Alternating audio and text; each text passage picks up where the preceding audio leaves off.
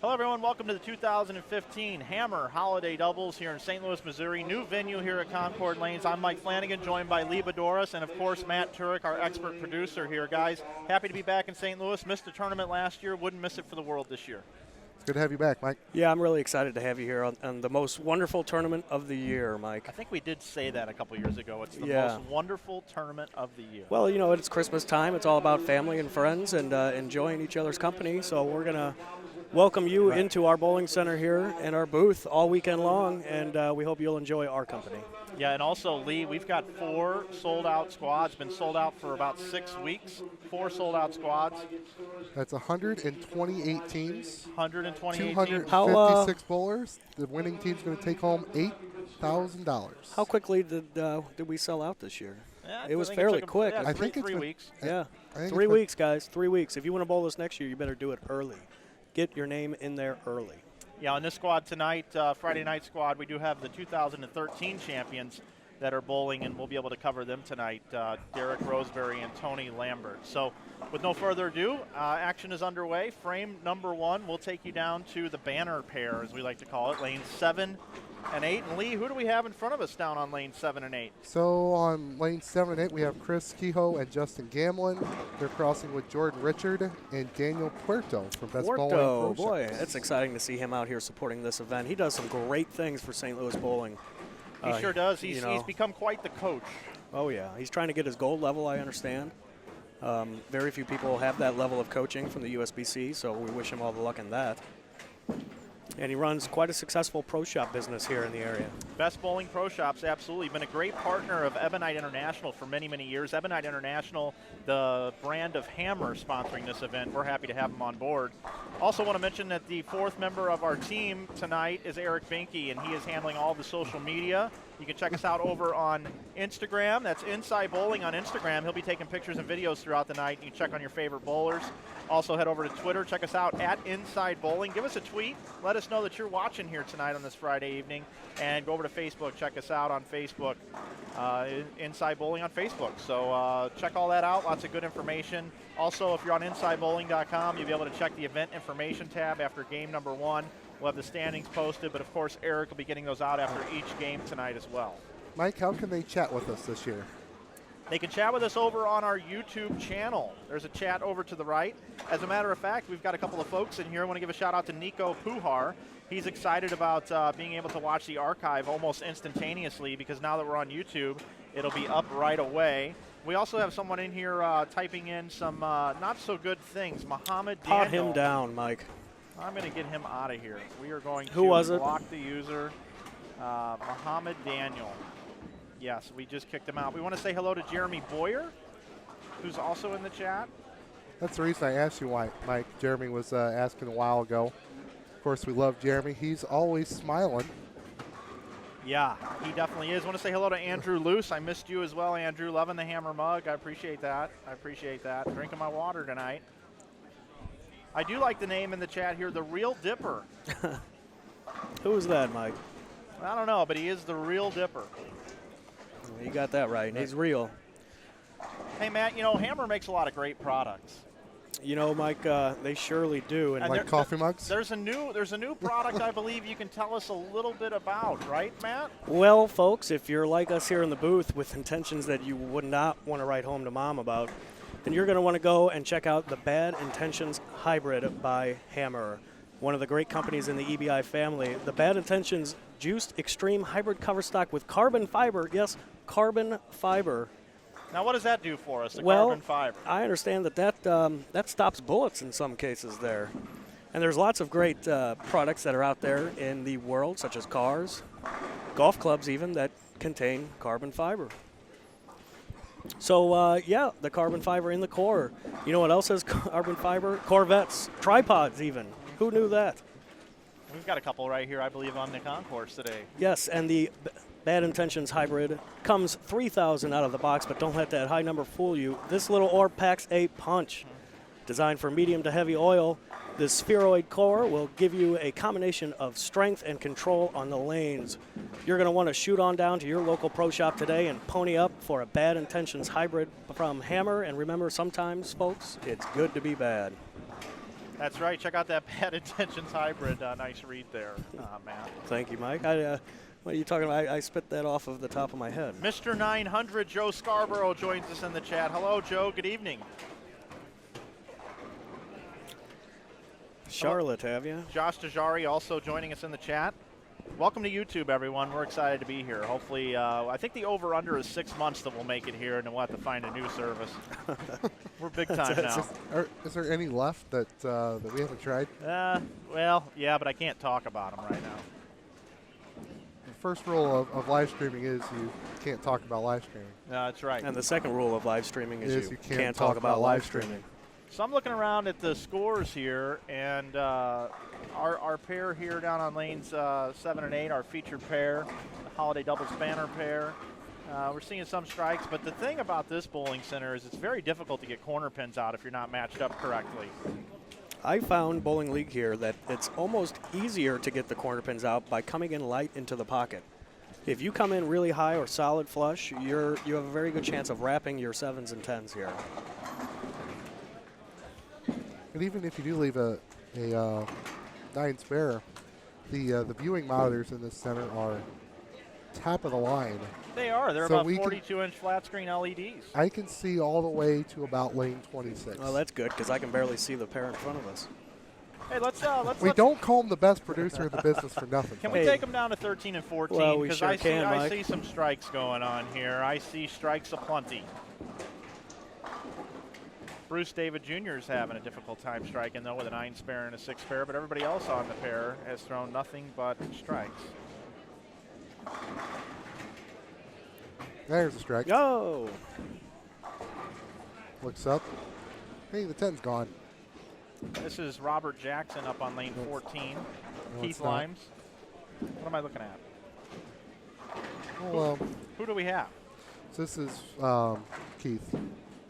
Yeah, Keith Limes. Oh yeah, Robert. Okay, my bad. Yeah, Robert's the leadoff bowler. I knew that, Lee. But look, so we just put the cloud on him. Do we still have No, the we do cloud? not have the sound effect. No, we don't, and I don't think we're going to bring that back, you guys. That was. I had to answer email after email after email about that guy. See, there was a time where I had it in league. I could just look at somebody and they miss, but I can't do that anymore. It's all sunshine and lollipops for my opponents this year. Sunshine and lollipops. Right. So Robert Jackson and Doug Buer are perfect through 3 frames here on this. I believe it's a 41-foot house condition. I believe it is too, Mike. We're happy you're with us. Make sure you let your friends know that you're watching us live on YouTube. Oh, there's a fan here in the chat. Old Ricky. Hi, yeah, Ricky. Hey, Beefy. I heard you've been doing a good job running some tournaments, helping Daniel out. That's great, Yeah, man. Beefs. The Beefster. Take a look at J.R. Raymond is in the chat as well. Hello, J.R. Yes, somebody got booted already. I'll tell you what I do like, and Alex, thanks for the positive feedback. What I do like about being on YouTube is that we now have the opportunity to see people's real names. Really? Yeah, because they have to sign in as themselves. Yeah, their Google account. That's right. Google bought right. YouTube. There you go. Yeah. Hey, do us a favor also. If you are watching tonight and you're not subscribed to our YouTube channel, give us a subscribe. Hit the subscribe button. We sure would appreciate it. Yeah, you'll definitely get all the notifications anytime a new video has been posted, including this video that we are recording today. We are on what they call the A squad tonight. 8 games in total. I didn't even have to tell Matt to put the graphic up, change the graphic. Hey, I'm a professional here. You are a professional. Yes, I am. Should move quick. We only have 4 bowlers on a pair. Last year we had 6. Yep. One team per pair. The lane. 2 teams per pair.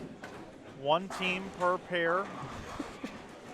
Wait a minute. Do you know Mike missed last year? And we're still bringing it back into fold here. Wait a minute. Now we're putting 2 teams on a pair. Yeah, that's right. Last year was three teams on a pair, Was wasn't it? Yes. Yeah, well, I'm trying to work on my Christmas song. Can you fill us in on how that goes? Well, it's 2 teams on a pair and a trophy for the winners this year. Dun, dun. I think that's how it goes. What about the third day of Christmas, Mike? The third day. I think on the third day of Christmas, Matt, my true love gave to me Matt Turek, Boudouris, and Mike Flanagan in the booth. No, it's got to rhyme with the. Well, if you end with Lee, it'll work. Yeah. Oh. There you go. Is somebody writing Mike, this and down? Lee, Matt, Mike, and Lee on the third day of Christmas. And what happened on the second day Look again? at Doug Buer. He's shaking him up. He's trying to open sure up with is. the five-bagger. Let me tell you something about Doug Buer down here. Doug Buer, I got doubled up with him at the Ozarks tournament a few years ago. He was my doubles partner. And they're not always easy at the Ozarks. You know, 1550 or so wins the tournament, which, by the way, the tournament director, Chaz Brewer, is bowling tonight. By the way, a shout-out to the Ozarks tournament in Springfield. But I'm Doug bowling Buer, that this year. Doug Buer bowled 806 with me. I had 620. But I worked every bit for that 620. And he was proud to have it. He was extremely proud to have it. AJ Rice is in the building as well here tonight, checking out the action. AJ told me earlier, he said, you know what, Mike, I love bowling your events. We'll talk about Did he now? One of my favorites. Team Harvey's in the house as well. I did see Harvey. Andrew Anderson, Aaron McCarthy here in the building. I've just been called Sad Sapolis. Thanks, John. Thanks, John Worth. I'd like to point that out. I want to thank Sean Shelton for the shout-out. Good to see you Yeah, watching here tonight Seansies. as well. Nice Yeah. to see you in the chat. That's right. J.R. Raymond, give us a shout-out on Twitter. Thank you.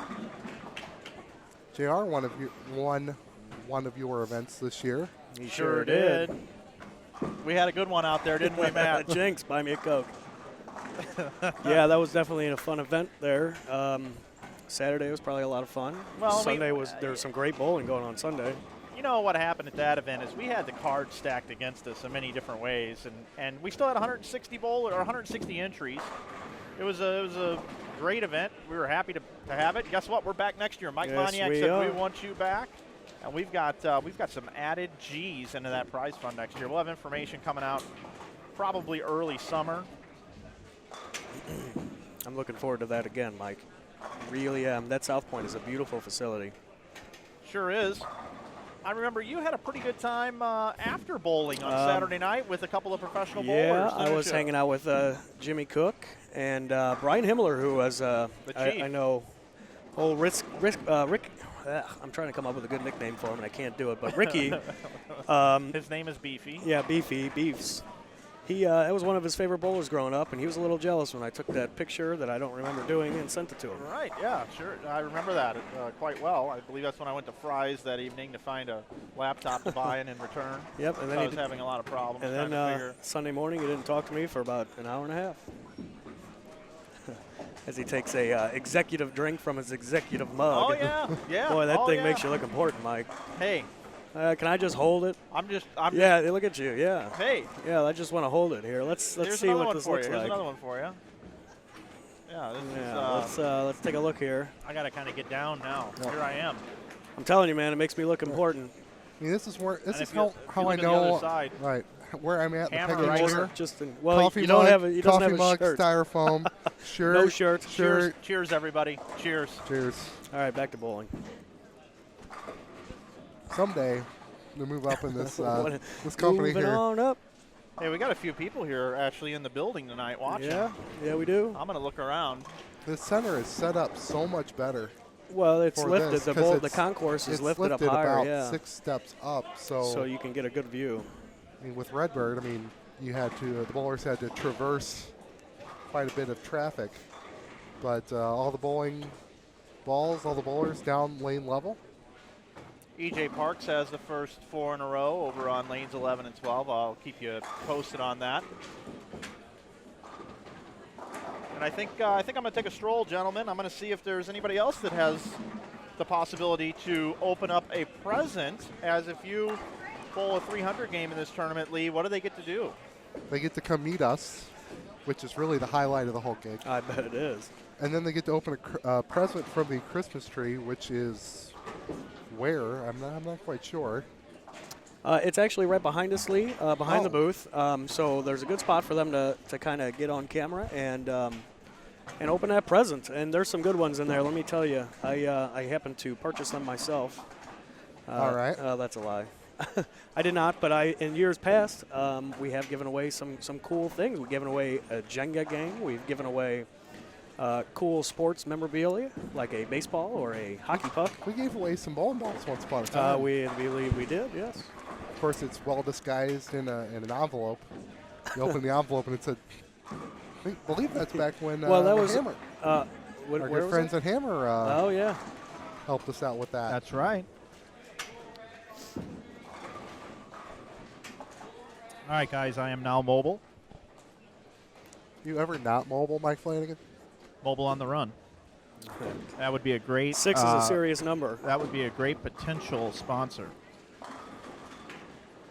Get the whole Periscope thing. Oh, well, I want to try and keep track of Mike Flanagan. I need to give out a shout out to Scott Hunick. Old Scotsy's is way up north in the cold and the wind and the snow and the ice, and he's actually curling right now, watching us on an iPad. Really? With his girlfriend, who's an Olympic quality curler, and from what I understand, Scott is as well. So thanks for watching, Scott. I'm glad you could tune in. Hey guys, I'm down here on 29 and 30.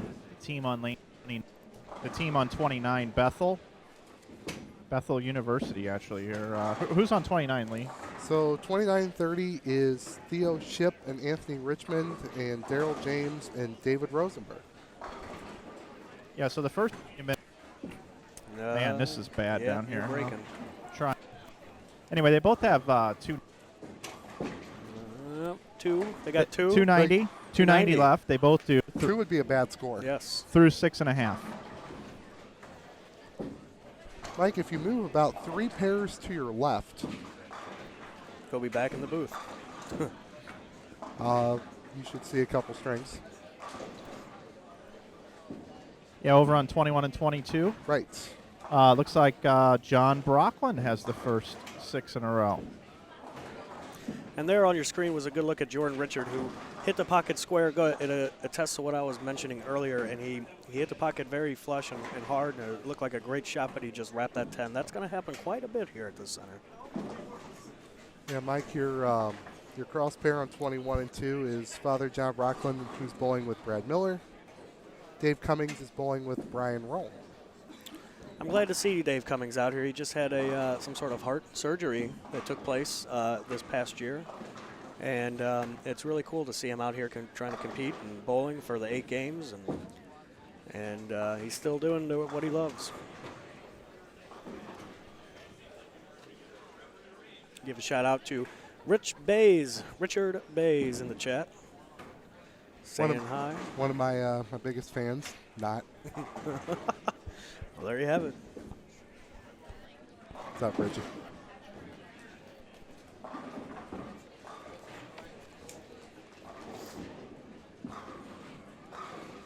Rich Bass, however, once upon a time did sub for us in the travel league and shoot 300 at Bel Air Bowl. Oh yeah. Which is the site of this weekend's second chance tournament on Sunday. You want to tell us about that? Go to belairball.com for more information. I have the flyer. One L, no dash. I don't think. That would be correct. There we go. Well, let's check this out here. So maybe they don't have it on there. Well, you can follow Bel Air Bowl on Twitter at Bel Air Bowl. I'm sure it'll be there. They're on the tweet skis too, huh? So, and that's it's not required that you bowl this tournament to go bowl that one. That is true. So you're looking for something to do on Sunday morning.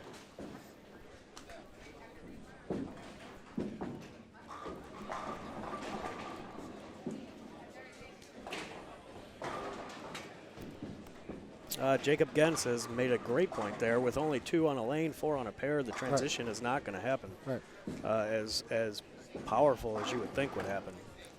And I'm sure you'll know better than us. A normal league night's going to have 30 games bowled on a pair. This event will have 32. Correct. So what's the transition usually play like here? Well, I do know that on our Friday night league here, the Dual Challenge League, they do lay out a different pattern. So they put out their league shot. This tonight is their tournament shot, as they put it. And I'll tell you, the league shot is considerably drier in the center part of the lane. I think that could present some issues for corner pins, even more so than you said, or is ours going to break down a little bit? I think, honestly, that players are going to be able to make good shots, and as long as they hit the pocket in the right part of the triangle, then I think that they could carry all of those white pins back. And the best bowler will prevail. You're watching continuous coverage of the 2015 Hammer Holiday Doubles. Mike Flanagan along with Matt Turek and Lee Boudouris here bringing you the action here. For the fifth year in a row we've been bringing you this coverage. And Lee, how long have you been here? The last 4 with me, I think? Or has it been all 5? Well, the first year was Mike Flanagan with the laptop and walking around and a webcam. That was the first broadcast ever. And I think we've done 5 since then. Okay, and then Matt, how long have you been doing this tournament? This will be my 4th year. 4th year. I've done it 3 other times. Boy, we're getting old. You got that right. But hey, we love doing it. We want to thank everybody for watching. Make sure you go out and share us on social media. Let other people know that we've switched over to this YouTube channel. You're watching continuous coverage, as I said, at the end of game number 1. Here's a real treat for you coming up in game number 3. Matt Gasson is going to join us in the booth. He just competed at the World Series of Bowling, along with Andrew Anderson, who will also be in during games 5 and 6 to join us. What are you guys doing over here? We're chatting about something that we might not want to talk about on the air. Okay. We blame Ricky Matsko. It's Ricky Matsko's fault. He is watching us from whatever the heck he's doing tonight. I imagine it's working. Speaking of our sponsor, Hammer, and the World Series of Bowling, is Mr. Barta going to join us? Mr. Barta is going to be bowling with Liz Johnson tomorrow, and he is going to be coming in and joining us in the booth for some time. All righty. Yeah, that's good to know. We do love us some Adam Barta. Make sure also to support the sponsor. Head over and make sure that you follow Hammer Bowling on Instagram. Make sure that you also follow Hammer Bowling over on Twitter, and make sure you like Hammer Bowling on Facebook. Sorry. I'm trying to follow Hammer Bowling on Twitter, and I elbowed Matt Turek. I mean, oh, it broke. Hey, can you bring us in a split screen to no, we don't have that going there, Mike. Oh, you didn't do that? Yeah, we were trying to save on resources. So okay, all right, okay. I fortunately could not. The lever broke, I believe, and I'm going to have to get a couple more strings, I guess, at Michael's. All right, can you take us over 13 and 14 then Yeah, real I quick? suppose. We were watching Daniel Porto leave that tent. Just let's do a little back and forth. Here's Doug Buer. Dougie Buer's got a 257 left here. His partner, Bruce David Jr., can still bowl 239, so they can get about a 500 start out of the gate. Possible 470 or so for their crossing mates. Robert Jackson and Keith Limes. Robert Jackson had a nice run in the doubles at the USBC Open. I forget where his team finished, but it was way up there. Like I want to say like top 15, give or take. All right, we can go back down to 7 and 8 so now. We'll shout hop out around to a little as this game finishes up, see what some scores are that come in.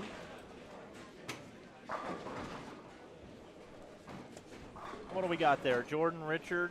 And Daniel. Daniel had a great game going of 255.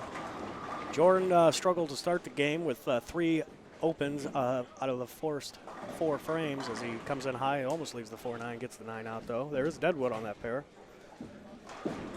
We missed Jenna already. Jenna, yeah, hashtag hashtag Jenna. I think she's here. Is she? Yeah, I do. Well, good for Jenna. We'll have to make her famous again. And what was it for their crossing mates here? Well, I don't know who. Justin Gamlin is on lane 7. He's got in the blue shirt. 36 with a strike here as they clear the Deadwood. Partner had a nice game. That's Chris Kehoe. 262. Is that what that says? 52? 252. Unfortunately, the mystery jackpot score was 253. So, Hey, speaking of mystery jackpot score, last night in League they have a mystery game where you have numbers put into a random number generator between 150 and 300. Costs $5 to get in. They call a number after each game. The pots get up pretty high. One time it was up over $2,000. And Wow. I get in here and there, $5 to get in. I did not get in last night, and sure enough, my 173 game would have won me $600 and something that I did not get in. And I'm sure Rick Estes, who's listening right now, is going to be laughing at me. That's the 4th time that's happened to me too, Mike. Did you know that? The 4th time. I've not got into that mystery game 4 times and have hit it over this last summer and this year. It's like 16 against a 7 in blackjack. You either always do it or you always don't. Right. Whichever one you do, it's going to bite you anyway. So pick one, Matt Turek, and go with it. I thought we had 2 of these. Well, Jerry Anderson just brought us a new one. This is the updated one, okay. Mike. So I asked for another one for you. Tony Carson. But he likes me more than you. Tony so. Carson and Joe Bailey are off to a good start. 258, possible 239.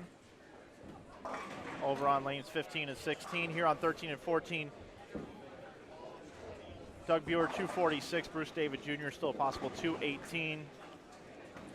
223 and 194. Unless They're working on the lanes there. yeah, we got a lane issue. It looks like. So I don't think Keith has actually thrown a shot yet.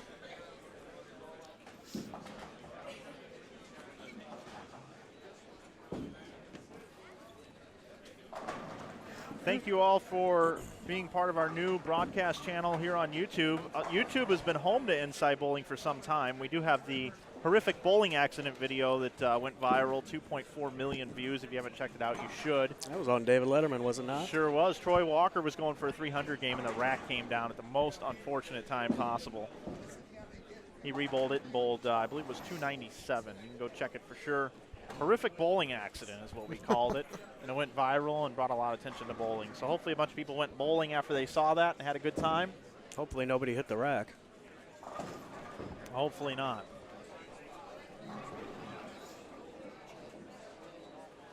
So it looks like they're sorting things out here on 13 and 14. A little bit of scoring issue. Lots of team games, Mike, between 430, 440, 450, 460 in front of us. Seems to be the median score, somewhere around there. Hey, Mike. Yeah, Matt. When you want to strike like the greatest bowlers on the lanes today, such as Stephanie Johnson, J.R. Raymond, who's in the chat right now, and the real deal Bill O'Neill, you're going to want to check out the line of great bowling products by Hammer. You'll have the confidence in your purchase from a company that has been around since 1978. Yes, 1978. That's a long time, Matt. They were the first to put their logo on the side of the ball. They were also the second to create a urethane ball ever. The current product line from Hammer is second to none, with balls such as the Bad Intentions Hybrid and the Red Legend Pearl and the famous Black Widow. Shoot on down to your local pro shop today and pick up a Hammer product, because we had it first, not MC Hammer. Grab your parachute pants, because it's Hammer time. Oh, there you go. Hey, I'll tell you what. I think this would be a great opportunity for us to take a look at that Bad Intentions Hybrid as we finish game number 1. We're going to take you there now. Take a look at the Bad Intentions Hybrid with Bill O'Neill's got something to say about it. We'll be right back with game number 2.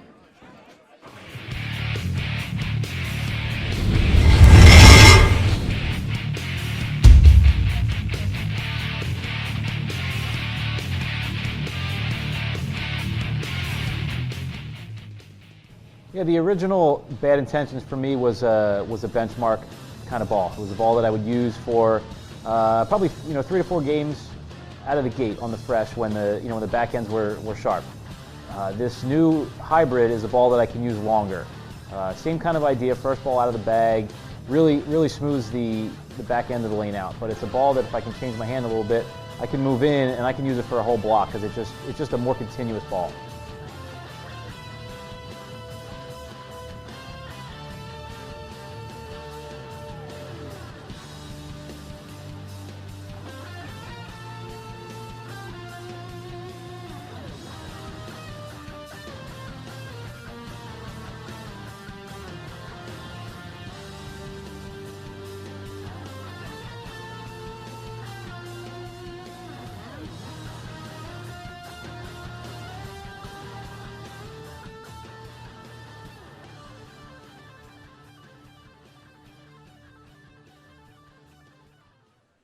So there you have it, the Bad Intentions Hybrid. Carbon fiber in the core. Definitely want to check that ball out. Carbon fiber in the core. 3-year warranty with the Hammer products. Hammer Holiday Doubles, game number 1 finished up. We'll be going into game number 2. And it looks like 7 and 8 should be and is, because I know Austin Bowles and John Sullivan and Jeff Patterson and Jesse Bird are on 7 and 8. Jeff's in the red. Austin's in the motive shirt. Ricky.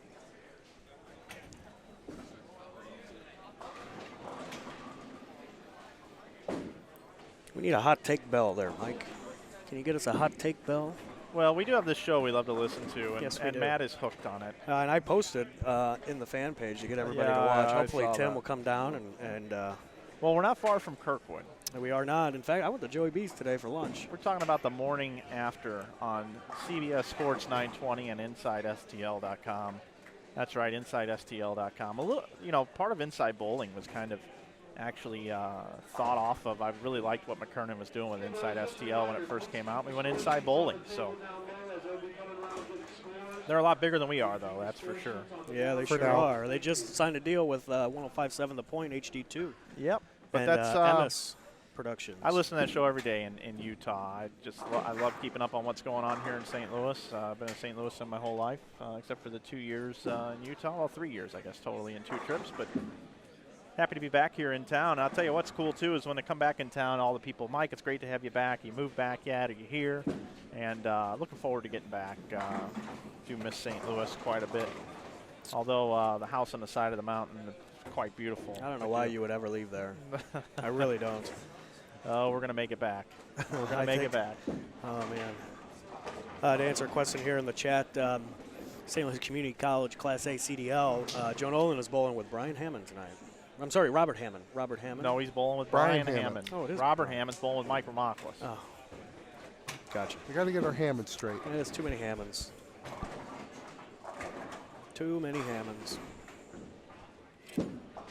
Well, if your initial starts with the first 4 initials of the sponsor, I feel like you have an advantage.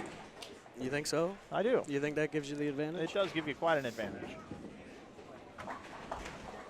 8 games tonight in total, boys. 8 games.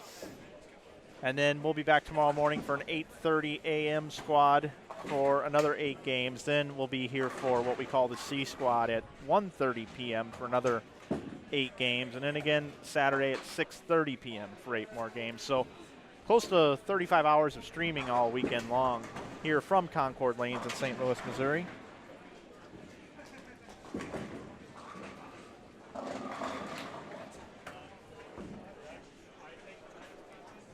Can't say enough great things about our new venue here at Concord Lanes.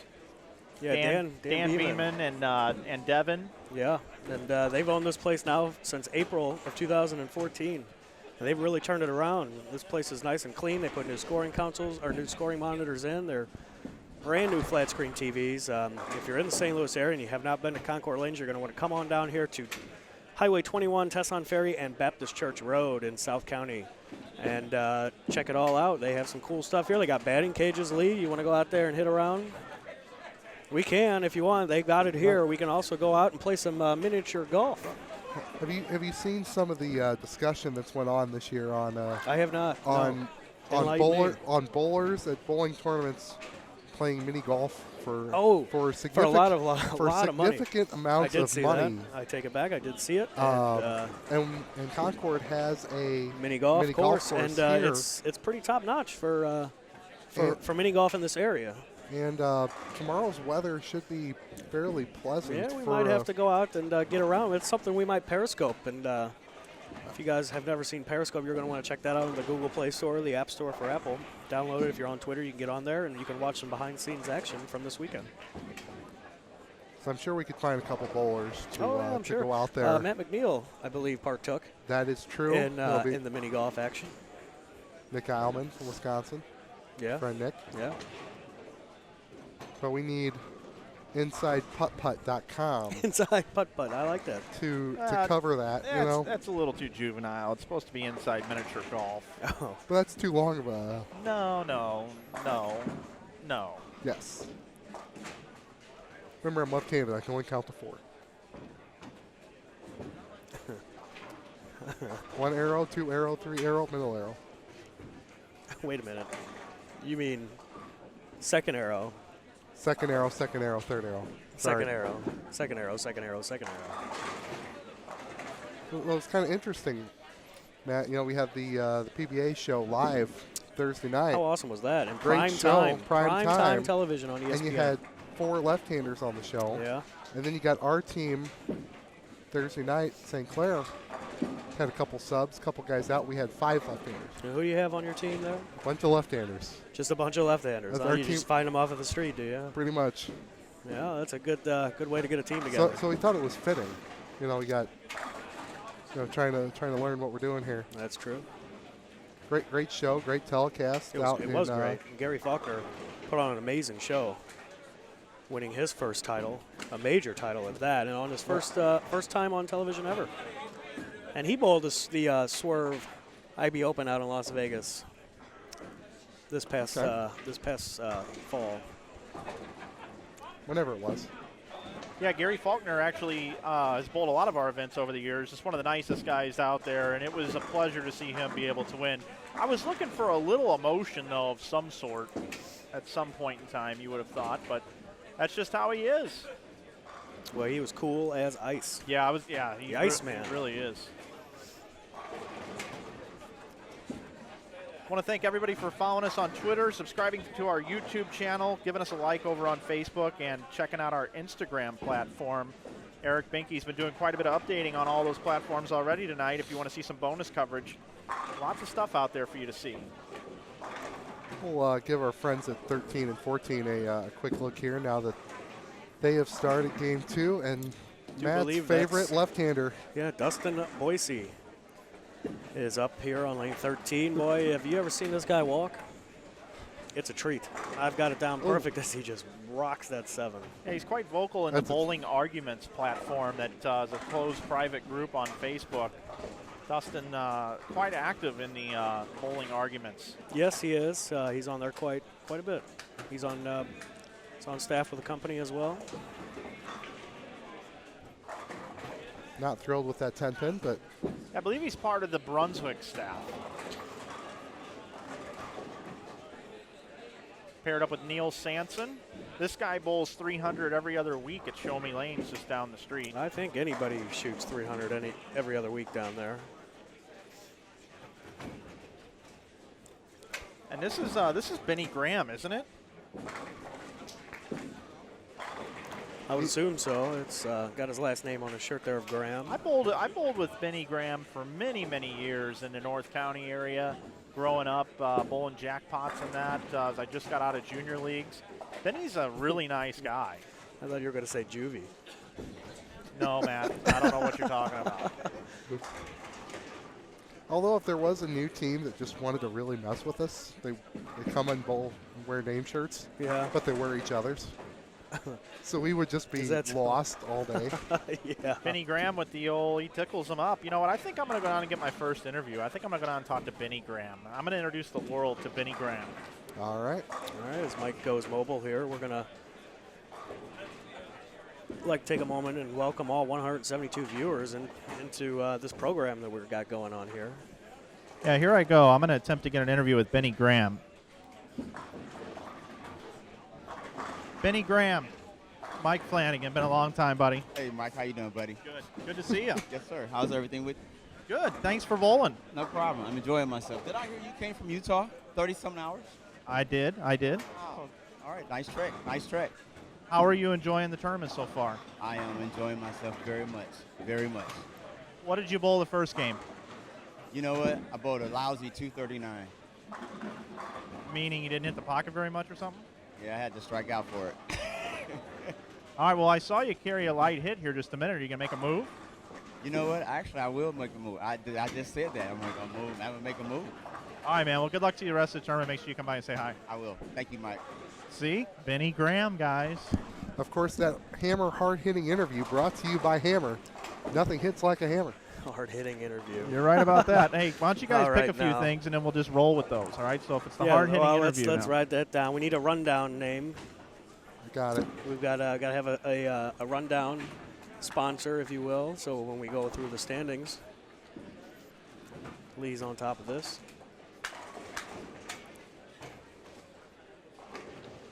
Benny Graham. Man, I haven't seen Benny, like I said, in several years. It's good to see him. Voice the Unicorn, Jeremy Boyer. Here we go. Well, of course we're going to go with the Hammer puns. I mean, why wouldn't we? Yeah, well, why not? They They are take our care of title us. sponsor here at the 2015 Hammer Holiday Doubles. I mean, they gave you and Mike coffee mugs. And Yes, we did. They look And, good, too. Well, when Matt Gasson joins us in game number 3, since he works at Ebonite, he'll be able to give us a rundown on the Hammer products and actually how they rolled at the World Series of Bowling this year out in Reno. saw you were out there a little bit, Mike. I was there for 8 days.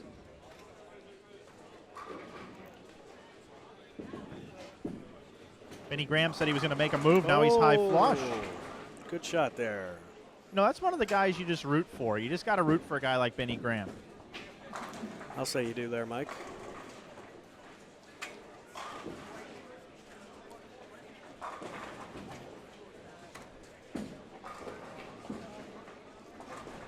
Neal there picks up a challenging split conversion. He's not off to such a great start here this second game.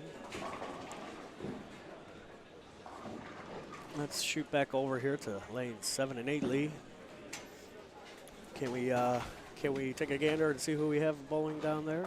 Well, this is Jeff Patterson, no stranger to local tournaments. He's 79 in the 4th, strike in the 5th, strike in the 6th. And then Austin Bolds, we know Austin. Yep, yes we do. He's the same situation as Jeff, except 3 pins fewer.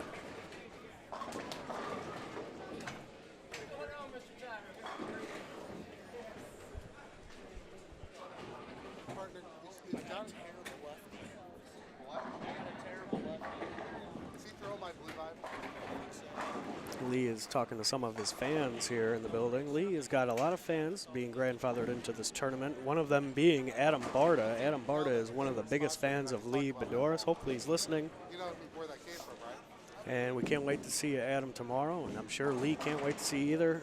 Now that he's got his headphones back on, I can stop talking about him. What was that? Sorry. I was just talking about your big fans in the bowling world, such as Jeremy that Boyer. gentleman and Adam Barta. Well, we was talking with Steve Jarvis here. He's bowling on 11 and 12. His partner is John Flanagan, who's throwing a Hammer Blue Vibe. The Hammer Blue Vibe has a 300 game, an 800 game. Has been to at least half a dozen different states. And That's another good ball by Hammer. And that is all by the previous owner, and you're standing next to him. No. Oh. Other side. Oh, you. Me. Yes. Holy cow. So I sold that So ball you to can roll John him. a number of years ago, and he is still throwing it. That's interesting. So, and that's before the carbon fiber in the core. That's true. This is 2006 technology that is still going strong almost 10 years later. You know, they just don't make them like they used to, Lee. Hammer still does. Yeah, well, they sure do. They're trying to make them better with that new technology they're putting in there. So that ball has to have, and I'm not exaggerating, 1,000 games on it. Wow. I don't know if I own a ball that's got that many games on it. That's quite a bit. I mean, that's a lot of bowling with that That's ball. a lot. Is the label still on the ball? I don't know. He shot 730 with it against me Monday night, so. Yes, Ricky's troll game is top notch tonight. If he had a job where he could just troll the internet, I'm sure he would be making well up in the $120,000 range.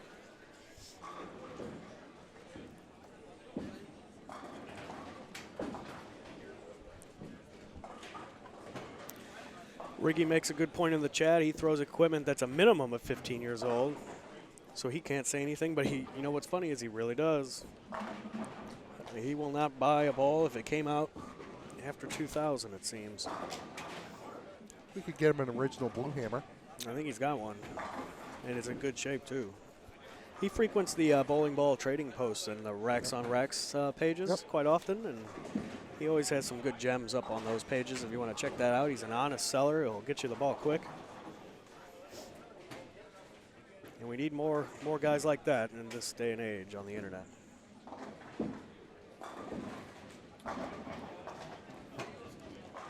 Jesse Bird's going to bowl here on 8. He's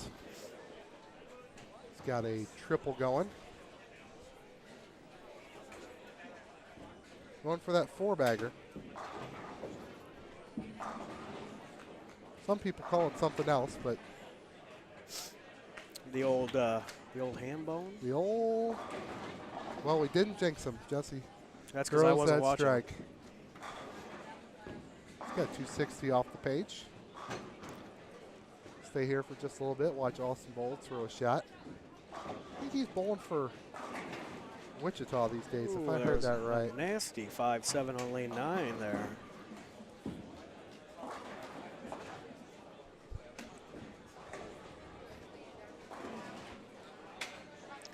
I think Ricky's about to make a trade right now in the chat there for a piranha. Is that old enough for Ricky, or Yeah, I think it's right on the border.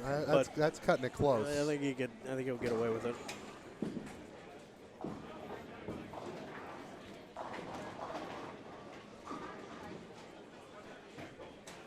Well, now you're talking up my alley, the original Game Breaker. I loved that ball. I had a couple 300s with it, and then it cracked, unfortunately, because I've had it for so long and used it so much. Not 1,000 games, Lodge. And no carbon fiber in the It core. did not. I mean, sure, I bet if it did, that carbon fiber would have held that ball together. I guess I could just click the Yeah, button for you, but just click the lever. Hey guys, I don't know if you noticed or not, you head over to InsideBowling.com. You click on the link at the top, says live streaming. You can go down below, look at your event information tabs now. We have standings after game number 1. Game number 1 standings are up and ready to go. And I will read those to you right now. Leading right now is Flanagan, no relation to me. Flanagan and Jarvis at Are you plus sure? 134. Bittenbender and Robar are in second at plus 92. Third is Ship and Richmond at plus 91. And fourth, Kehoe and Gamblin at plus 88. And fifth, English and English. Corey English coming all the way from Biloxi, Mississippi. 83 over. Currently right now. They are bowling out in front of us here, I believe, on 11 and 12, if I'm not mistaken. It's a 1 and 4 cash ratio. So 8th position right now is Cummings and Rome at plus 64. That's a 232 average scoring pace right now. No 300s the first game. Wow, he just had a 5-7 to frame before that, Eric Lee. that's That's rough. That's brutal. That's right at the end of the game, too. For Derek Hartnell, I was Have you guys been Brutal down 410. on lanes 7 and 8 recently? We have. In fact, we should probably shoot back over there because there were some strings when we last visited the pair, and there still are.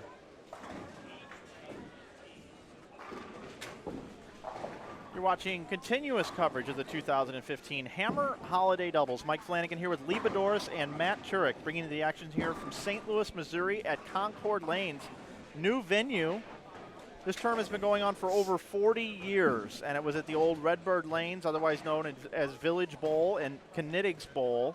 And this is the new venue for the first time, which I know tournament director Jerry Anderson, this was a tough decision on where to go, but once Dan Beaman and his ownership crew here came forward and said, we want to be involved with this. We are involved with scratch bowling. We love giving back to the sport.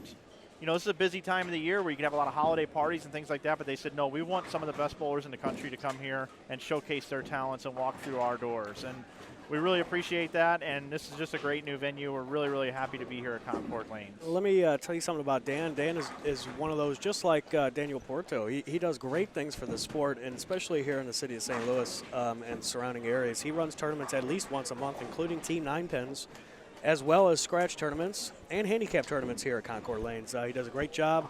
Almost every Saturday or Sunday, you can go on their Facebook page or check out their website at concordlanes.com and find something to bowl that a lot of people are going to come out and do. And you know things are going well on the new YouTube channel when our CIO. the Chief Technical Officer, Mr. Brian Burkhart, What does he have to checks say? in with a text message just 3 minutes ago, Matt. You know what it said? What did it say? And Brian's a man of many, many words. Yeah, right. We what is it? We got two of them. We got two of them. I bet it's a good job. Looks good. Oh, looks good. Looks good. Mr. Thanks, Shimmer B in squared. the house. Mr. Shimmer. You know what else looks good? Kurt Shimmer What in does- the In house. What's that? 2 words, What? Brian's. Tristan Choate Eagle. in the house. Oh, yeah, it sure does. Caw-caw. Yeah, you I did see doing? Tristan Choate.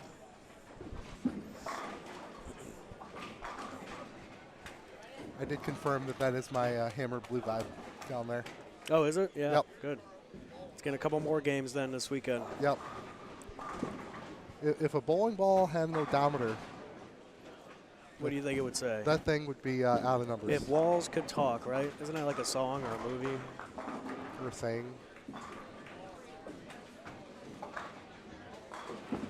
10th frame on 7 and 8. Jesse Bird is 237. Jeff off the sheet. Jeff 214. Want to give a shout out to Iggy Strode, Ken Iggy Strode, giving us some shout outs on Twitter. Thank you so much. Vic Varner, thanks also for the love. Kim Mann, thank you very much for tagging us and letting us know what's going on and letting the bowling world knowing what's going on. And we have this tournament going on right now, along with none other than the bowling world, who's active on Twitter and on Periscope all the time. Thanks so much for the love and all the shares, everybody. We really appreciate it.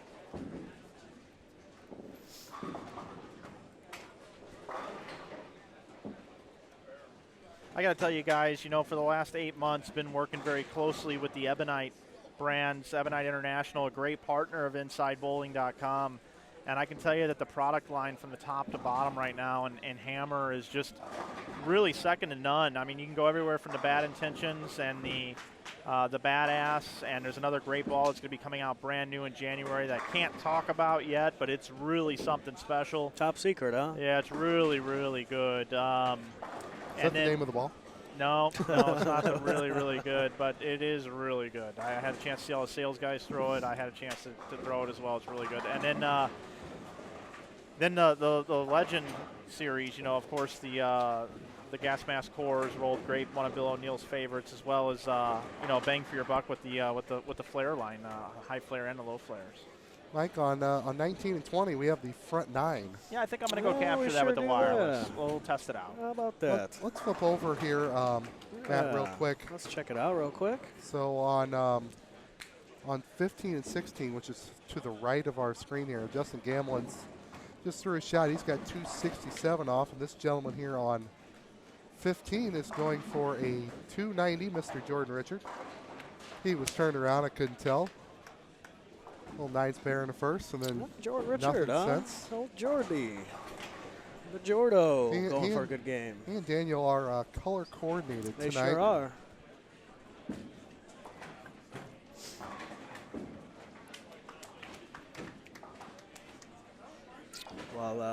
Jordan's While we throwing wait for the Ebonite bowlers to equipment. come up here, yeah, we're going to take a look here at Jordan Richard. On lanes 15 and 16 going for the high game of the day so far after 2 games. 290 pins, Mike. 290.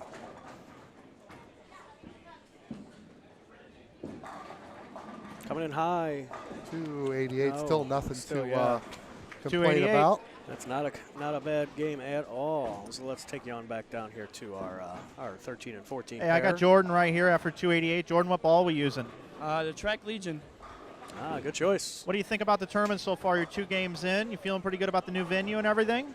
I like it, but the first game was pretty rough. I'll be honest with that one. Were you nervous because you were on the live stream pair? No, I actually usually do well on live stream pair. I guess it was bowling with the boss, actually. Bowling with the boss is tough. Well, good luck, man. Keep it going. Appreciate it. Thanks, Mike. Well, as always, the Hammer hard-hitting interview brought to you by Hammer. Nothing hits like a hammer. Got that right, and Mike is going to get a good look here. This is E.J. Parks, yeah, Mike. E.J. Parks, how about that? As we get the focus in, and we're right over the shoulder of E.J. Parks from the St. Louis area. Bowls quite a few events here. Looking for 10 in a row, guys. Is he going to get it out? Oh. Wow. He does. EJ Parks was part of the Buckets on Deck He sure world was. record-setting team. You can go check out that video on our YouTube channel as well. He really wants a present. Where are we going to get the first present of the day? The presents are below the tree. See if you can get another one, get one step closer to opening one. First thing he needs is umbrella for the cloud. Holy.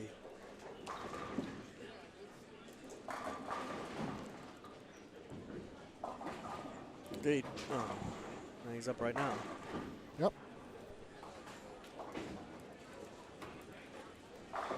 Good shot. That's 11. Good crowd in here, Matt.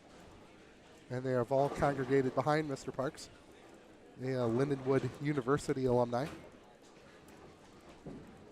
They got a good cross. Shea Bittenbender. 214, the back four for Shea. So here we are, 2015 Hammer Holiday Doubles, game number 2 on the A squad. It's EJ Parks looking for 300. Oh. 2-8. High game of the event so far. Denied a Christmas present, guys.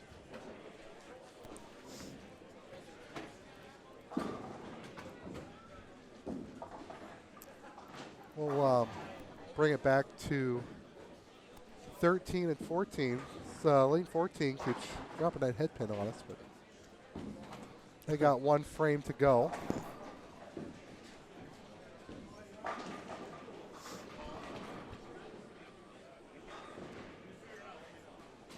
Neil Sanson, one ball left here for 192.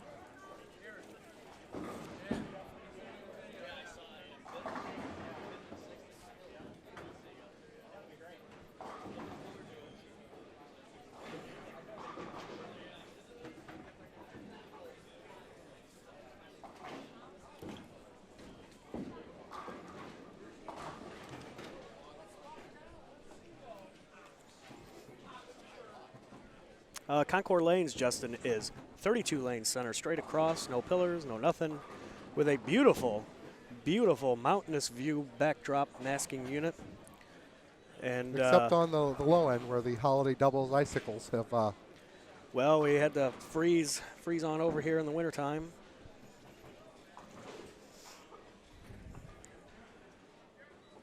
Don't forget, during the next game, Matt Gasson will be in to join us. How's that so?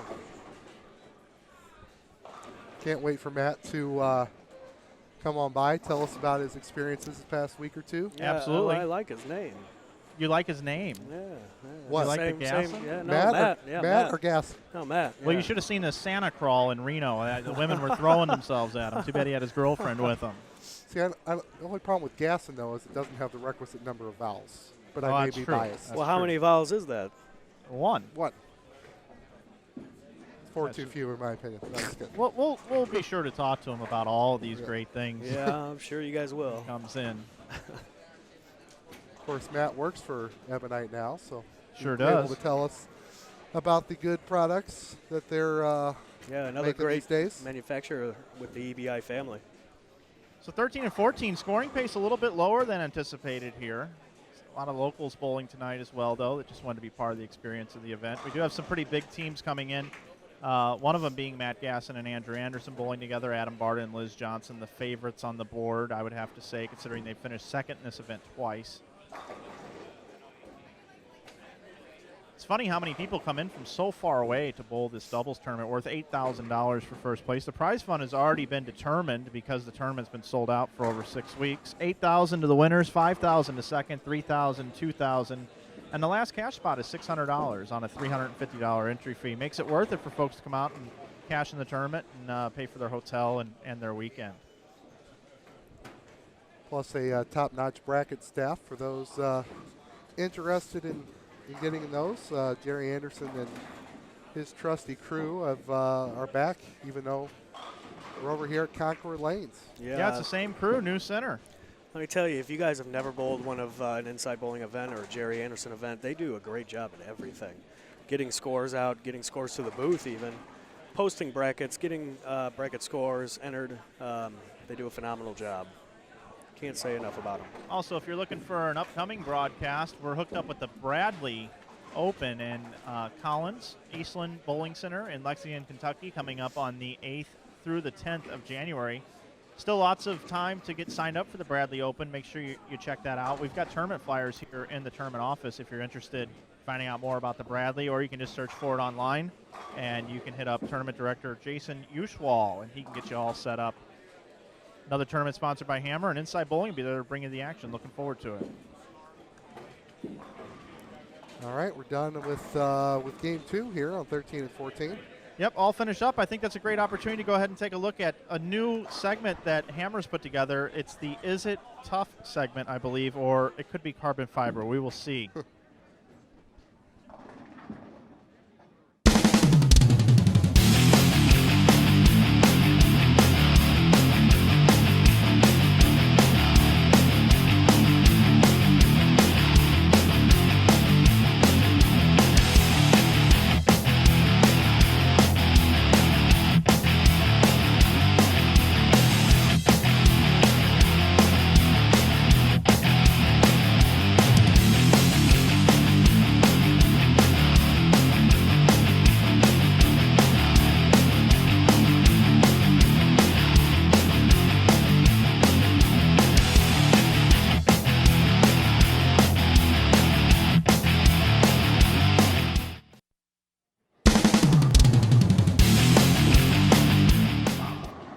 All right, back here with you in the booth, Mike Flanagan, Lee Boudouris, Matt Turek, and now we're joined by another Matt. We have 2 Matts in the booth now, none other than Matt Gasson. Welcome to the booth, buddy. Thanks for having me.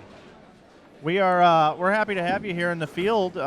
Some of the folks from the World Series of Bowling weren't able to make it out or commit to this event, so you and Andrew Anderson have quite the chance of possibly taking this thing down. What do you think? I sure hope so. I mean, he and I are both pretty outgoing. I think we're going to work pretty well together as a team, so it'll be interesting. It's the first time we've bowled together. Now, you're meeting, I think, Lee, and have you met Matt before and Lee? I haven't officially met them. I know who nice they to are. meet you. Nice to meet you Oh, guys. I met you Matt know who 12 they seconds are. ago. Yeah, well, I'm famous, guys. I'm famous. I'm internet famous. I'll sign autographs when we're done. I only charge $5 for a headshot, $10 for a picture. That's pretty good. Yeah. Game number 2 in the books. We're switching into game number 3, and Matt's going to join us for a couple of games here. Just got back from Reno. Lots of good things to talk about, the Hammer products as well. So the first question I have for you is, you let your dad know that you're actually in the booth? I did not yet. No, I did not text him. Not yet, huh? Well, your dad was hitting me up all day wanting to know when you were going to be in the booth, so you're in now. All right. We'll take you out to the lanes. We got some people coming in yet? No, not yet. Matt? Not No, yet. No bowling yet. So, Matt, I'm going to get right to it with these guys here in the booth with you. You went to the World Series of Bowling, your first time ever. Tell me a little bit about your experience out there and what you thought. Those guys are pretty good out there. It's even with a 9-game block, you would think that you have a little bit of room to, fish around, or if you bowl a bad game, it might not be the end of the world, and that's just not the case whatsoever, because they just don't stop striking, and if you stop striking, you're going to fall behind pretty quickly. So you got to be on top of things. So you bowled 4 events. Also, the World Championship was in there. Did you make any cuts? Yeah, I made the cut the first night on the cheetah pattern. I think I qualified 9th. I was a couple of pins out of the bye of the top 8.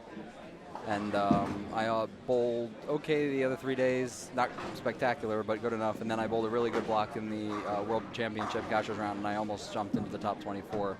So. Do you plan on doing any more PBA bowling?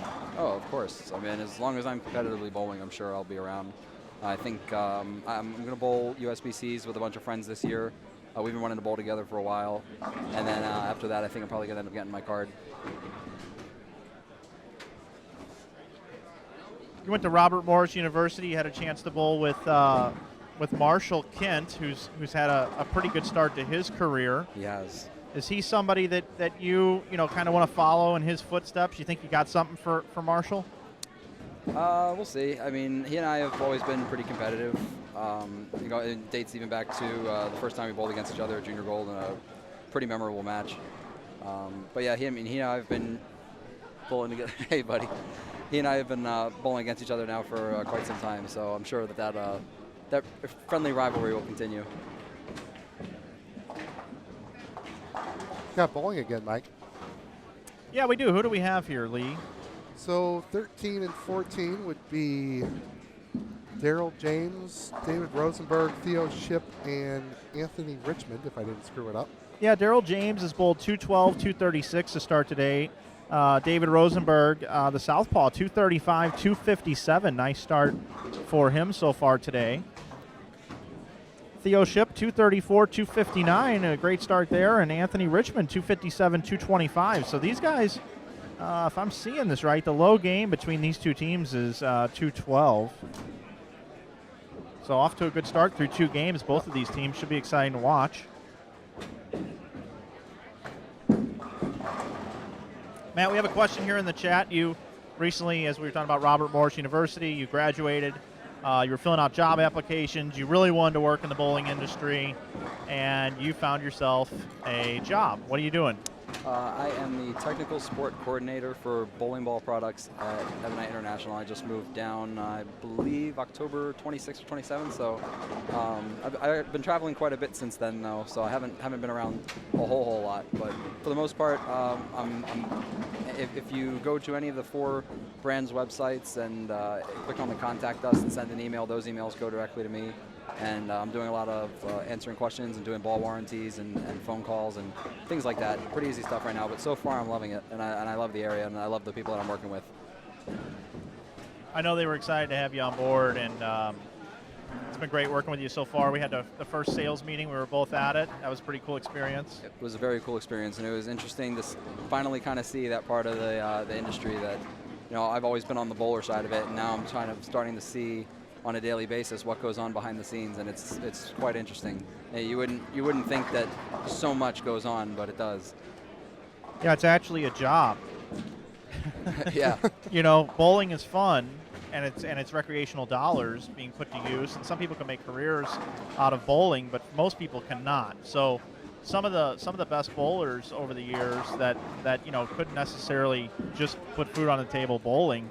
You see a lot of people like Dave Wadka, Robert Lawrence, Parker Bone even. There's a lot of people that bowl competitively or professionally that also have jobs in the industry, and I see you fitting in that same role.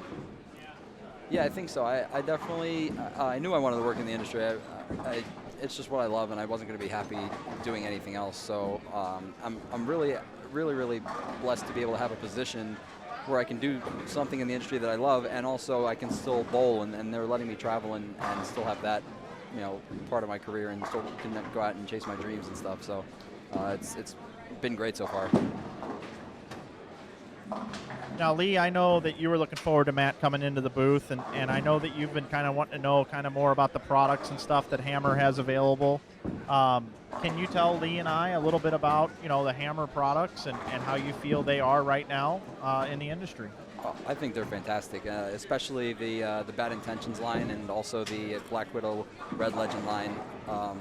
The most recent product that we came out with from Hammer was the Bad Intentions Hybrid, and they put the carbon fiber in the cover for the first time on that ball. We had been putting in the core now for quite a few years, and they put it in the cover, and we actually learned quite an interesting thing at the sales meeting when they were kind of describing it to us as to what it actually does and how much more durable it makes it. And they were comparing it to a particle bowling ball, and the problem that they had with particle bowling balls was that once you sanded the ball or did anything to the cover, the particle would then be gone because you're removing a part of the bowling ball, where the carbon fiber is actually infused with the cover. It's not just sitting on the top of the cover. So when you scratch the cover or you put surface on it, you're actually revealing more of the carbon fiber. And it was quite an interesting topic that Randy Teitloff, our R&D, the head of R&D, was kind of describing to us. And it hooks. And it hooks a lot. It does. And I noticed that there's a big difference between, even for a solid versus a hybrid, between the Bad Intentions and the Bad Intentions Hybrid. The Bad Intentions Hybrid with the carbon fiber hooks quite a bit more with it in the cover, yeah. So it's definitely interesting to see the progress that we're making right now. Just from personally, I don't hook the ball as much as some other people, but goofing around after league last night, and I was, for a left-hander, crossing almost 20, throwing it to 4. With the bad intentions hybrid? With the bad intentions hybrid. And granted, it was delaying the hook more, but you do 12 times in a row with anything, and you're doing something right. Should have done it about an hour sooner, but you know, it happens. Yeah, for a symmetrical bowling ball, that ball absolutely hooks off the lane. I'm pretty sure it's. I think that is the only line in the industry that is at high performance price point that is symmetrical, and they hook off the lane. It's pretty incredible what we're able to do with our performance in the bowling balls right now. Some strikes in front of us on 13-14, just 3 misses. A couple.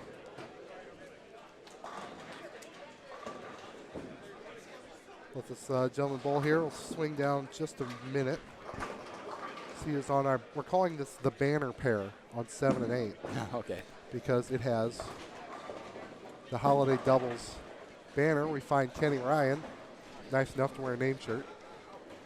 I know Kenny. He bowls for Robert Morris. Okay.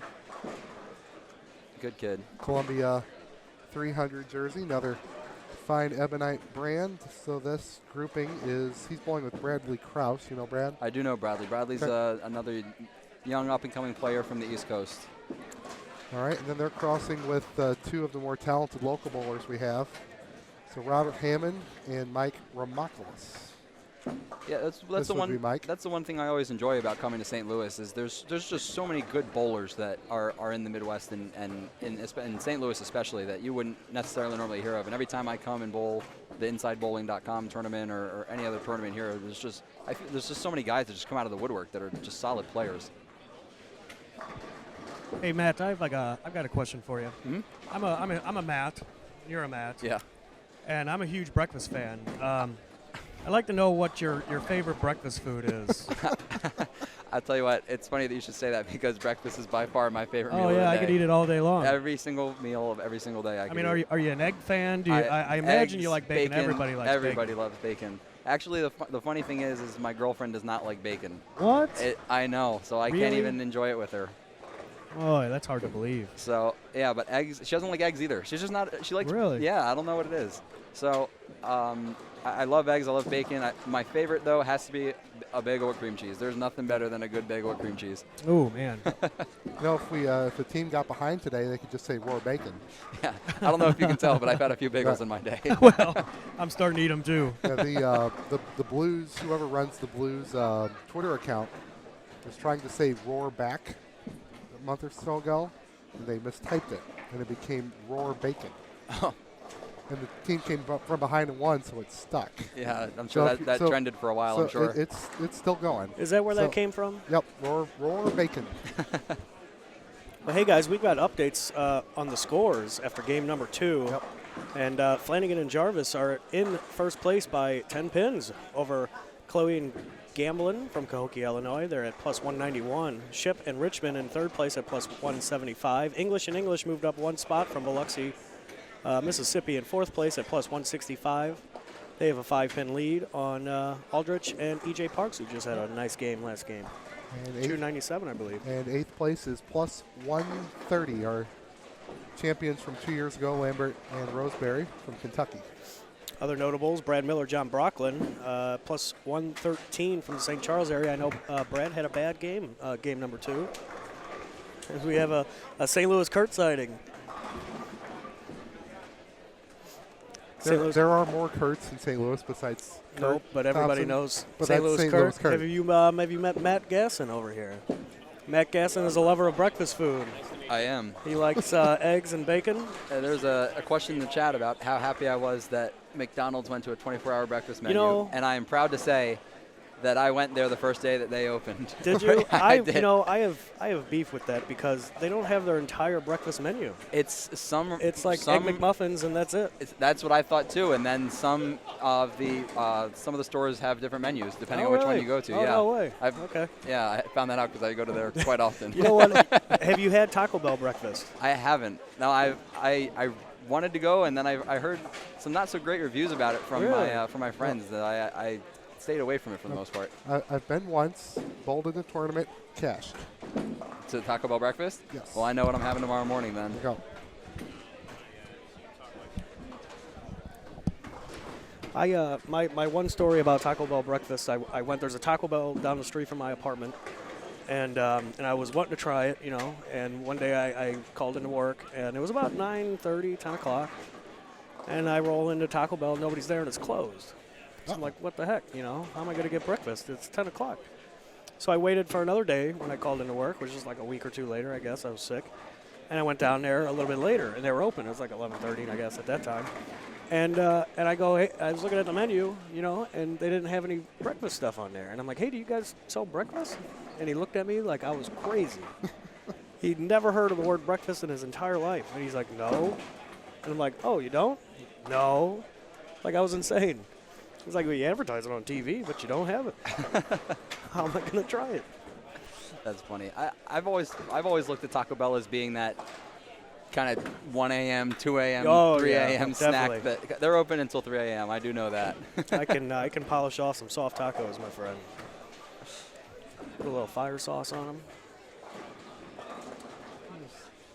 Here's Robert Hammond for you on lane 8. Carries that 7-pin touch tardy, but goes down for him. Ricky, those 2-for-1 sausage McMuffins with egg dough. And yes, biscuits and gravy is always a good fit for a breakfast food.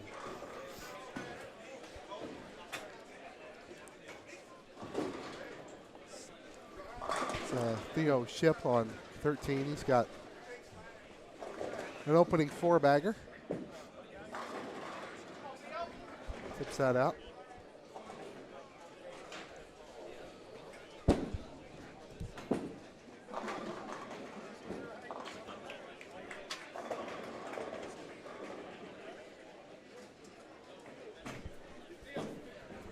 Being schooled on names up here by tournament director Jerry Anderson.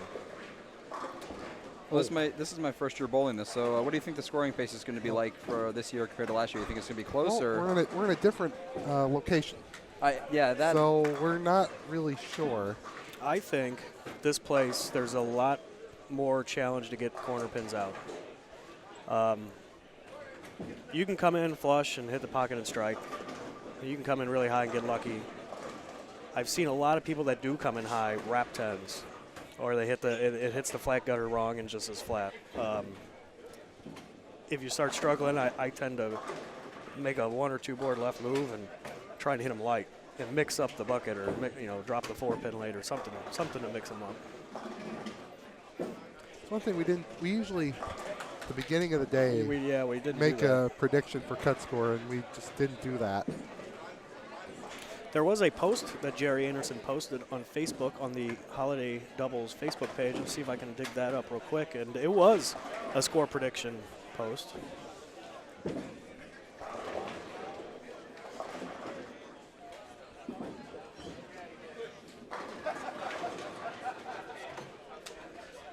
know where Bethel University is? He's wearing the Bethel University purple, but I'm not familiar with that school. You bowled in college more recently than me, so I'm going to you for this. Yeah, we bowled against them. I don't know. I think I don't know. There were a couple of schools last year that the program actually they stopped it, and I don't remember if that was one of the programs or not. We're Bethel University is in Minnesota, it looks like. St. Paul, Minnesota. Yeah. But then there's another one in Carroll County, Tennessee. There is more than one Bethel University. Interesting. This is just not acceptable. Yeah, I'm not sure where their school's located. I think Tennessee sounds a little bit more realistic for the tournaments that we would see them in, like the Indianapolis area. And okay. I think that being in Minnesota, I think that would be a little bit too far for them to travel to. So here's the post. It's on Jerry Anderson's actual personal page. What will be the leading score after qualifying after 8 games? Also, will it be 2 right-handers, left-handers, or one of each? And looking through the numbers here, I see quite a bit of 700s. and 660. Cut will be 440. Leaders will be at 720. 2 right-handers. Brett Shepard said that. Well, if you just take out 8th place times 4, you'd be at 520 for 8 games. Randy Lightfoot thinks even. Even. I would bet against that. Well, sometimes at Redbird, our good pal Brett Cunningham and I would just count everything off of 250 because it's just a hell of a lot easier. He's minus 20 for 5 games. They're winning. Yeah, they're plus 480, but the math just gets a little complicated when it's game 9 and you're 1,000 over. I've heard from some friends that there's some pretty squirrable houses in the St. Louis area. Yeah, that's kind of what we're known for. That's a double-edged sword, my friend. So the Bethel University in Tennessee, their colors are purple and Vegas gold, according to Wikipedia. So, this guy's, I lost him on the sheet here. Anthony Richmond, that's their color, so we're going with that. I dig it. Some cool colors. So you went to Robert Morris in Chicago or Pennsylvania? I went to Robert Morris in Chicago. Okay. I loved it. Chicago was a really fun city. I went to quite a few different schools. That was the last stop on the train, but Okay. yeah, that one I loved it, and I loved everybody there, and it was just a really good experience, and we had really good coaches also, and I got a lot better. So. And you're from Maryland, right? Originally, yeah, I'm from yeah.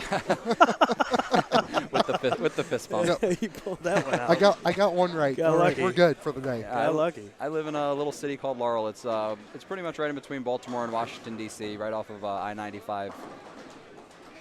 Oh. So,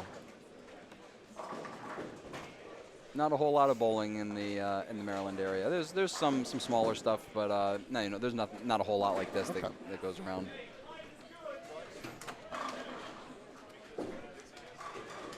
Got to give a shout out to Jimmy Cook sending me a text message. Jimmy Cook. It's enjoyable spending a little bit of time with him at the World Series Bowling. Is Jimmy bowl this weekend? No, I think Jimmy's been on the road a little too much recently. I haven't seen his name on the sheet, but he bowls a lot of our events, and we love us some Jimmy Cook. He's a good guy. I blame Jimmy Cook for my Las Vegas experience, by the way. It was his fault. I thought you had a great time. Oh, I did. I definitely had a great time. Too good a time. Yeah, a little bit. I was in bed by about 8:30, 9. A.M.? A.M.? No, unfortunately not. But hey, I was first to the bowling center Sunday morning. Hey guys, I'm just back in the booth. What do the scores look like on these pairs? What are we looking at? Well, they look like strikes and spares, Mike. We've got 6 in a row here, out here on lane 12. Mike Weingard. Looking up and down here, I'm not seeing too many high scores. I mean, this pair in front of us, 11 and 12, there's a couple of people striking, but other than that, I'm looking up and down, and I see a lot of people on 220 and 230 pace, which isn't super high for the pattern that's out. On 17 and 18, there's 279 left after 9 frames, and then a front 9 Mike Flanagan on 21 and 2 again. Here's a look at Mike's. Well, Black Cloud got him. Yeah. Mike Wiegand on 11 and 12. Yeah. Get him there. All right, I'm gonna Jim Rome for a bit. Jim Rome. Is it burning? Oh, Steve Novak in the house. Was your name on this list? He's bowling with AJ. Oh yeah, you guys are bowling. They recently just set a team record. I believe. 899. 899, yeah. Oh. Wow. 899 Yeah, for a 899. trio team in league. Yep. That's cool. Unfortunately, my hammer blue vibe has been put away. Oh, that doesn't sound good then. We're only at 1,002 games. All right. Now. I'll let you know when I'm ready to go. By the way. Yeah, I was just looking Alrighty. for you. There you are. It's Dustin Boyce. Oh my. Dustin Boyce. Are we ready to get a look at him? No. Okay. Neil Sanson is just up on his first ball in the 10th. It's going to be a minute. Yeah, to answer your question, Trevor Morgan in the chat, this is a house shot. It is Concord Lanes tournament shot, as they call it. Just a little bit to help it hold up, but certainly able to get some good ball roll, so it's not slick by any stretch. You're right, Matt, though. This pair is carry seems a little tough in front of us. 1, 2, 3, 4, Thanks, 5, Lee. 8. Oh, you mean the other Matt. This is going to be a problem. This is confusing.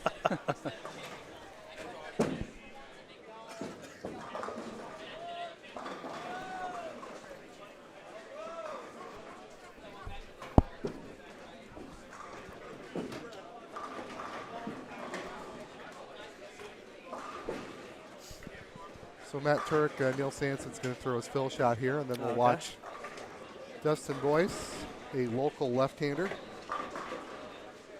who apparently walks funny, according to Matt Turek. Matt, yeah, you should see. Well, Matt Gasson doesn't know Dustin. It's kind of an inside joke, but my impression of him is spot on. Well, if he shoots 300, we can show the world. There is a Christmas tree, Matt Gasson, behind us, that we give presents out for 300. So. Oh, really? Mike, you have it? Not yet. I don't have a preview. All right, Dustin. Give me just a second. Okay. Take a look here at Dustin Boyce over the shoulder. That's good one. shot. It's a pretty good shot right there.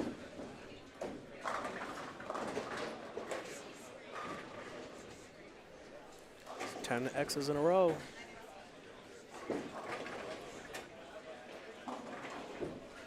Their cross is Hayden Bodie and Benny Graham. Talked with Benny a little bit earlier today.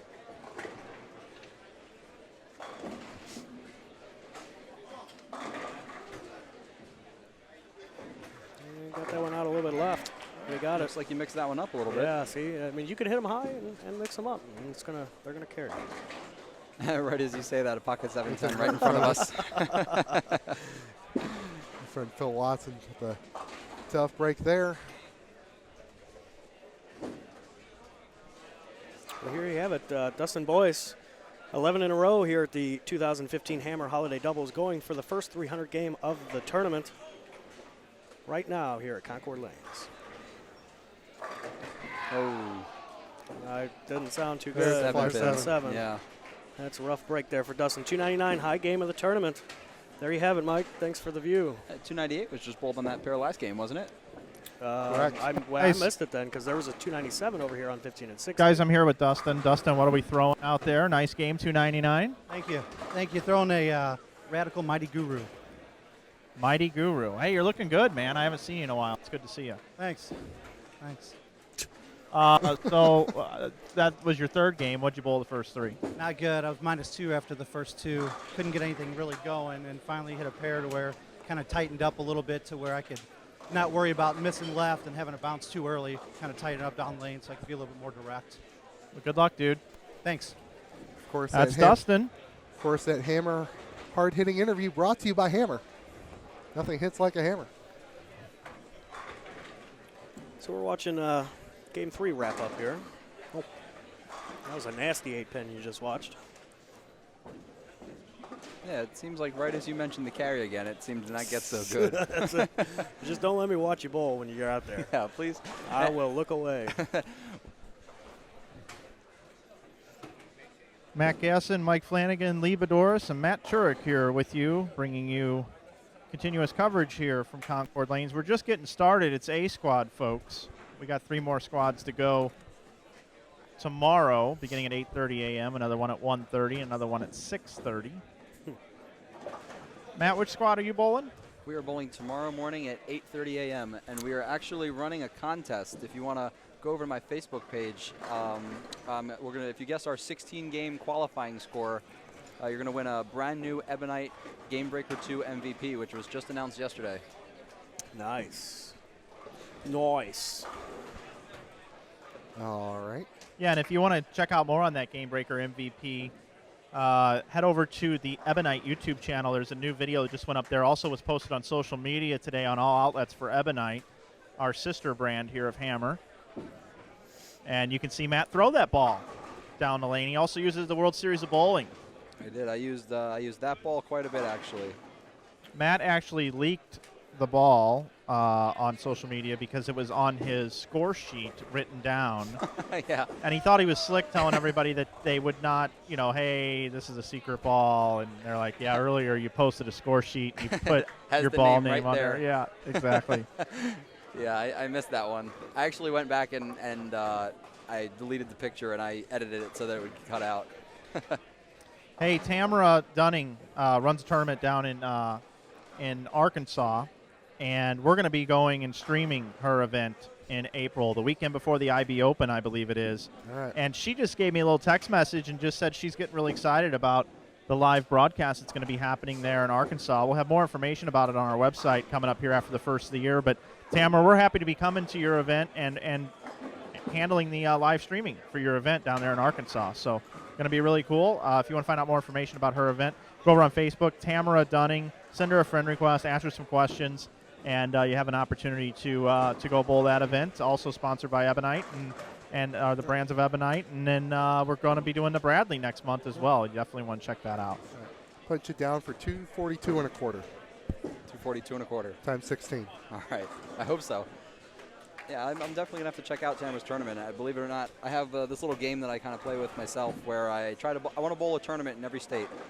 And Arkansas is actually a state I've never bowled in, so I'm going to try and look into that one. How many are you at? I believe I've bowled in just about everyone except for kind of that South Dakota, North Dakota area that not a whole lot of bowling seems to go on there. Good. But I'm going to have to make it up there one day. There's not too much in Arkansas. Yeah, I think the only time I've even been in Arkansas is I was 12, and I think we might have driven through it to get to Dallas at Junior Gold that year. I drove from Maryland to Dallas. It was 24 hours each way. I drove through there to get to Gulf Shores, Alabama. I usually go. I've went the last 2 years with my girlfriend. So we drive through Arkansas, down Memphis and Mississippi. You want to talk about a long drive, go drive through Mississippi, north to south.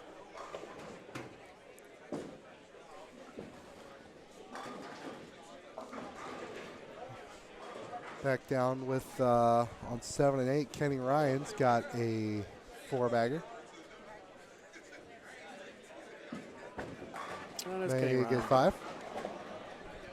Kenny's a good young talent. He actually just made Junior Team USA this past year at Team USA Trials this past January.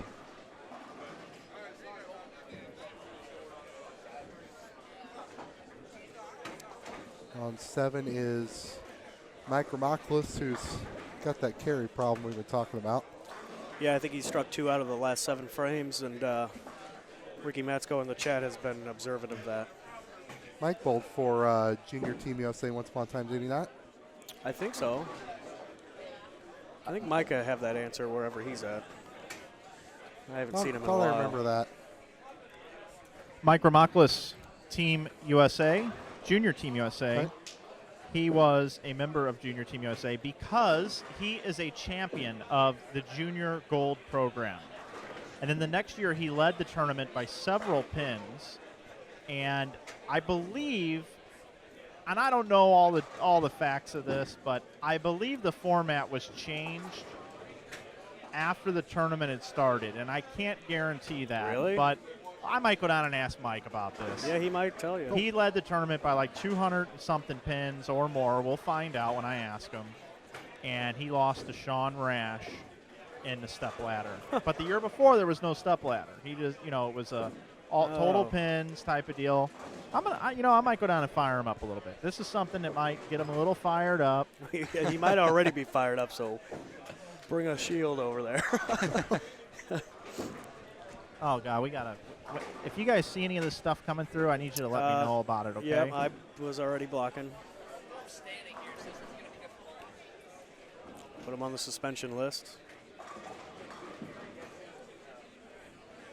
Okay, thank you.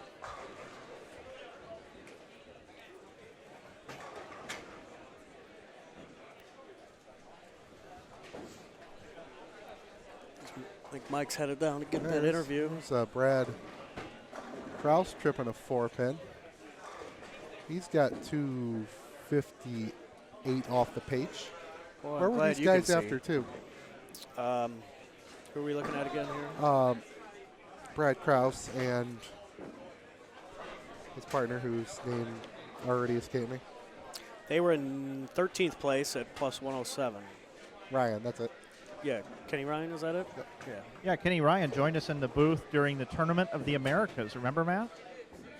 I do remember that. That was a fun event, man. Getting able to see international bowling. Heading down to beautiful Fort Lauderdale, Florida. His hair is a little bit longer now, though. We'll have to ask him about his hair. I actually know what's going on with that. He and Bradley have a bet. Neither of them are supposed to cut their hair. It looks like Bradley's already broken the bet, but they're supposed to grow their hair out, and whoever beats the other one at team trials this year, I believe if Bradley beats Kenny, Kenny has to shave his head, and if Kenny beats Bradley, Bradley has to dye his hair blonde, I believe the bet was. Kenny Ryan also at a very young age made the stepladder at the IB Open this year. He did. And not only did he make the stepladder, but he was the only lefty in the top, definitely in the top 12, I believe it was, or 12 or 16, however many they cut to. Top 12, yep. Yeah, 12, and possibly even the top 16 or 20. I don't remember too many lefties that really bowled well there this year, so he bowled fantastic. Yeah, and that TV show that we did, our live streaming show, we had Ronnie Russell, Bill O'Neill, Sean Maldonado, Kenny Ryan, and Kyle Troop was that show. So you put his name in with those other 4 bowlers, and that's pretty spectacular. That's right when Kyle was starting to get hot, too. Right. I think that was one of the first events that he won that was big with big money, and then he went out and did something really well. Yeah, he went to the PBA. Summer Swing and won an event a week and a half later. Right, yeah. Yeah. And I do believe we even got a shout-out on the telecast. We did, from our good old friend, Stone 8 RP, Randy Peterson.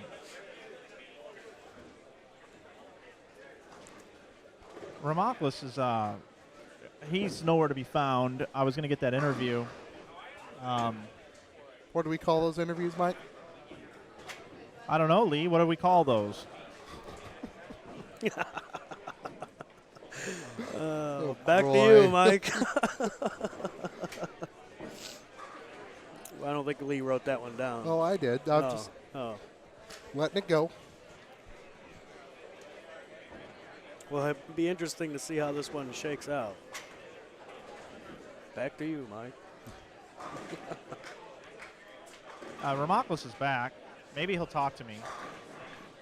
Mike, can I interview you for a second? Has nothing to do about the tournament. Has something about something in the past we were trying to get straightened away. The year you won junior gold and then you came back the next year, were you leading the tournament the next year? Yes, I was leading. And did anything weird happen that year? What do you mean? Well, there's been conflicting stories that the format was changed after you were leading. Can you tell the folks at home a little bit about this? It was changed halfway through to a stepladder final. And then who did you bowl in the final and things didn't go your way? Rash. And does that still bother you? You know, you live and learn, right? All right, you live and learn. That's what Mike says. All right, well, we just wanted to know because that's what we thought. I remember vaguely that this happened. Ricky Matsko thought it happened the year Danny Spink won, and I thought it was you. That's why I wanted to ask. All right, I appreciate it. He doesn't sound too happy. Yeah, hey, get it going, man. You can strike for days. You know you're good. We're going to watch these 3 shots. No pressure. I think, I'll tell you what, I'm going to set the line right now for everybody at home. 29.5 for Ramoklis in the 10th frame. 29.5. And I'm taking the over. Lee? The guy just rises up for special occasions. The cream rises to the top, doesn't it, Mike? Oh, that's right. I got to wait for it. Mike Flanagan. Oh, Bradley Krause did finish his 258, so he can. 256. 256. Hey, Bradley, nice game. Thank you. What are we using out there, and what's this deal with your hair bet with Kenny? I All right, so I'm using an LT48. And the hair bet is we bowl Team USA trials in Vegas in 2 weeks.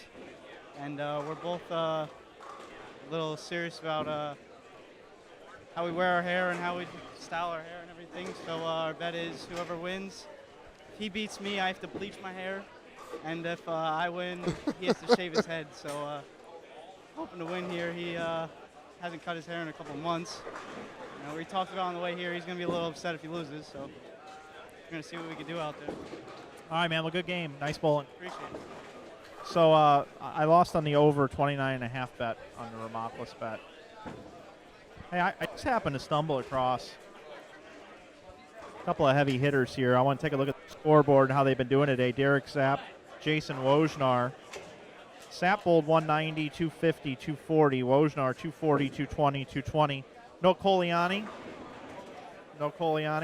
Hey, Jason, we sure do appreciate you coming down and bowling this event, man. I appreciate you guys having it.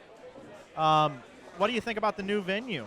I actually like it. It's definitely a little newer wood. It's holding up a lot better for sure.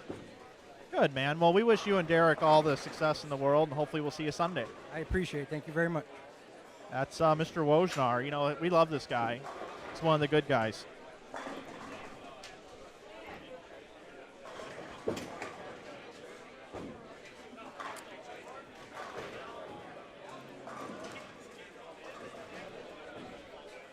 .256 and 246. Now there, it's good. Good 500. Move them up. Done with game 3, Mike. Yeah, game 3 is wrapping up. As Mike finally gets his third strike of the game. He's not happy. I'll have to blur that out on the replay. Not at all. Game number 4 coming up. Matt Gasson's going to stay in the booth with us. Mike, Matt, and Lee also here with you. And this is an opportunity for us to take a look at just how tough Hammer products are. Let's take a look.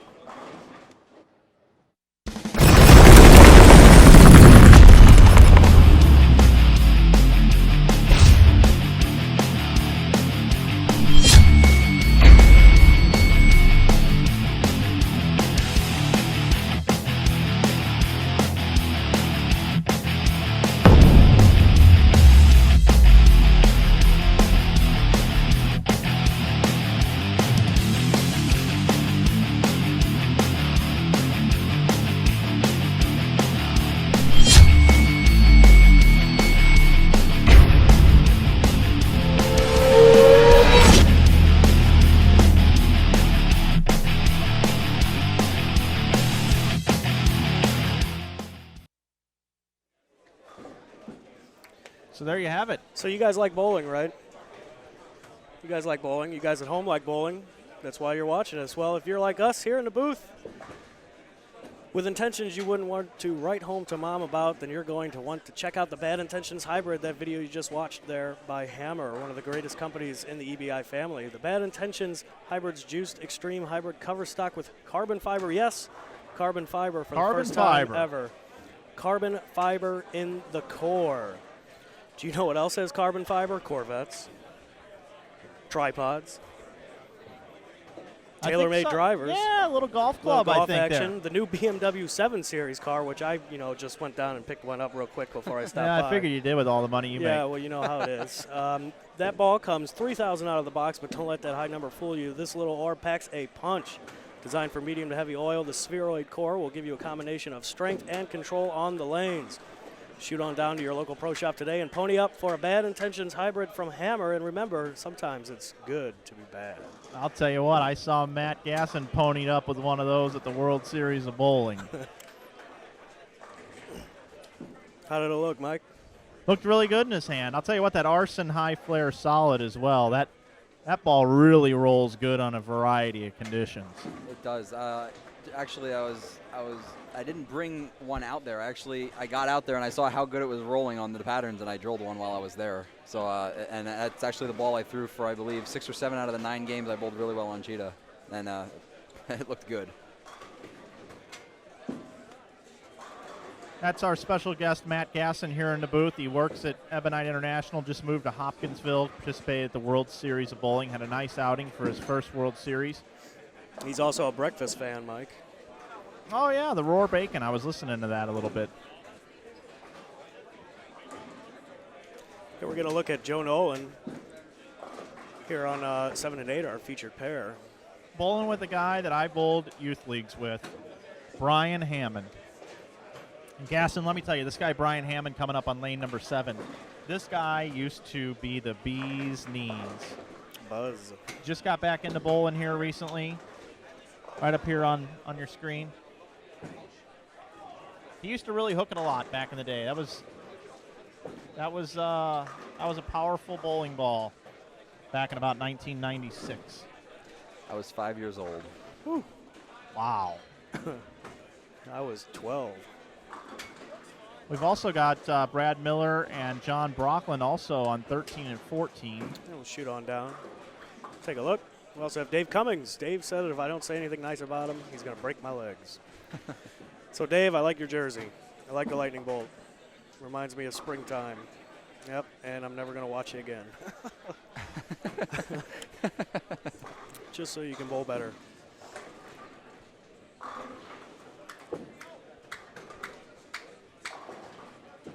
The lanes are holding up surprisingly well for them being wood and how They much are.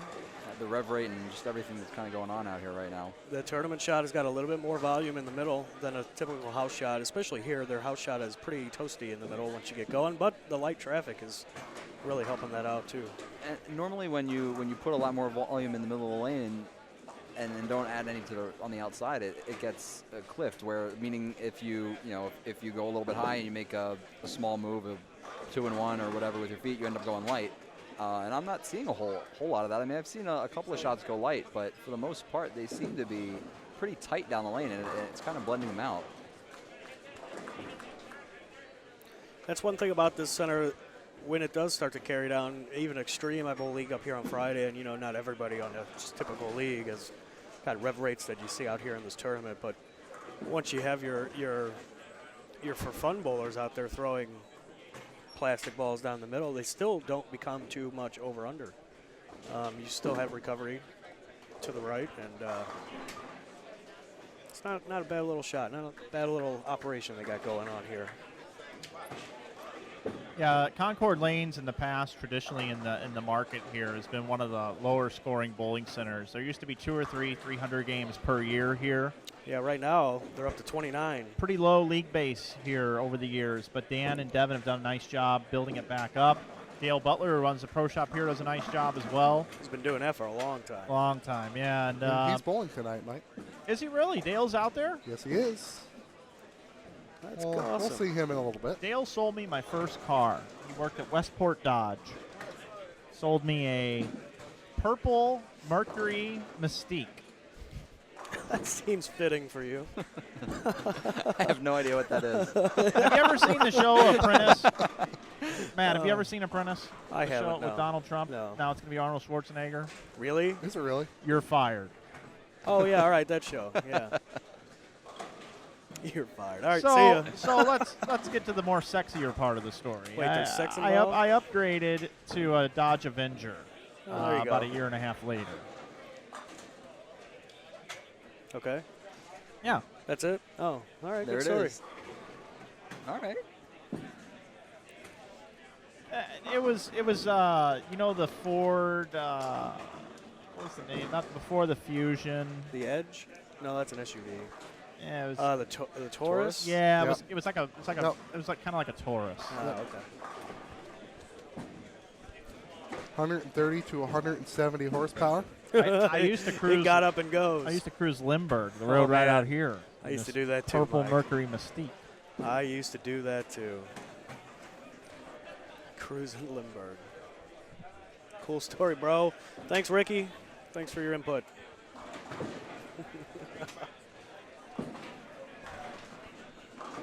Got a good group in front of us here, Mike. Yeah, we sure do. We're watching them right now. Brad Miller. Brad Miller bowling Father with John. Father John, and Brian Rome is bowling with Dave Cummings. Dave Cummings. Brian Rome, a former teammate of mine. Yeah, and Rome works here. Works the counter here. Yeah, he does. He, You know who else works here? I do. You do. I work in the back here every once in a while. Sometimes you'll catch me back there on a Sunday or Monday night. You got to make that BMW car payment Well, some way, you know, somehow, I picked don't it you? up today, and I got the full package on it. It's got the Wi-Fi's in it. The Wi-Fi. The Wi-Fi. Get to browse the interwebs whenever I leisure.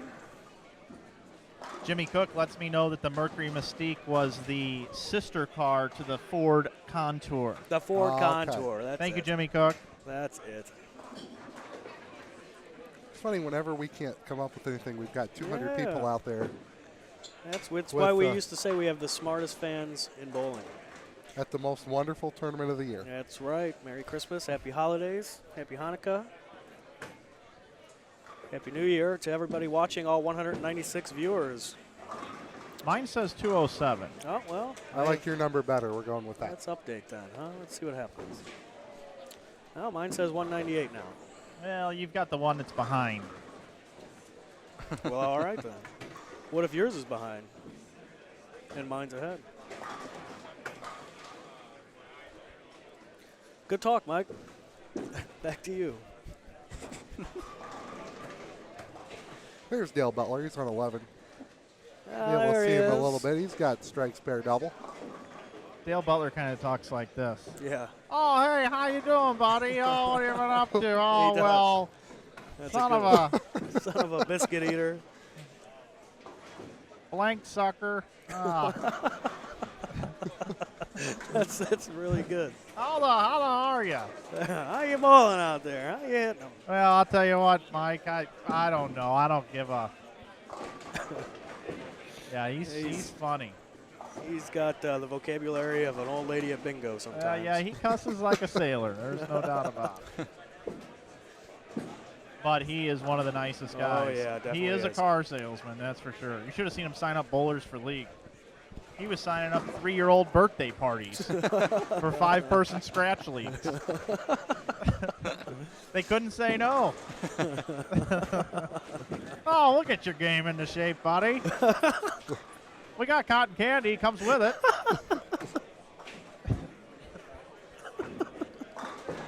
Cotton candy. Cotton candy. You want glow sticks? I'll give you a glow stick if you blow 100. Yeah, don't worry about the money. Your parents got it. The rest of us need it more than your parents do anyway. Oh, you like the vending machine? Feature average, get a free soda. That's right. I'll give you an animal cracker every time you keep the ball in the lane. How's that sound? That's an incentive right there. It's built into his contract. Oh, that's so funny. Bradley Miller, 5 in a row. 5 in a row for Brad Miller. Started with 160. He needs 3 bills to make up for that 160 game.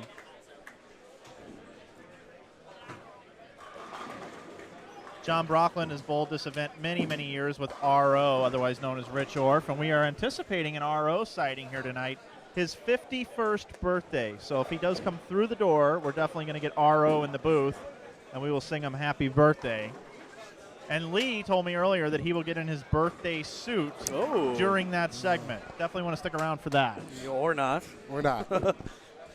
Depending on what tickles your fancy. I'm still waiting on my inside bowling shirt before the birthday suit. I've only been doing this for 5 years, Matt. And I've been stood they get corrected shirts here. and coffee mugs. I thought Brad was the anchor bowler, but I forgot John is the anchor bowler. It's John actually with the first 4. Make 5. it 5. Thank you, Ricky. Glad I didn't watch. He wouldn't have had it.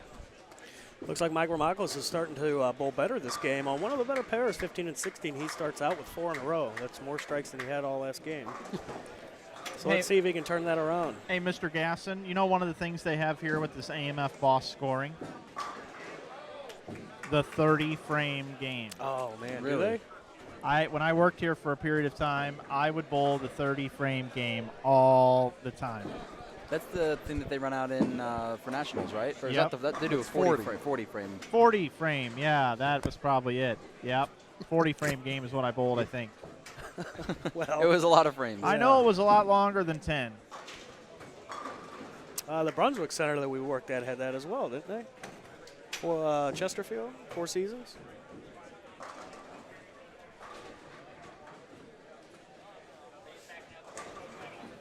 A Superior Pack fan here in the chat says that they've bowled with PBA member Joe Salvimini at Allen Bowl in Allen, Texas, which is where I first met him. I've bowled a 277 with the front 9 in a row with a 14-pound Storm IQ Tour Nano. So we have a bowling fan here. Give me a shout out on the live stream. Well, there you have it. Your wish is our command. We make dreams a reality here at Inside Bowling. They are bowling on a house shot. And if you want to chat with us, you can chat with us over on our YouTube channel. You know, a funny story about Joe Salvimini. I started working for Extra Frame for a period of time, and that was the name that got me. That was the name I could not pronounce for the life of me. I stumbled over it and over it and over it. So when I saw it typed into the chat here and I nailed it perfectly. I was just about to say that. You Make looked you like feel you good, nailed huh? it. I have overcome that name. And he's a hell of a nice guy. We're proud of you. Joe It's the little things. Salvimini.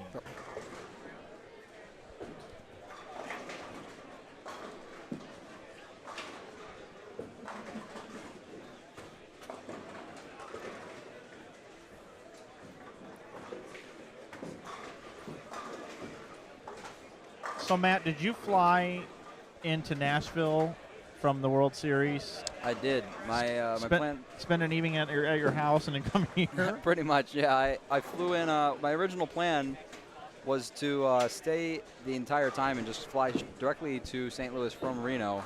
But I lost my match on Cheetah on Monday, and I was just like, you know, I don't really want to stay in Reno for this many extra days. So I changed my flight and flew into Nashville on Tuesday.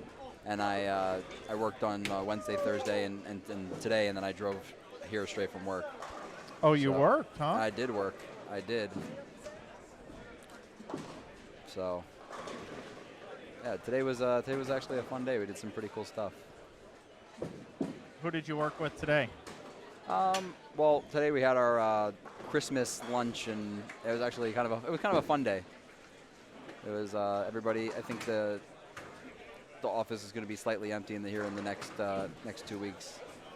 Everybody's going to be kind of traveling and going out of town for Christmas and New Year's, so everybody kind of got together, and they gave out a bunch of service awards to people who have been working there. And I'll tell you what, I mean, I didn't really think about it beforehand, but there are a lot of people who have worked at Ebonite for, I mean, over 30, 40 years.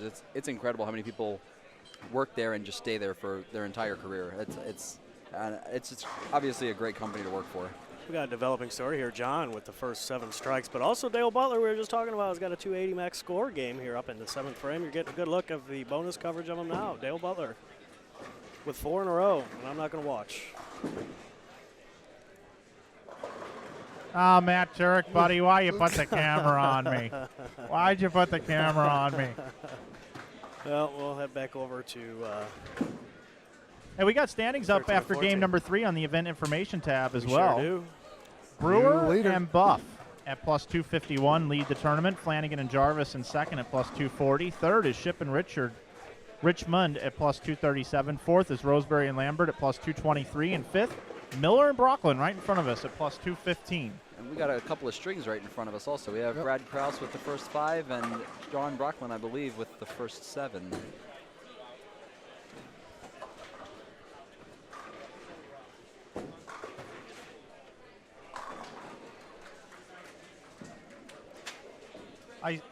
I sit in the booth and I get tapped and loved and rubbed on, and I never know who it is when I'm doing a read. Yeah, Mr. Gohagen's Yeah, it was just joined us. GG3. Ah, cool. I was telling Kim at the World Series of Bowling when I was taking videos and stuff, I must have had probably 30 to 40 different bowlers or ball reps or workers for other companies touch my body somewhere when I was trying to do something. That's just...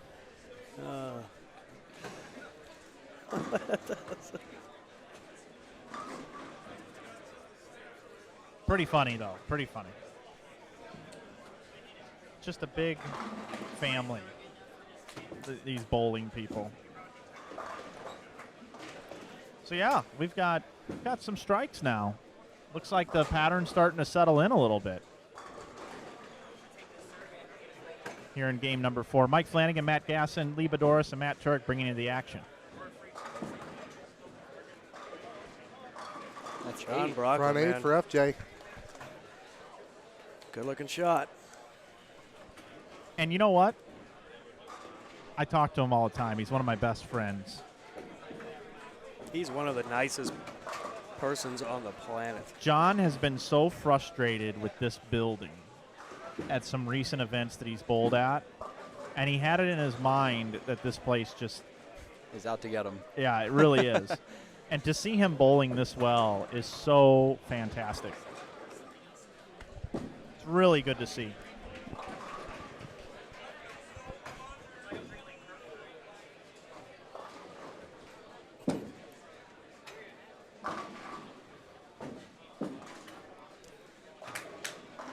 Mike's on the run. We'll see who he wanders Mike into. on the run. We need a little sounder for that.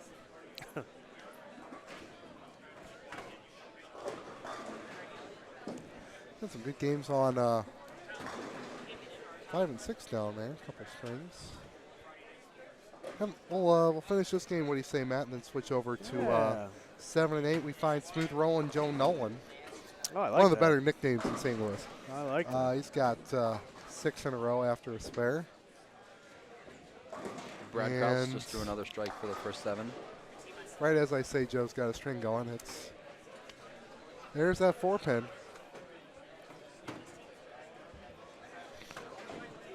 Like Brad's shirt, he's got the soccer ball on there. Yeah, and maybe Mike could get a chance to tell everybody at home that has some sort of meeting, I understand. On one knee. It worked. The Tebow.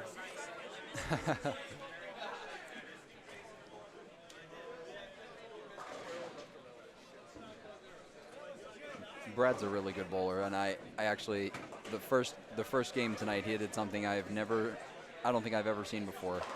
He bowled about 170 and he did not miss the pocket. He missed 4 10-pins. Oh, ooh, that's rough. He was a good sport about it though. He was joking. FJ's back up Wow. again. Lower 7-10 there on 12. All right, hey Matt, I've got 15 and 16 as the wireless camera. Okay. Just to let you know, after John's shot, we can look at Bradley down there. Okie dokie. So we've got a lot of strikes happening here. Game number 4, John Brockman looking for the first 9. A little bit inside of target. Let's see if it holds pocket and strikes. It does. Now action fast and furious. We'll take you over to 15 and 16. Got our wireless camera parked out over there. It's ponied up, Mike. Bradley Krause has the first 7, looking for 8 in a row.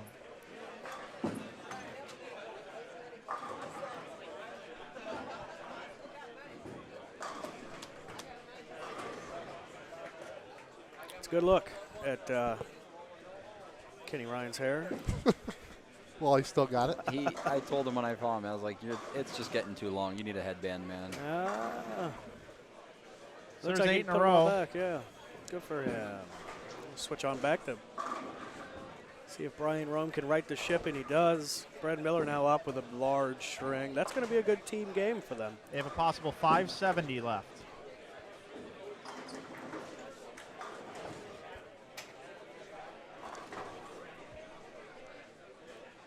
First, we've got Kenny and Brad in the next pair. They're like, it's nothing.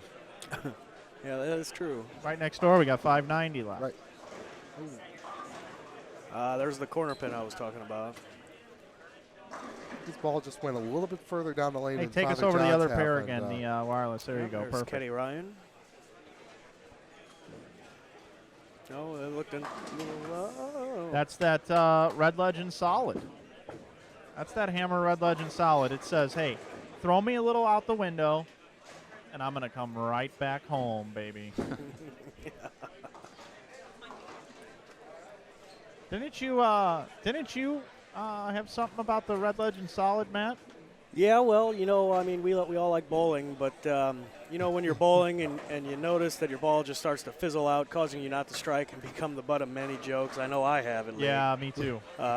You know, then you're one to go on down to your pro shop and pick up one of those Red Legend solids by Hammer, the proven asymmetrical gas core, combined with one of the most aggressive cover stocks to date, means this itsy bitsy spider is going to make you king of the lanes. Pick one up today. It's the Red Legend solid by Hammer. Couldn't have said it better myself, Matt.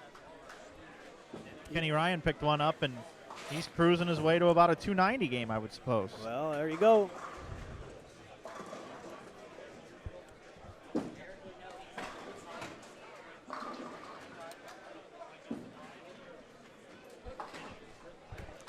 Brad covers a spare. He can strike for 249. Ricky.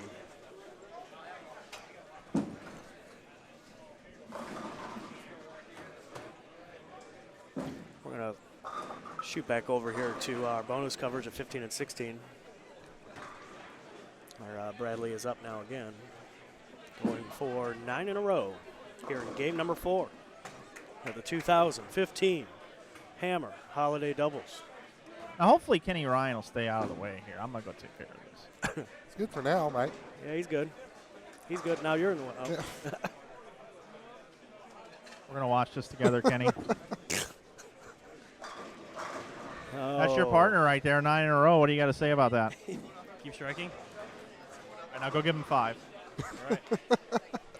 Brad did spare up on that 10 pin for a 249 game. Now we have FJ up, Father John Brocklin on lane 14. The third attempt at a perfect game.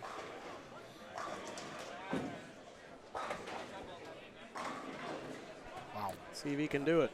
Actually allowed you to put a headset on again this year? RO 51, 51st birthday. He's in the building. All righty. We are going to sing to you, RO. Rich Orff has made it in the building. Just in time to see his good old buddy, John Brocklin. So here we are. Brad Miller bowls 249. John Brocklin steps up here in the 10th frame. No stranger to the front 9, John Brocklin. An accomplished bowler in the St. Louis market. Also made a hell of a run at the Masters a few years ago at age 48. Yeah, he did. That was awesome to watch. Defeated Bohr and Zerbinski, lost to Malott and Tommy Jones. Here he is looking for 10 in a row. Got it. That one held. High flush. His ball usually doesn't go too sideways down lane. It's more forward, but today you're getting to see that ball go quite a bit sideways off the end of the pattern, which is good for John. He and his partner Brad Miller have an opportunity to bowl 549. They currently sit in 5th position through 3 games. Boy, we got a couple hot takes going on right here, right next to each other. And looks like we got a ball return on Mr. Brocklin, so we'll shoot on over to our bonus coverage here. Bradley. It just went through. 215 over are Miller and Brocklin. Your leaders right now, Brewer and Buff, are plus 251. So I would say this game is probably going to put Brocklin and Miller into first position. What about Brad? I'm going to remember this partner's name at some point, Matt, before the night's out. Kenny Ryan and Bradley Krause. They sit at plus 211. So you're right, Lee Boudouris. We could see a team take over the lead and have it beaten within just a minute. Here we go, Brocklin looking for 11. Hold. That was pretty good. It's 11 in a row for John Brocklin. That was much better than the first one. Shoot on over to Bradley. And Kenny's hair. Bradley Krause looking for the front 10. He's got to hold it back out of his face.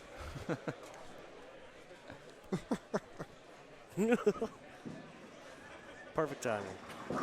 Good shot. Good looking shot. Okay, we're doing that for the camera. Now We got a camera right there, and you. That's why I get you every time, buddy. That's why I'm getting you. All right, well, back to John Brocklin. John's got 11 in a row. First opportunity for a 300 game here at the 2015 Hammer Holiday Doubles at Concord Lanes in St. Louis, Missouri. John Brocklin, 11 in a row.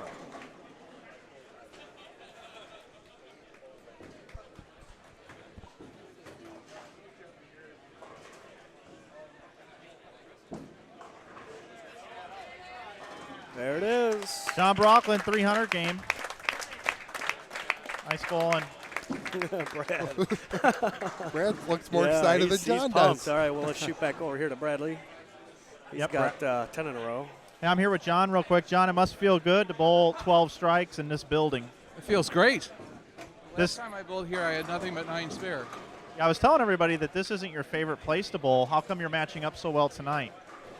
Well, I stumbled into some pretty good speed control in the last week, and my touch is pretty good. So I'm managing to keep my break point in the right place, and the 10s are going out. All right, man, we'll keep it going. Yeah, thanks. Hope so. All right, John's happy, and Bradley has the front 11. We could have back-to-back 300s here, guys. Do you tell John he gets a award for that, Mike? He does. I will. He gets a Christmas present. Don't forget, you get a Christmas. He's excited about it. He certainly is. So here we go. Bradley Krause, 2015 Hammer Holiday Doubles. Mike Flanagan, Matt Turek, Matt Gasson, and Lee Boudouris here on the call. Bradley Krause looking for the second 300 in the last 60 seconds.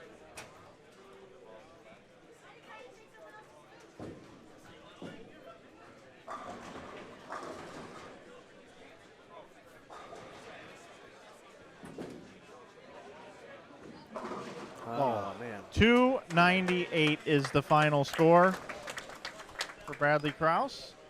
Nice game, Brad. Hey, what happened on the last shot, Brad? We were all wanting a 300 game. What'd you do? Got my hand a little bit around it, saw it a little bit sooner, and fast dated. So I'll still take 98 over for a game, and we're going to see if we can get 160 over here. That'd be nice. Yeah, we're thinking, you know, if he does punch out, you guys take over the lead, we think. That'd be sweet. We struggled the first game, only bowled 15 over. I threw the wrong ball for 190, and he got 9 more than we would have hoped. So get to the lead right now. That'd be nice. All right, man. Well, hey, nice game. Appreciate it. Of course, those Hammer hard-hitting interviews are brought to you by who, Matt Turk? Hammer. And why? Because it's hammer time. Because nothing hits like a hammer.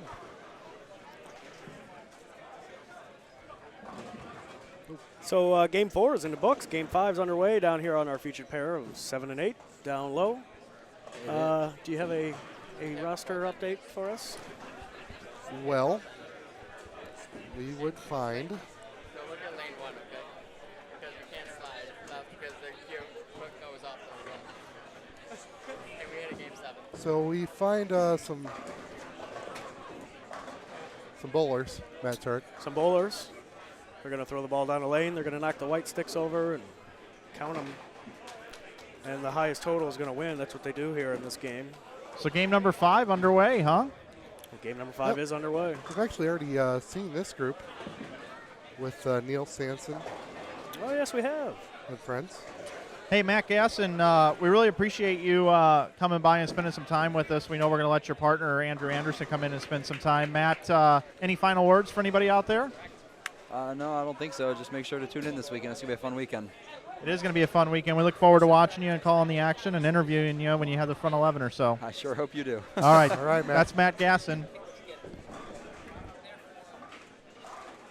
Matt is a lover of breakfast. Yes, he is. He likes eggs and bacon and bowling. B&B, bacon and bowling for Matt Gasson.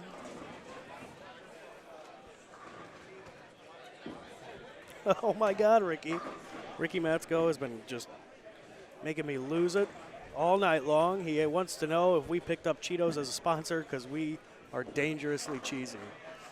Well, speaking of dangerously cheesy, how about we bring it into the booth and we'll turn up number 3 and whoops, we'll take a look at our new guest. Andrew Anderson joins us now in the booth, a member of #Team EBI and quite the accomplished bowler, one of the elite level staffers for Ebonite International, and you're going to be bowling with Matt Gasson. I am, yeah. I'm gonna ride him the whole day. I figure you probably would. Now, Andrew, how far of a drive for you is this? Where are you from? Tell everybody at home a little bit about yourself. Well, this was actually a flight this time. I moved to Florida recently, so I moved to Cape Coral, Florida, so I actually had to fly here for once. But I'm originally from Michigan. It would have been an 8-hour drive, but I'm here. That's all that matters, right? part of Team Harvey, and we're looking forward to watching you and Matt compete out on the lanes. You've bowled a lot of our events in the past, and you participated at the U.S. Open this year. You and I have got to know each other a little bit, and you're one of the most active people on social media. Can you tell the folks at home kind of where they can kind of keep up with your travels and what you're doing? Yeah, I'm most active on Twitter, I would say. Not always bowling related, but Facebook, Instagram, Vine, almost any social media I have. Vine, that's one I haven't heard of in a while. Yeah, I don't use it nearly as much. I try to make some funny ones, but I'm not very funny. I will, my Twitter handle is @AAnderson300. Original, I know, but Andrew Anderson was taken. How dare they? I know. You know, you couldn't make a play for that, you know, offer him a little cash. You know or what's something? funny? I followed him, and I DM'd him, but he didn't answer. I asked him if I could have it.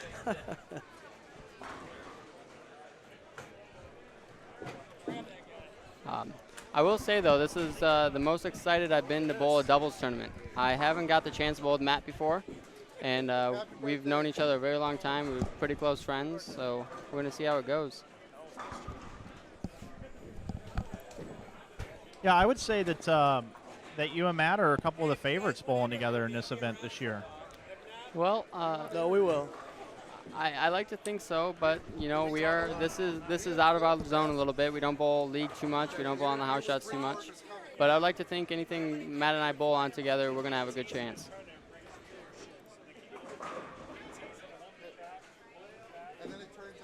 Now, I wasn't at the holiday doubles last year. I was in Utah. Did you bowl this event last year, Andrew? I did not. I watched. Is this your first time? This is my first time at the holiday doubles. So you didn't get a chance to experience the old building? No. So you're going to just get a nice, fresh, new outlook, as if the old building didn't even exist. Yeah, I'm looking forward to that.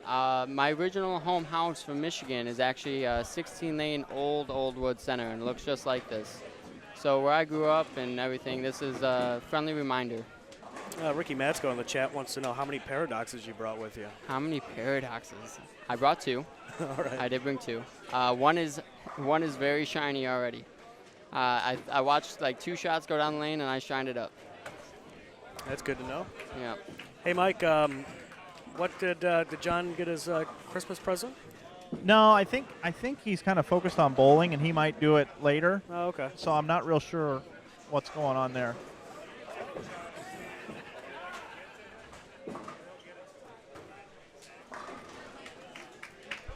We've just got, this place is packed full of people. It is.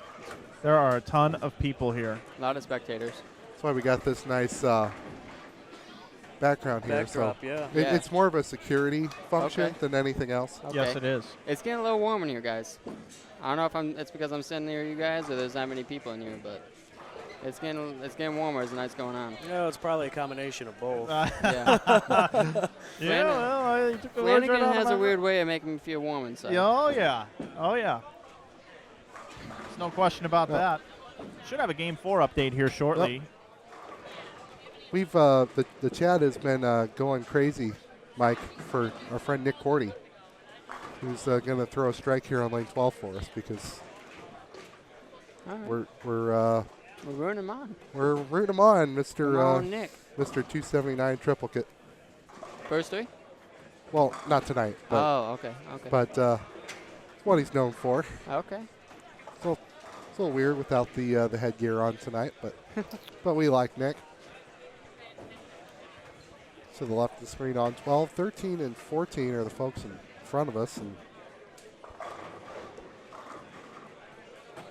there are 4 squads this year.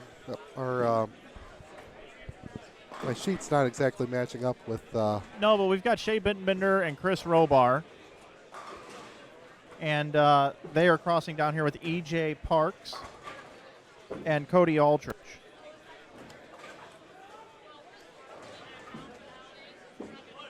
Of course, Shea's original partner for this tournament, Mr. Weber. Pete Weber. Yep. I actually, I was trying to figure out if Pete was bowling, and it turns out he tore something in his hip. Yep. He did that at the World Series, I believe. Yeah, I'm hoping for a speedy recovery. You know, I love watching Pete bowl and competing against him, even though he beats me every time. But He beats a lot of people. Yeah. I would like to see him win a few more times.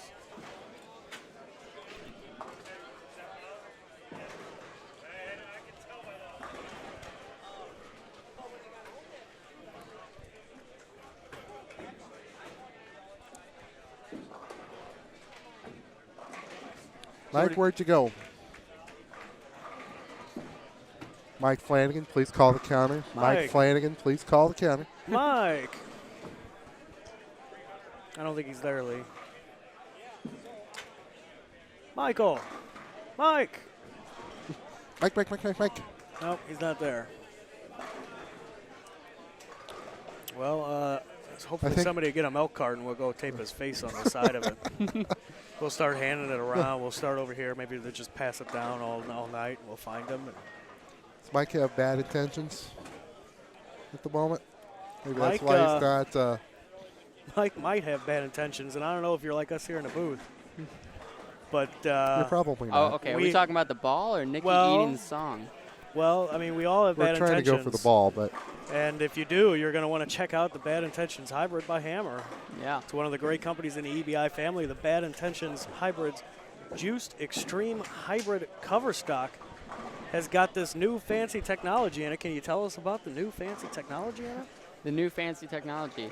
Well, I will say what Ebonite's doing right now with all the companies is very good. Obviously, some recent changes in the past few months, and it is going very well. I would say all the new technology is going very well, but particularly in the Bad Intentions Hybrid, they put a cover on it that gets it a little cleaner. The original Bad Intentions the cover was very strong, very early, and a lot of what we heard was a little too early for some of the general bowlers. So what they did is they put something in it this time. Yeah, I'm trying to think of what it's called. Yeah, it's in a lot of stuff. It's in my new car I just bought today, the BMW 7 Series. It's in TaylorMade drivers. Do you golf? I do golf. I'm not good. It's in TaylorMade drivers. What is it? It's actually carbon fiber. Carbon fiber. Carbon fiber core. If you do purchase one down at your local pro shop, you're going to want to know that this ball comes 3,000 out of the box, and you're not going to want to let that number fool you. This ball packs a punch. Yeah. It's designed for medium to heavy oil, and it's going to give you the combination that you're going to want of strength and control on the lanes. We actually, on lane 17, he is throwing a Bad Intentions Hybrid. Hey, guys, I got a standing update after game number 4. Miller and Brockland are in first at plus 364. Second is Ryan and Kraus at plus 334. We watched both of those teams participate here during game number 3. Brewer and Buff sit third at plus 304. Fourth is Flanagan and Jarvis at plus 302. Fifth, Ship and Richmond at plus 291. And in eighth position is James and Rosenberg at plus 250. If you want to see those scores, go over to InsideBowling.com, click on the banner at the top, go down below on that screen, and click on the event information tab. You'll be able to see it there. Thanks, Mike. They really put carbon fiber in TaylorMade? Yeah, the TaylorMade driver. Wow. Yeah. Learn something new every it's day. in a bunch of stuff. Oh, Tripods, Corvettes. That's a nice car. Yeah, it is. And by the way, I did not buy a BMW today. I was trying to. I was so lost in what you were saying. Yeah. That wouldn't be the first time anybody's ever told him that, by the way. You're right. It won't be the last. Matt and Andrew are 11 and 12. They've bowled 6 frames, and each bowler has won 9 spare each. Wow. Yeah, tied. So this is a good hit, and they both, the leadoff bowlers missed in the first. The anchor bowlers missed in the third. So this is Chaz Brewer, who's the tournament director of our the Greater Ozarks down in Springfield, Missouri. He's bowling with Dave Buff, and then they're crossing with the team from Highland, Nick Cordy and Clayton Wilkie. So I obviously didn't get the chance to bowl last year. What are scores looking like compared to the old house so far? I jinxed Chaz, attaboy. They're similar. Right now they are. They started out kind of slower, but now it seems to be opening up quite a bit. There's lots of strings. Yes. Whereas last year, you would look at the first game and 500 would be in about 10th place. Really? And then the drop-off would be once the transition came, that drop-off was pretty severe, whereas tonight it's been fairly consistent through the first half of the block. Yeah. I see scores have gone up these last couple of games. There's a lot more hook. Balls aren't bucketing or chooping anymore. As much, I should say. Right. But last year we also had 3 doubles teams on a pair. Okay. As opposed to 2. Okay. So there's really only 2 games more per pair than a normal league night. Right. 32 as opposed to last year. Yeah. And sometimes in recent years we bowled 9 games instead of 8. Okay. So you got little variables that are changing the scoring pace from year to year, but yeah, I can see that. And last year there was also a flood. That's exactly what Ricky just said. Yeah, there was a flood, literally. On lane 19 only? 17. Oh. Yeah. Had a couple balls hydroplaning and like, what? Really? Yeah, I think there was a little water on the lane. It was raining all weekend and kind of leaked in through the roof. Yeah, that's not a joke. Once we get our guest of honor, my head is right behind you, but Mike doesn't want to talk to him, so. Where's he at? We don't know. Did you get him on the milk carton yet?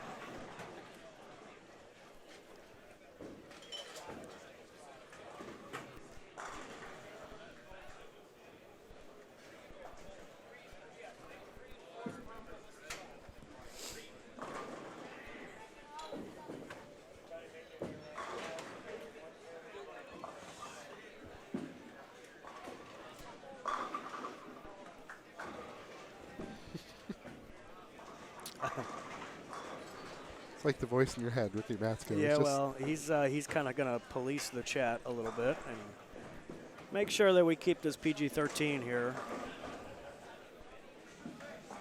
We don't need any NC-17 language on in the chat tonight. Want to keep it as much of a family show as we can. Here's a look at Shea Bittenbender on our featured pair. That is the third 3-4-6 I've seen on 12. Ouch. On 12? Today. That's weird that you say that, because I think it's lane 27. I've seen 8 or 9 blower 7s. Nice. Just on that lane. Those are fun. Yeah. There's some unhappy campers down there. Maybe that's good that we're far away as possible. Yes. Yes. I would agree. EJ with a good shot. Ooh. Thought he had it. EJ Parks had a 290. What was it earlier? 7, I believe. We've had a 297, a 298, 298, yep, a 290, and a 300. And a 300. Yeah, I've seen. There's been what there's 4 front 11s now. 3? I know. I watched 3 Parks. front 11s and a back 11. Okay. So you get your little magnet. Yeah. Box of milk with the milk carton looking for Mike Flanagan. I was just instructed and then handed a $100 bill by Tim Barrett, who just walked in. And I like his beanie. He's got a nice looking beanie. Yeah, yeah. Who do you think has the better hat tonight, Tim Barrett or Aaron O'Brien? Oh my God, look at Aaron O'Brien's hat. Boy, I don't know. That's tough. I've never seen Aaron O'Brien wear a hat like that. I think I'm going to have to go with Aaron. Aaron's wearing like a old man fedora. Well, I guess that's not a fedora. It's, no. What do you call that There's thing? a name for it. Yeah.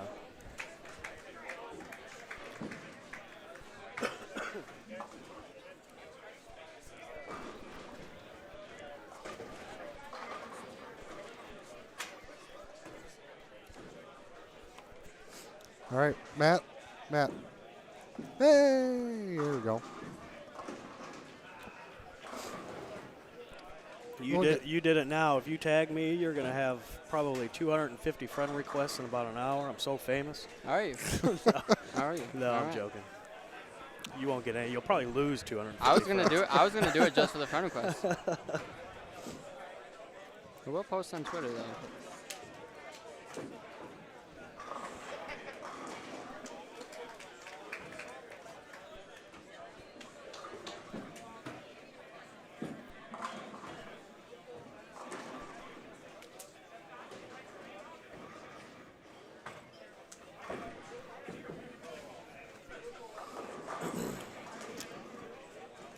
We've got a nice game about to finish up here on 11 and 12. I'm going to see if I can get this one quick. It's our friend Nick.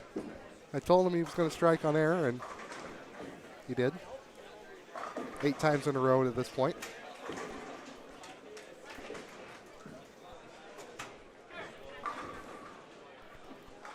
So we'll take you there now. He's got max score of 290. Chaz Brewer's got max score 258, his doubles partner.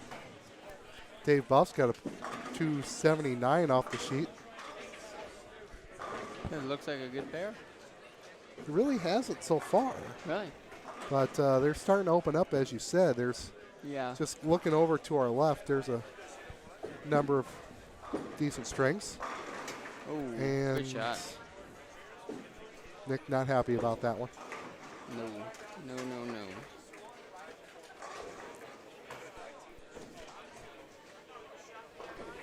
Nick and his partner were pretty close to the number last year, so having to text them the whole way through, 11 o'clock, midnight. Yeah. It's like, why are you bothering me? Oh, you might not be out of it yet. Yeah, the bubble numbers are always the worst. Right. Especially with this now, we have 4 squads. Yeah. So, good spare there. I'm going to shoot back over here to Chris Robar. He's got a good game, 280 max score on lane 13.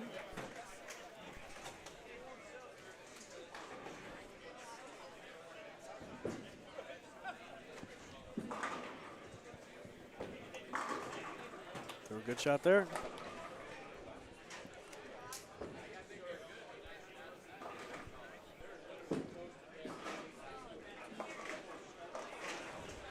And they're at 266 overs, so they're far from out of it. Get a lot of strikes at the end of this game, and they're gonna put up a really good number. Chaz finishes with 257. Nick will finish with 269. The Phil always strikes when you miss the first one. So right. Always does. Never ceases to amaze me. Unless you need it. Unless you need it, yeah. Then you get 9 again. Shea with a good shot. Hey Shea's guys, been getting around. Go ahead, Mike. Developing story, guys. 25 and 26. Our man Bradley Krause down here as the front 6. He is. He struck a lot last week. And Kenny Ryan goes double, 9 spare double. So they are looking to take over the number 1 position. So Brad's got 17 out of 18. Yeah. Not bad. Not too bad at all. The first game, he actually starts off at the front 4, and it looked like he was going to shoot a huge number. And somehow the middle 4 frames, I don't know what happened, struggled a little bit. But he threw the front 4 and back 4 for, I believe, 170-something. Roadblock in the middle? Yeah. It was very strange. We left some weird splits. Didn't see it coming. Erin McCarthy got me. I'm not sure she did. She was trying. Wow. It's Clayton Wilkie. Sub for my team last year. Started with struggling game and had to keep him in. He comes back 299. I'm like, attaboy. Yeah, almost went over the 7 and under the 9. On live internet streaming. Yeah. You know, it always happens on live stream. Right. You know, those weird things you hear about, somehow they find their way on these live stream pairs. He can go ahead and pick that 9-pin for a 500 team game. Yes. And they're going to lose to their crossmates 513 for Chaz and they Dave possibly could lose to the pair to the right. Whereas 5:59 left. Chris Robar and Shea.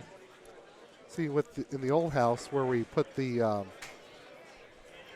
our booth, yep, one of the pairs would notoriously get brutal at Really? the end of the days.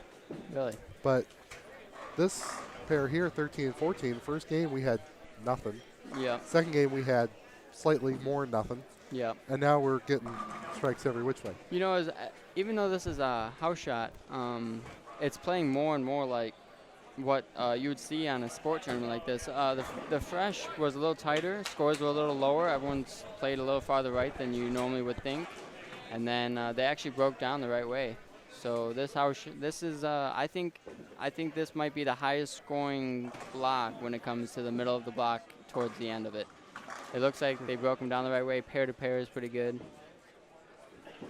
They are fairly easy overall, don't get me wrong, but I still think it matters. So we're almost here at the end of game 5. Matt Turek stepped out. Mike Flanagan's nowhere to be found. Andrew Anderson's to my right. My name's Boudouris. It's nice to meet you. Just you and I. Just the two of us here watching Shea Bittenbender do what he does best, which is strike. Yeah. He almost let me down there. He was going to let you down. He was. Shea's a good guy. He's not going to let me down. So he's got 279 off the page. I don't remember last time I didn't watch him strike. It doesn't happen often. I know. I thought it was going to happen once, and then I was mistaken. Yeah. That's how it goes. So he's picked a pretty solid last-minute replacement partner. This is Chris Robar. Yeah. Chris and I actually know each other fairly well. We met a few years ago. He coaches a girl named Brogan that was on developmental Team USA. So Okay. Chris is a very good bowler and coach. Does a great job on both ends of the sport.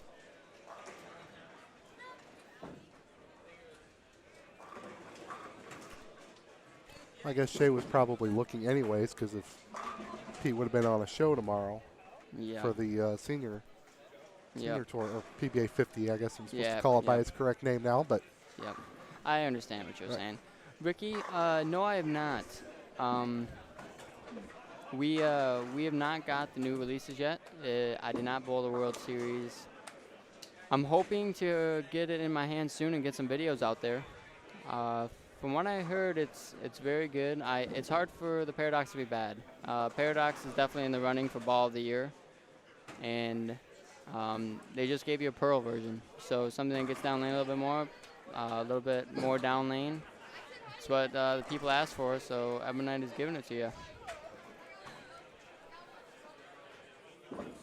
we've been talking about Shea a lot, but their cross pair is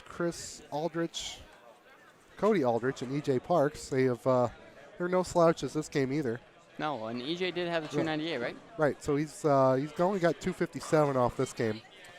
His partner shoots 246. Nothing wrong with that. Nope. You know what I'm liking about this the most so far is there's a lot of different varieties of players striking a lot. That's true. And different parts of the lane. Father, as a lot of people call him, shot the 300, playing as straight as you can possibly get, it seems like, on this. Yep. And then you have Shea and Chris and everyone in the middle lane still throwing strikes, as I say that, of course. You don't have to pick that, though. That's Phil shot. Yep. 253. Right. He's had to get at least 4 so they can shoot. Get them in the 530s. My turn arsenal. 3 Paradoxes, 2 Paradox Pearl, and a spare ball. I'm hoping to not need the spare ball, Ricky. I'm leaving the spare ball home. But I do like Paradoxes quite a lot, and if I like the Paradox Pearl half as much as I like the original, I'm gonna have a few of them. I'm most excited for the Game Breaker 2 MVP. I know you guys are Hammer sponsored. Hammer's doing great right now. We can talk about all the good EBI brands here. They take care of us. Hammer is doing very, very well lately. It's hard to go wrong with any of the legends. The Bad Intentions, one of my favorite balls. Bad Intentions hybrid. Good ball that goes with my original. Ricky, my trip overseas went fairly well. You know, I learned a lot. It took me 2 squads to get into the number, but it's different. The way the tournament works is different. Whole re-enter, the quality of bowlers is phenomenal. They don't slouch at all over there. Pattern was on the easier side, but I kept up as best I could. It came down to making the second cut. It came down to me and Don Barrett in the 10th. I threw the first one, he threw the first one. Unfortunately, I did not throw the second, and he did, so I got beat out by a pin. But it happens. It was a good learning experience, and I'm looking forward to next time. If you want somebody who can tell a good bowling story, Andrew, we got our special guest sitting down next to us, the owner of Ray Orff's Pro Shop, a St. Louis Hall of Famer, and a birthday boy. Oh, birthday. Rich Orff is joining us. Rich, how you doing, buddy? Oh, good. How are you? Hey, is this headset on good? Yes, it is. All right. I hear you fine. All right, perfect. I hear RO. I hear Mike Flanagan. Where's he at? We lost him. Oh, It's like the voice of God, just coming out of nowhere. You're doing a bad job. Rich, how's your birthday been? Oh, it's been pretty good. Been busy at the store. Then I went over to visit my buddies at Crestwood. And now I'm here watching some of my buddies bowl. Sounds like a good day. Yeah. There's 531 and 503 in front of us. Rich knows how to strike like that, but Oh, in my younger days. then you're not. I don't buy that for a second. Switch back down to 7 and 8, and they're not bowling either. So well, that one's been moved, so we're not doing that one.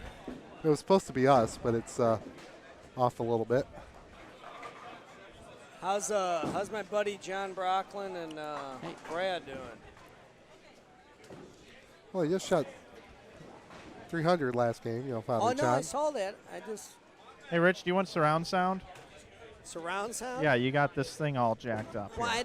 that's why I asked. I don't know how to do this. There, now we're good. All right, perfect. Andrew Anderson, do you know who RO is? A little bit. I've heard a lot of good stories. Yeah, RO is the man.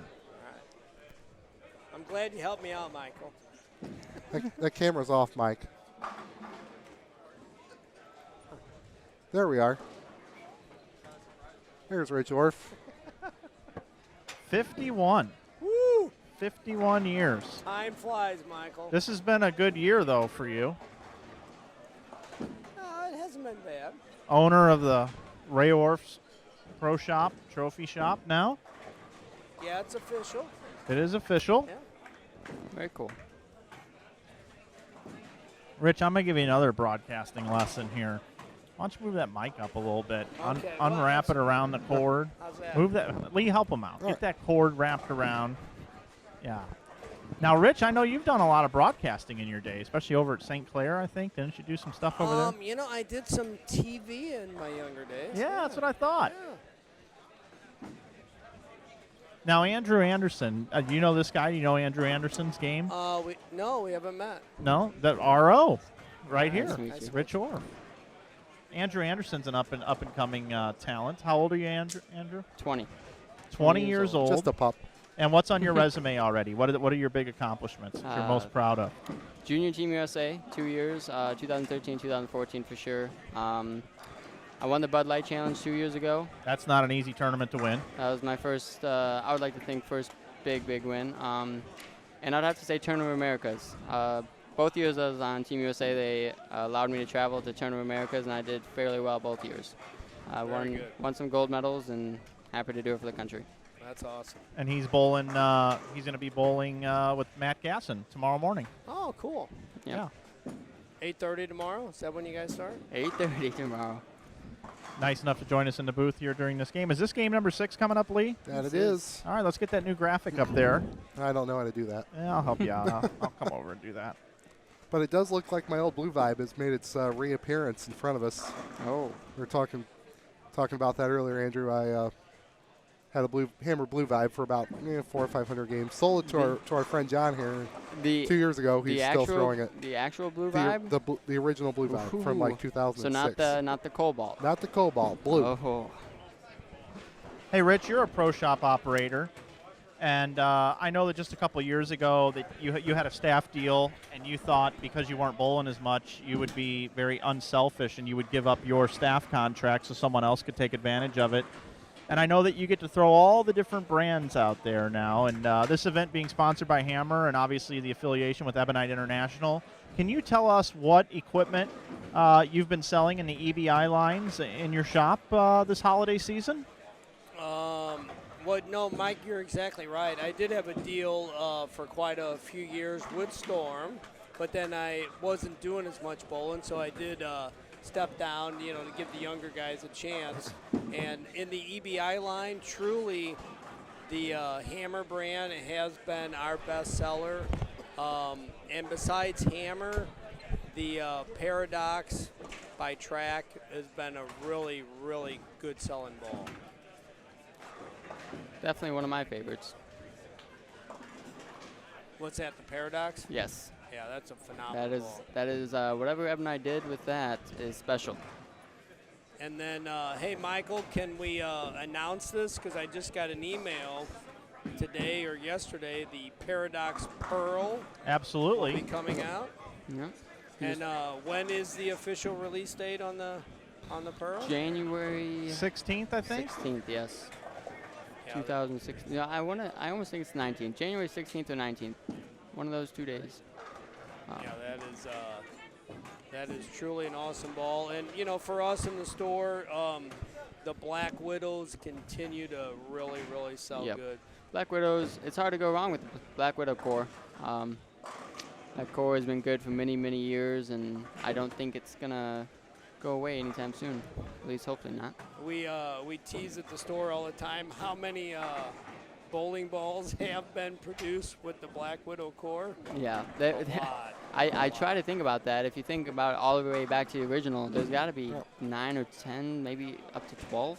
The limited.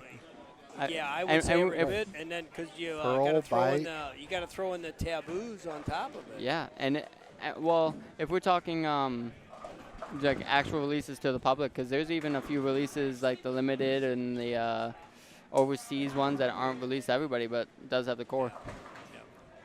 Yep, that's been a phenomenal core for him, no doubt. Yep.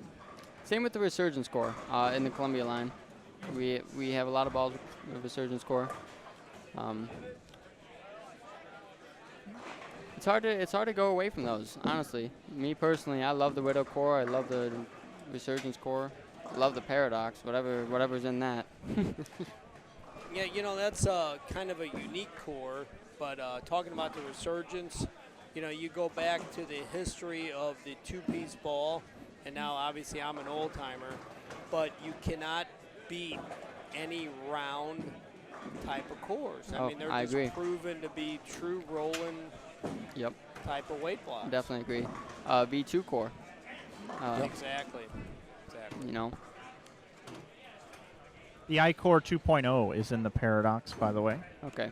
I knew it was iCore. I forgot. I don't want to say 2.0, 1.0, or 3.0. Hey, Rich, you said that Hammer was doing really well in the line. I can tell you right now from throwing the products myself and spending some time out on tour watching the best of the best used equipment, just coming from the World Series of Bowling, I think Hammer right now, top to bottom, has some of the best balls in a lineup and in a ball progression that I've ever seen from a line, going from the high-end asymmetricals of the the Bad Intentions hybrid, and a new ball coming out in January that's going to knock your socks off. Really looking forward to that one. Stay tuned for that. But then the gas mask core and the Widows with all these different covers, you can really tweak your ball reaction. Even the limited sold out so quick, we didn't even know what to do because there was more demand than there was. And then when you go down the line, you go further down to all the arsons between the low flare, which gives you that really, really good controlled reaction, and then the high flare solid is one of the most bang for your buck. You really can't go wrong. And then they got the black urethane now. The viral and viral solid, can't count those out. Yeah, those are a couple of good balls too. Bang for your buck. Cool. So a lot of balls, a lot of good product. I certainly agree with you guys. When I'm out on the firing line helping bowlers, when you've got a complete line, when your stuff is solid from the lower end stuff all the way up to the higher end stuff, and not only symmetrical, but like you said, Mike, with the asymmetrical stuff, and that's why Hammer certainly does have a complete line. I agree. It's been such a godsend to all the EBI staffers over the course of the last year.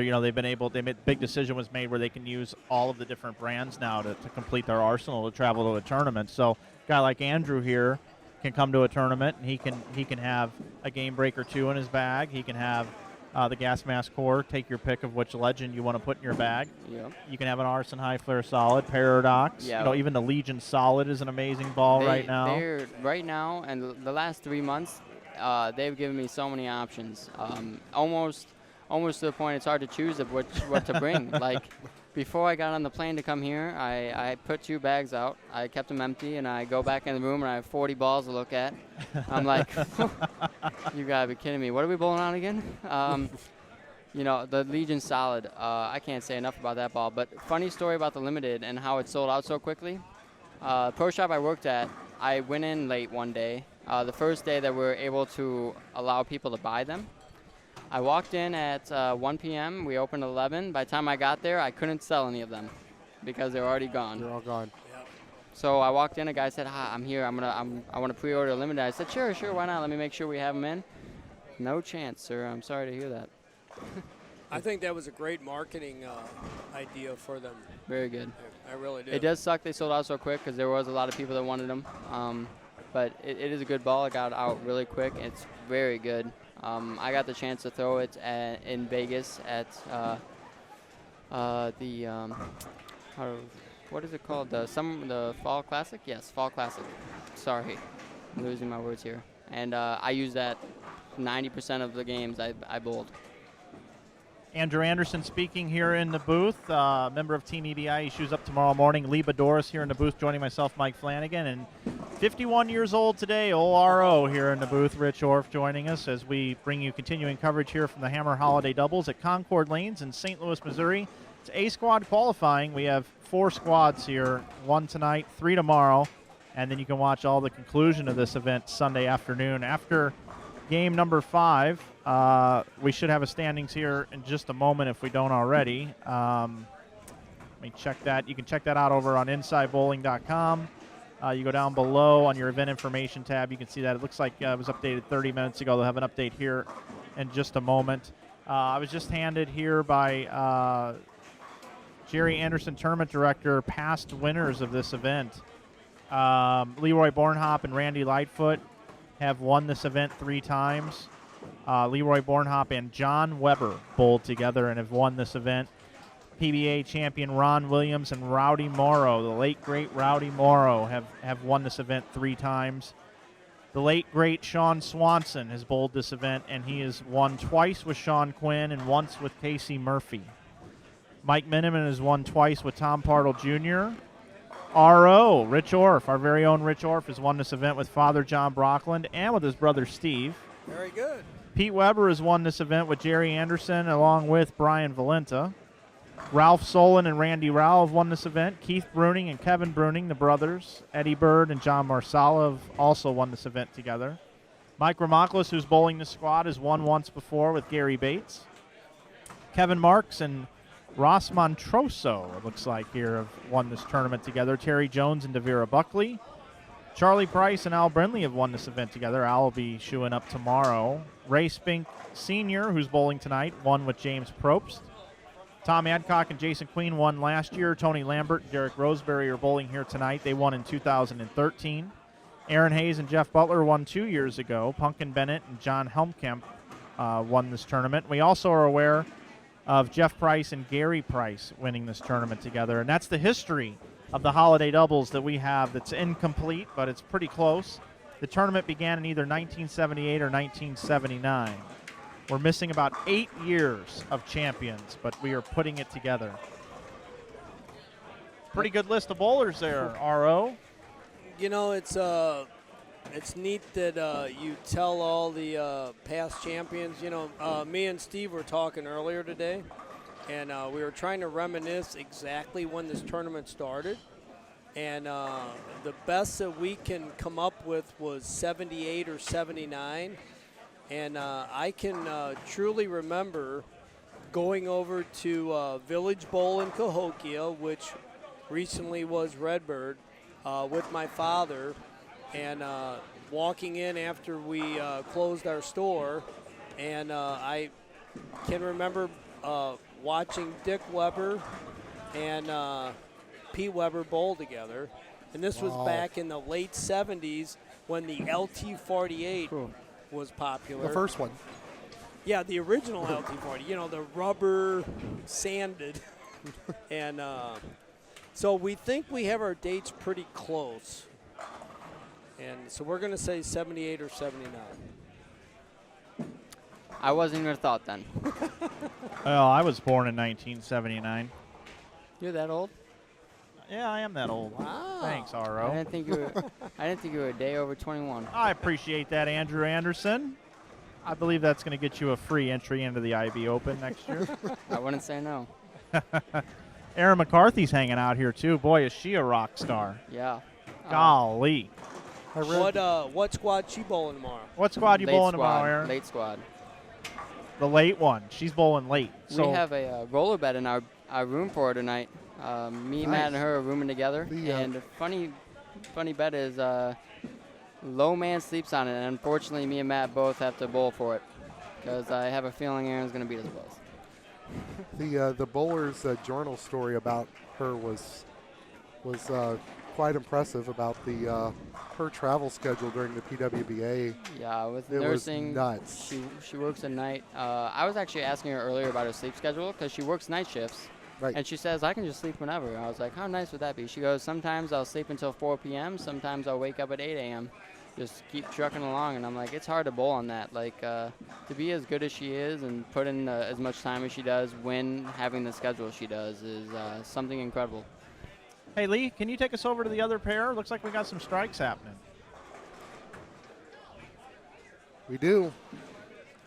We have our friends from Bethel University, which we decided was the Bethel University in Tennessee, as opposed to the Bethel University in St. Paul, Minnesota. Okay. One of them needs to change their name. Yeah. That's what I decided. Okay. Kind of an executive decision on behalf of a school I've never heard of. Yeah, they are striking front seven. Yeah, they had the front 12. They had the first 12 there, the Andy Verapapa version of a 300. I believe that would maybe qualify. Is that Anthony Richmond and Theo Ship? Yeah, I got it right here. I'll take you through their day right now as Anthony is getting ready to bowl. Anthony bowled 257, 225, 225, 235, 206. Theo Ship bowls 234, 259, 237, 219, 203. So they just came off of a 409, which was their lowest game bowled, and a hell of a song from the 70s. And a popular cleaning agent. Ooh. And they are hooping it up now. They're getting into it down here. The front 14. I think they beat their 409. Anthony, right? Theo. Okay, Theo. Sorry about that. Theo, who are you here bowling for? I am bowling for the PBA World Champion, Gary Faulkner. Wow. Yeah, he's his replacement. You guys just bowled 409, and it looks like you guys weren't happy with that score because you are loving lane 7 and 8. Well, we caught an ugly period of 31 and 32 where all of a sudden just carried down, got the best of us. So we're trying to make up for that game and a couple others. We're trying to keep up with the pace. We're trying to make sure we're here for Sunday. All right, where are you guys from? I'm from Kansas City, Missouri, and Anthony's from Memphis, Tennessee. Awesome. Well, good luck to you guys. Thank you. Appreciate it. All right, there you go. That's Theo. Theo's the anchor bowler. Anthony's bowling leadoff right here, and you see him up here. They both have the front 7 looking for 8 in a row. They're into it now, boys. Yeah. This is, this was Gary Faulkner's team, guys, and Gary Faulkner does not shoe up with just any slouch, and he got himself one hell of a replacement here. Theo and Anthony have just got it going on down here. It's very impressive to watch. A lot of energy also in these two.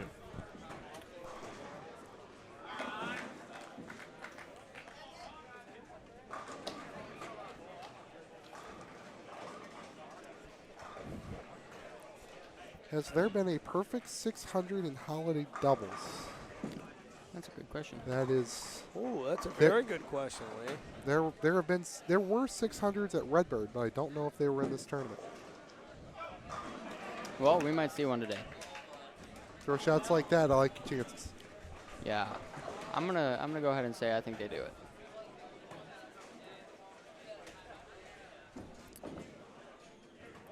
They're crossing with Daryl James and David Rosenberg. We saw these guys a while ago, and you could tell they were close, but they didn't have this luck. Yeah. It scares me that they're talking about 31, 32 like that. I hit that pair. No, hit both end pairs. Oh, you'll be fine. You'll be fine. It's something about when you walk into a center you've never been to and everyone tells you about how ugly the 1 and 2 and 31 and 32 are, and then you go up to the scoreboard and you look at what pairs you have, and what do you know? You have them both. It's just funny how that works out. It'll be okay. End pairs in general are very, you like them or you don't, but yeah, when you like them, I've got I think it's a lot multiple of 300s on end pairs. I think it's a lot of superstition when it comes to end pairs, but. Hey, guys, standing after game number 5, I have them right here in front of me. Miller and Brocklin lead at plus 427. Second is Brewer and Buff at plus 417. Third is Ryan and Kraus at plus 411. Bittenbender and Robar have found themselves moving up to 4th position at plus 397. Oh, wow. Yep. Right around the 7. It's all right. Hell of a run down there. We still got an opportunity for another 300. And in 8th position, just to give you an idea here, Ship and Richmond are plus 300 through 5 games. That's a 230 average exactly. And it's been hanging in there the whole day between 230-ish for that cut line. 1 in 4 cash ratio. 32 teams per squad, so you want to be in that top 8, give or take. Yeah, I think 230 is a good number. Obviously, you want to be a little above it so you feel safer, but.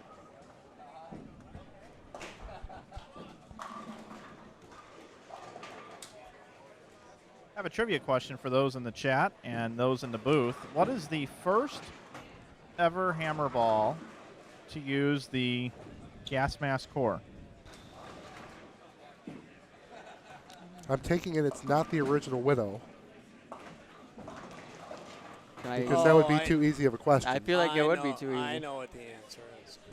Oh, you do? Yeah, but I'm not going to tell everybody you're having a contest, right? Well, I said in the booth could answer if you know it. Oh, okay. Was it 3 words, the name of the ball?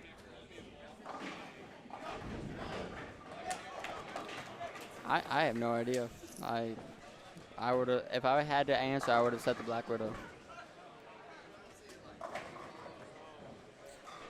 I got nothing. You know, I opened my mouth and now I'm kind of stumbling. But well, what do you think, Rich? What was it? I'm gonna say it was the Big Blue. The Big Deal. Oh. It was the Big Deal. The Big Deal. It wasn't the Big Blue. Nope, Big Deal is what I've been told. But it was in the Big Blue. Could have been. That makes more sense. The Big Deal was the first one I was told. Okay. I can't believe that's really the gas mask score. I guess for me, I'm just more used to when you hear gas mask score, the first thing you think of is a Widow. Right. Of some sort. I would agree with you, but there were a few before that, yeah. And I might have the wrong lingo. I thought it was the Big Blue hammer, but Michael's I saying thought the Big Blue was a spare ball. And the Big Blue Pearl was a very popular ball for a fair amount of time. Was there a Big Blue that was a spare ball? I think there was. I think that's the one I'm thinking of. But the Big Blue Pearl was really popular for a little bit. Yeah. So this is Anthony Richmond. He already got the first one in the 10th, and now he wraps another 7. Stoken Bowl 260. You can be in the 260s. Mike Flanagan, Lee Boudouris, Andrew Anderson, and Rich Orff here in the booth with you, bringing this coverage of the Hammer Holiday Doubles here from Concord Lanes in St. Louis, Missouri. Want to thank Hammer. Want to thank Concord for being such gracious hosts of hosting this event. Happy to be here. First time this tournament started in 78 or 79. It's unconfirmed, but first time it's not been in Cahokia, Illinois at Redbird Lanes. Hoping to be here for many years to come. Got a great setup here. Good people, good bowling. Lanes are in good shape. Pins are starting to fly. What else do you need? Oh, Rich Orff. Oh, we got him too. You got everything. No, what you said, Lee, though, is true. It's a good concourse here. Everything sits up high, so the spectators can really get a good view of all the bowlers. Right. Got the front 9 here for Theo. I like 2 lefties on the same team in this tournament. No offense, Andrew. It's all right. If worst comes to worst, me and Matt will have to do it. There we go. There's the front 10.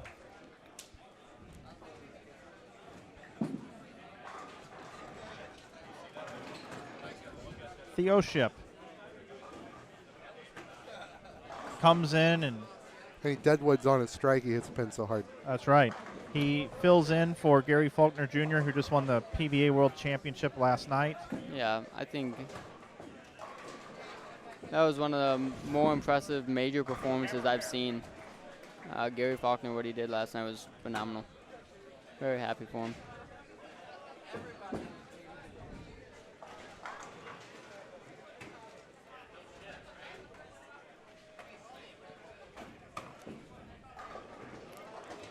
So, Andrew, Michael was giving you trouble. Are you a lefty or a righty? I'm a right-hander.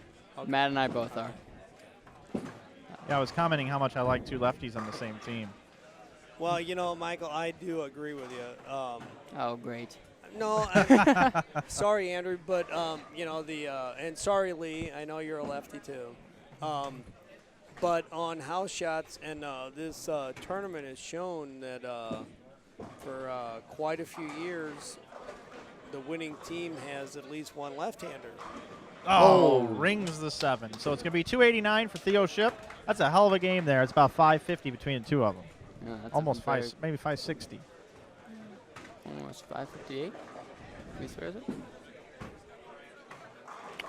I have noticed that though. I would agree. I think in most formats, longer formats on house shots, having a lefty is never a bad idea. You know, I do think even on house, once you get into the later games, once they get clipped enough, they become hard enough that the better shot makers and no matter what hand you have, your scores will go up.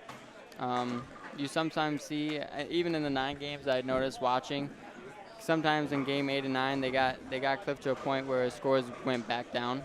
I'm curious to see if that happens again. I was just going to make a comment. Last 2 games on 11 through 14 have been 500, 480, and I'm not seeing much. 414, 450. And in this format, 440 is not the greatest game. So you can get away with 1 or 2, but you can't shoot 440 all day and expect to do much. Exactly. Back to 13 and 14, where this is Team English on 13. Had a trouble with carry, and then our game 1 leaders, Flanagan and Jarvis, have 435 off with no opens. Yeah, and that's where it gets Right. tough sometimes. House shots, you miss a move, you don't have the right ball. You got to find it quickly. Mike, what you got there, buddy?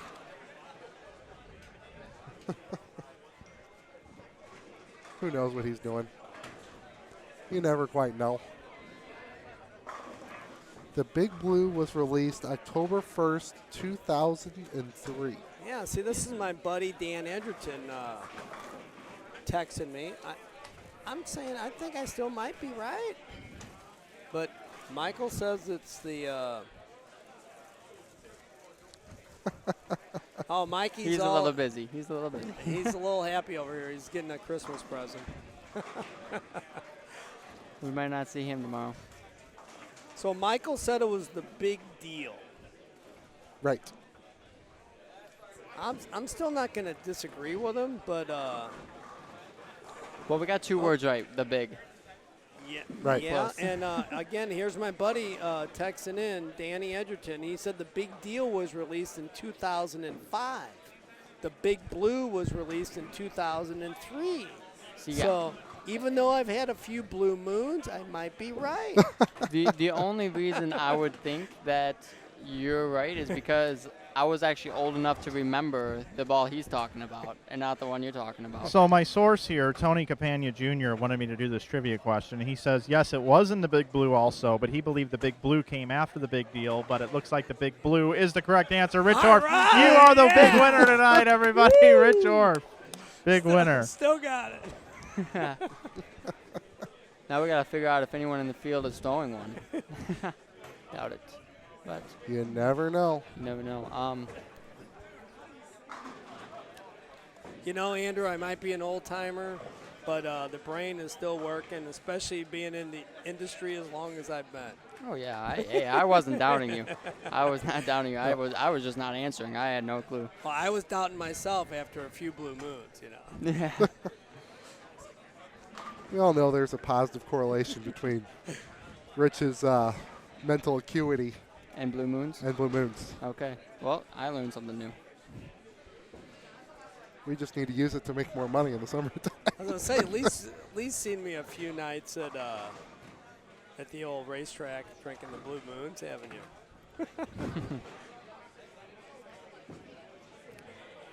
Uh-oh. Thought that one was in the ditch down there. Yeah. Hey, Michael, are you working on a scoring update for us? We will have a scoring update here in just a moment, but I think the first thing we have to do, Matt, are we doing this? Matt, are we doing this or what? Everybody come on in. I don't know what we're doing, Andrew. Everybody come on in. Everybody. Everybody. All right, so. Camera 2. Here we are. Let's bring it back in. All right, so tonight is Rich Orff's birthday. No. Oh, no. So tonight's Rich Orff's birthday. I think we're going to sing. So on 3, you ready? 1, 2, 3. Happy birthday to you. Happy birthday to you. Happy birthday, dear Raro. Happy birthday to you. 51 big ones. Now bend over Lee's lap for the spankings. I just want 3. That's a lot of them. Happy birthday, Rich. Thank you. Thank you, folks. Hey, Andrew Anderson, thanks for joining us for a couple of games. Really appreciate it. Yep. Good luck tomorrow. Thank you. Thank you for having me. And we'll try to get you back in the booth maybe tomorrow. Yeah. Hopefully after a good block. Thanks so much, Andrew. Thank you. Oh, jeez. Good to meet you. Okay, that's Andrew Anderson from Team EBI. Now, let's go ahead and take a look at one of Hammer's great new products, the Bad Intentions Hybrid, and we'll be right back with game number 7.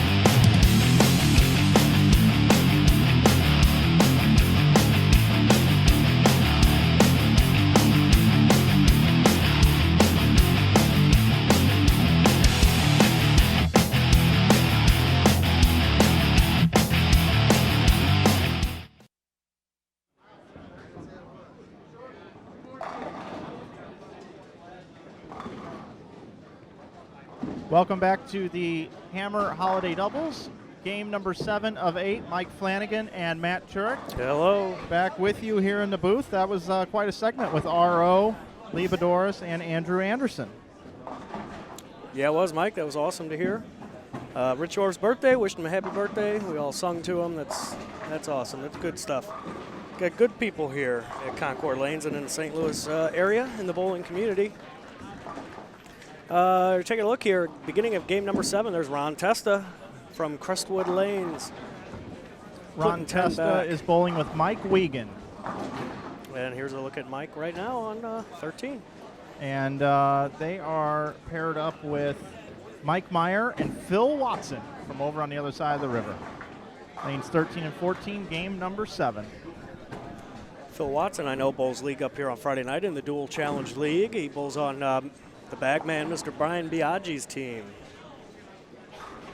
I'll be back in 45 seconds. All right, Mike. Mike's on assignment here. As Mike Wiegand left that 4-pin coming in a little bit high. And there's, Philip Meyer, I believe.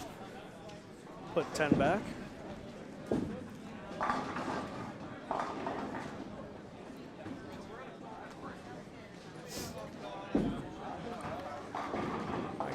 Mike runs that 4-pin down, no problem.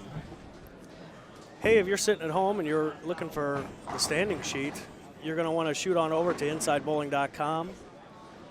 Click on the banner at the top of your screen where the video feed is going to be shown, and you're going to look for the little blue tab called Event Information. Go ahead and click on that guy, click on Manual Refresh, and there you can see standings after games 1 through 5 as Brad Miller and John Brocklin continue to lead.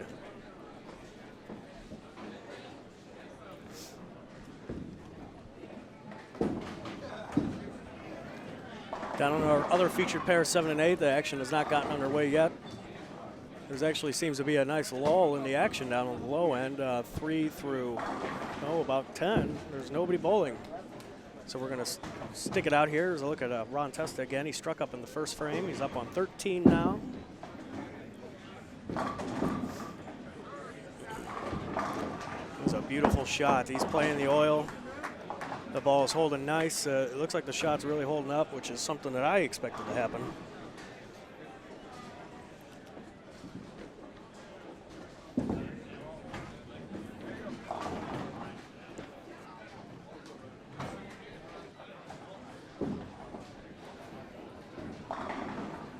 I believe that was Phil Watson you just saw up there going for that 4-9 split.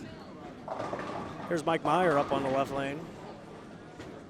That's Phil's partner. He's got the first 2 strikes, as you see on your screen there.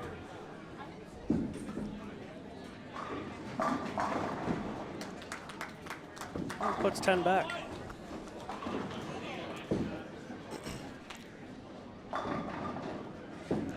Matt, we had a 300 game in game number 7. Did we? Tony Carson. Game 6? Yes, game 6. Tony We're in Carson. game 7. Thank you. Congratulations, Tony Carson, on your 300 pins. I just got an update from Scott Hunick. He won his curling match. So that's good to know. That's one thing I've always wanted to do, and I probably say it every time we broadcast, is go curling. I used to love watching it in the Olympics. I can't wait for it to come back around this year, or next year when it's when the Winter Olympics come through. I guess that's next year. I love the Winter Olympics. I do too. I like it a lot. I'll tell you a story about Tony Carson. One of the great things about Tony Carson is last night he was hitting me up on Instant Messenger wanting to get together, watch bowling. Didn't get a chance. But he's a great guy. So Tony Campagna, we had a big debate up here on what was the first ball with the gas mask core. Yeah. And it was the Big Blue. The Big Blue. Yeah. Just to get that straight. I'm gonna see if the other Orf will join us in the booth. What's going on, man? I love seeing all these people. Yeah, it's so cool to see all of them coming out as we watch Ron Testa put 10 back again. It's really, really exciting. It's good to see all the St. Louisans coming out and supporting our great sport here at the most wonderful tournament of the year, the Hammer Holiday Doubles. If you're going to be in town this weekend, there's plenty of bowling action. You can come up and watch firsthand all day tomorrow. There's 3 squads starting at 8:30 a.m. We're going to bring you coverage bright and early and go all day long. Yes, we are.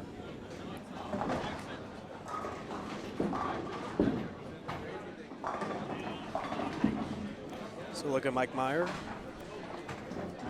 On lane 14, he started out first 3.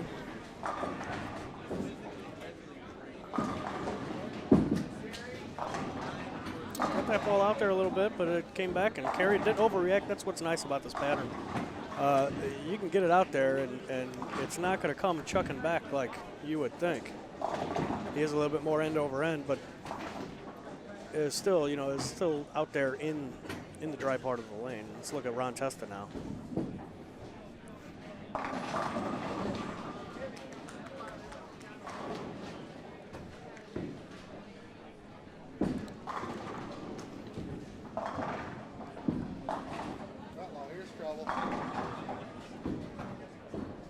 Joining us now in the booth is someone that I've had the pleasure of working with at some collegiate tournaments in the past, along with Matt Turek. It's been a couple of years. Went to Lindenwood University, spent a lot of time when we first started up with our live streaming. Always been a great friend, and he's in town to bowl another tournament. Saw him at the World Series of Bowling as well.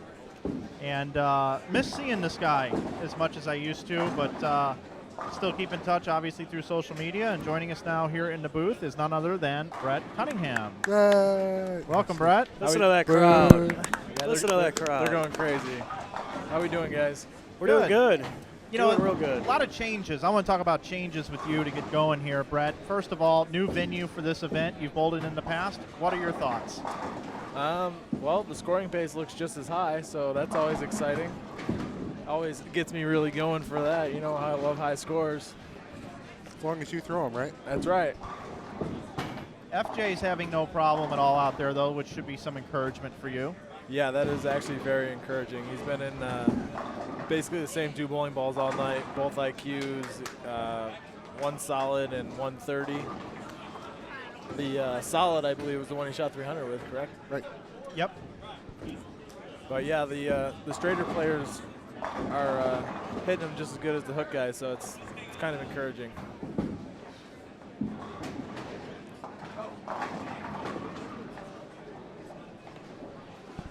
Also, speaking of changes, you were with us when we first started up this Inside Bowling on August 26th of 2010. You were around it from day number 1.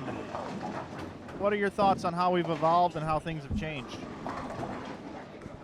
Well, not being in the area as much, I don't see as many of the changes, I'm sure, but from going back with laptops and no mics and all that stuff, we have a plethora of technology up here now.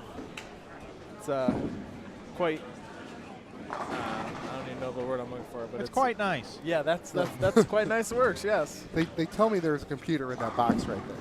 There is. It's in there. I'll take their word for it, And too. that's what I take on the plane, too. Yeah, that's the carry-on. Yeah. Oh.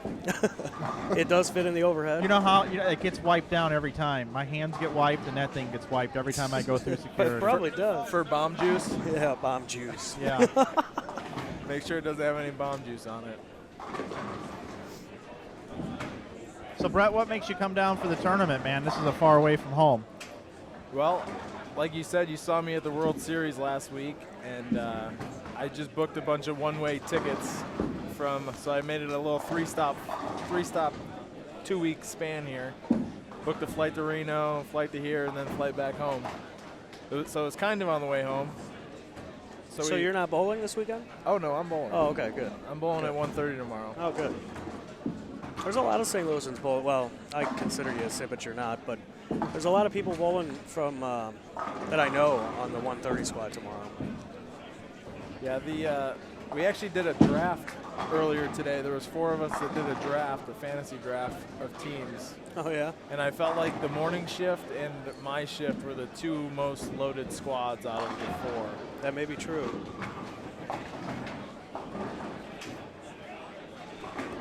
What do we have a number for after 5 or 6? I haven't even been looking at about sheets. 230 a man. Yep, game number 5 right now, 8th position is plus 300, 230 even a man. All right. Well, my prediction was 478 before anybody threw a ball tonight, just so you know. Yeah, tomorrow morning squad, wake up bright and early, 8:30. We have our defending champions, Queen and Adcock, Adams and Marcella, Barrett, Sherman, Shimmer and O'Brien, Hunt and Brown, Gasson and Anderson, Dole and Lemish, Spink and Clayton, Dickey and Gohagen, Griffin and Bogacki, Dupree, Dickey, Shepard and Wolf, Labatt, Davis, Adam Bard and Lynch Johnson. I've heard of them. Yeah, they're kind of good. They're right? kind of good. Gens and Gens. There's. What I'm hoping for them too is they've both been on a lot of travel lately. Liz to Dubai or Abu Dhabi, and Adam down at the World Series. So I'm hoping they're a little jet lag maybe. That's my goal for them is to be a little jet lag. Maybe we can get ahead of them during qualifying. Right. Maybe the jet lag though just reduces their ability to overthrow it though, and it just drops in the pocket every time. That could be too. Not that they do that often, but Watching John Brocklin and Brad Miller on your screen, along with Brian Rome. Dave Cummings. The crosses tonight have actually hit some of the featured pairs multiple times. Yeah, that's true. I'm kind of hoping I don't hit the featured pairs so people can't watch me fry out. well, you see, we got that yellow Star Wars looking thing that Mike can just carry it around. I saw him carrying that around earlier. I was wondering what it was. It's a drone. Well, why doesn't he get a little remote and fly that sucker? I know. Wouldn't that be nice? Get some nice action shots from out over the lanes. Yeah, right. They just who did that bowling video with the drone? Somebody. Kevin Williams. Kevin Williams, yeah. Casey Murphy. Yeah. Casey Murphy. He's got too much time on their hands down there in Springfield. There's not much else to do in Springfield, is there? No. Go to Bass Pro Shops. Check out Dolly Parton's show, probably for the 100th time, because that's. I got you 15 and 16 now, Matt, with the wireless. All right. Let's shoot on over. See, this is the technology I'm talking about. We got a wireless camera. With a wireless microphone. Yeah, and the first couple times we ever did this, we were on. We got a wireless mic too. A laptop with a webcam. Right. The detachable webcam, not even like the in the computer webcam. And then for a couple years, we had 2 laptops up here because I brought my own. It's a second laptop just for the chat. Yeah, I'd say Mike's expanding the business quite well. Now we got coffee mugs. Well, I mean not me, but Lee doesn't get one. I don't get one. Nope, and he just party fouled. Yeah. And now he's going to rub it in. I don't think I'm allowed to comment on the mug, though. It's got inside bowling on it. You can comment on that. Just checking. Well, but here's the thing, Brett. If you weren't allowed to comment on it, then in our world, you shouldn't be allowed to be in the booth. That's true. But we don't live like that. That's good. There's enough room for all the ball companies out there, Brett, and all the grip companies, and all the bag companies, and all the accessory companies, and all the tape companies. The lane maintenance companies. And the lane maintenance companies. Yeah, we let anybody in our booth because it shouldn't be about, oh, you're with them, so you can't talk to them. Not the case. Somebody's going nuts for something. Yeah, I don't know what's going on. They are throwing a lot of strikes in front of us at 13-14, though. We're kind of cooled off for a couple games, but. And we'll watch Brad Miller throw a ball, and then we'll head on over to 13 and 14. Ron Testa had an open after those 3 that we were talking about. He put the train back on the tracks. These guys on 15 and 16 are a lot of fun to watch, too. Do we know their names? Those are Ship and Richmond. This is Gary Faulkner's team, and he's slightly unavailable. Gotcha. So he found somebody who throws it pretty darn good to replace him. Yeah, they both throw it pretty good, so I'm impressed. Do we know where Bethel University is? Tennessee. Tennessee, all right. There's actually 2. We had this earlier. There's a Bethel in Tennessee and a Bethel in St. Paul, Minnesota. Okay. But his shirt colors matches the Wikipedia description. So so we're going to go with Tennessee. So That's accurate.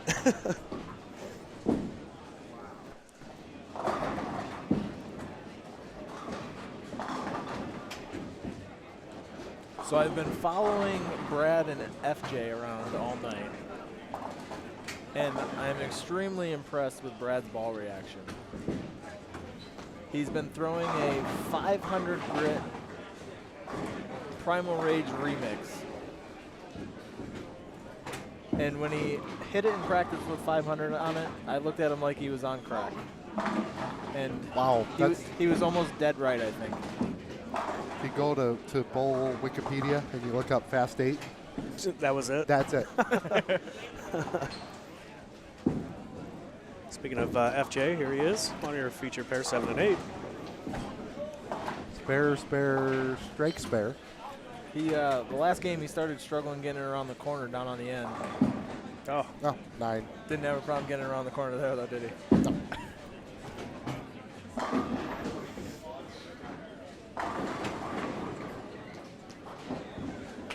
nice string going on here on 14. Mike Weingart, send it on down. Wigan. Is it Wigan? Did I say it wrong? Yeah, could. Matt's been struggling with the pronunciation. Yeah. What else is new? Hey guys, they do have standings up after game number 6 now. If you guys want to run over those. Well, no surprise. Brocklin and Miller are still in first. Ryan and Krause are in second at plus 468. I should say Brad Miller or John Brocklin are plus 519 after 6 in first place.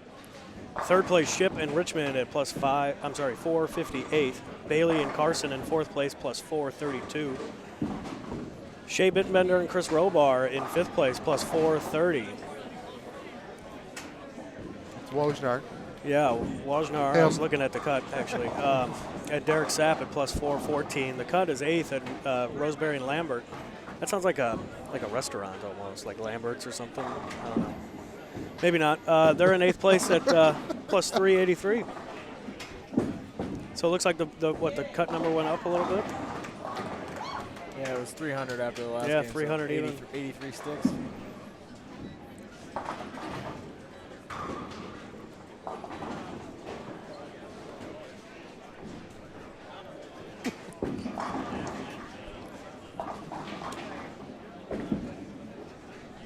Here's Brad with his soccer ball shirt. It's like he made a ball change to a jackal, maybe. Whatever he did, it worked.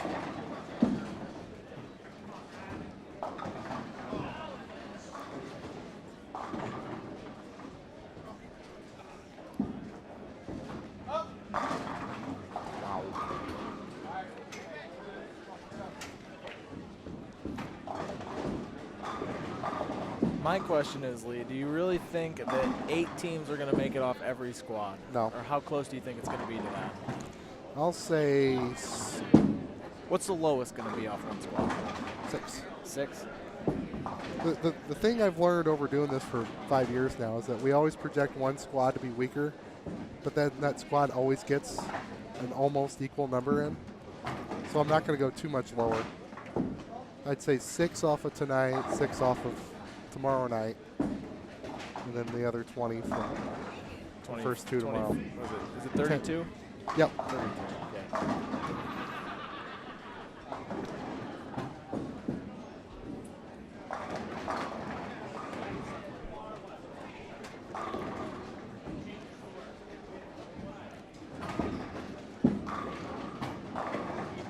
Probably write that down so I can take credit for it when I'm right.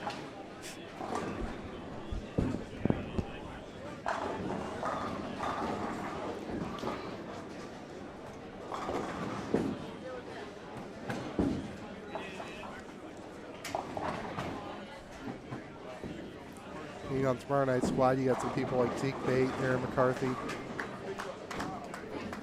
Eric Sikowski, Jerry Mars, Tommy Barish. Steve Taylor and Ed Flanagan will be a nice little duo there too. Right.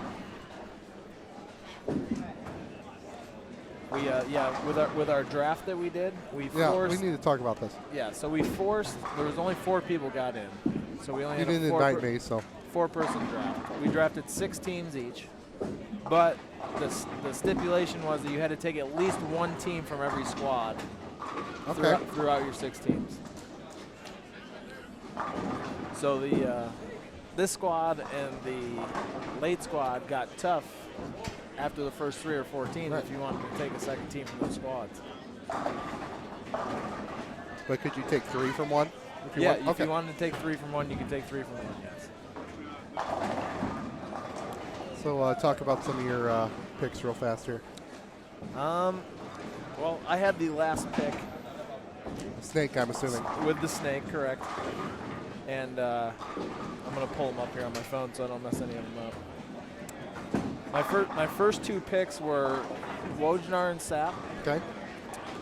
And Josh Connor and Dan Higgins. Not familiar with them. There they are. Tomorrow night. Yeah, tomorrow night. I wanted to make sure I got somebody off of that squad that I really wanted. Okay. Because I thought it was weaker. That was why I went with them too. And then my next 2 picks after that, I went with Matt Gasson and Andrew Anderson. Okay, they're pretty good. And the 4th round pick was Kevin Williams and Mark Henninger. All right. Which covered me for all 4 squads. So I had the option to take whoever I wanted the last 2 picks. And I ended up taking Remock and Robert Hammond, who I need to do some work the last 2 games here. Remock was struggling for a little while. Yeah, he couldn't get the corners out. He was playing Plinko.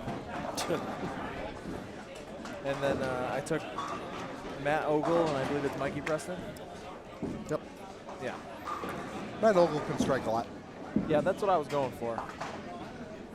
Dole got really upset with me when I took him. Because he didn't think anybody was going to take him. He was waiting to save them for his last pick because he was the first pick. That's the worst. When you're holding on to somebody in your head and then somebody picks them right before you. It's like fantasy football all over Exactly, yeah.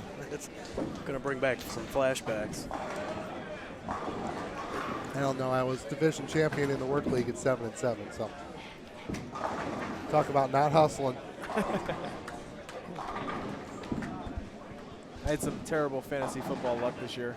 I don't want to talk about it. Father John's got a double.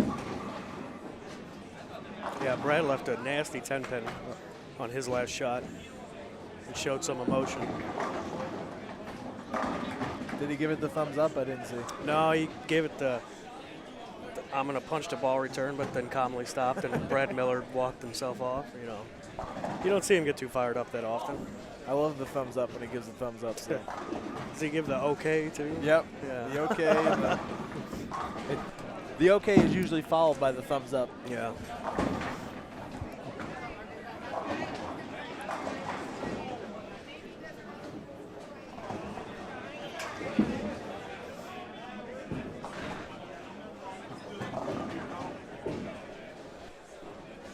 So your partner, Brett, is? Amanda Green. Well, that's a good pair.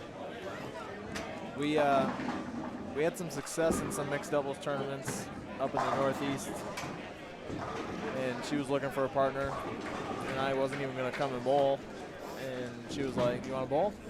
I said, "Sure, why not?" There you go. It's on the way home. Got a national title to her credit this year. Yeah, she's kind of good. Seems to be a lot of that going around this weekend. Yeah. All these really good people need to start staying home so I can make some money.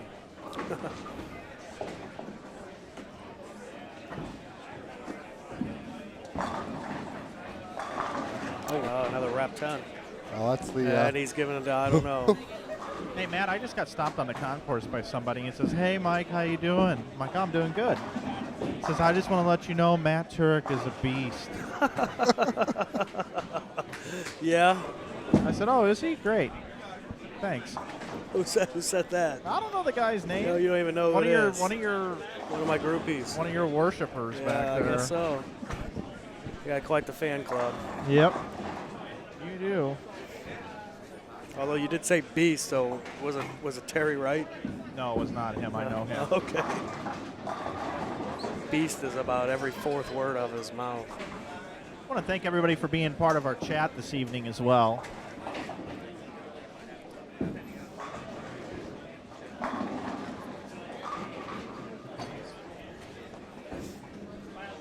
Getting down to it. 7 games just about in the books here at Concord Lanes in St. Louis, Missouri. Holiday Doubles 2015 edition. Lee Boudouris and Matt Turek, joined by special guest Brett Cunningham here in the booth. And I am Mike Flanagan. Good for you. We are very, very happy to be here on YouTube tonight. A lot of trial and error and working on getting better, and we're happy to be on a new home on YouTube. I'm looking forward to the future with YouTube. I know it makes mobile viewing a lot easier. And a lot more reliable at that, as John just, that was a 10-pin. So I just noticed something. I'm sitting here looking at the previous winners of this tournament's Right. list, We're missing about 8 or so from what Well, we're even told. if you're missing about 8 or so, there's something missing from this sheet right here that there's going to be next year on it. Okay. A woman. There's no women on the sheet. That's true. Interesting. Devira Buckley's on Oh, there that's- with that's Terry right. Jones. Oh, Devira. I missed it. Sorry. All right, well, we're going to add another woman to the list. We can't have Devira being who's lonely. That Miss Amanda Green. Oh. Maybe if she has the right partner. She's gonna need a jockey or something to whip her because she's my horse. Hello to Billy Isolt, proprietorscup.com.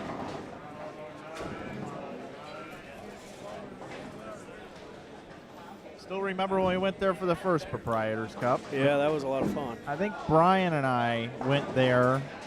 You weren't on that trip, were you, Matt? You were there the second year. Oh, was it the second one? Yeah, the first Yeah, year, you're right. It was the second. Me and Brian and Tim Berg from above180.com. Dave Wadka sat in the booth in the finals with us. Still a great match on YouTube, the semifinal match between Polhowski, Jason Couch, and Brandon Novak. It's on our YouTube channel. It's a really good one to watch.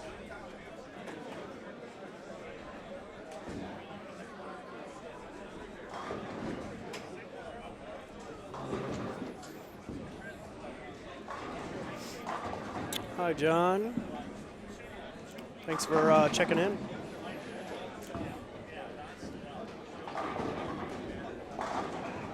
So, Brett, where do you stay when you're in town? You got a friend you stay with? Yeah, I'm currently staying at Ross McGregor and Jillian McBride's apartment. Ross was my roommate in college, and he's now playing professional indoor soccer for the St. Louis Ambush. Wow. Oh, yeah, I remember seeing that, actually. So, yeah, I get to stay with him in the zoo, I call it, because they have 2 rabbits, 2 dogs, and pretty much any kind of fur that you want to leave the house with. You can make sure it's all over your clothes. It's good stuff. I actually try to stay undressed as long as possible and then put all my clothes on right before I'm about to leave. Don't touch nothing. Don't Yeah. sit down. The problem is the cute little bunny is right on the way out of the house, so I always feel the need to stop and pet it, and then I always end up hairy.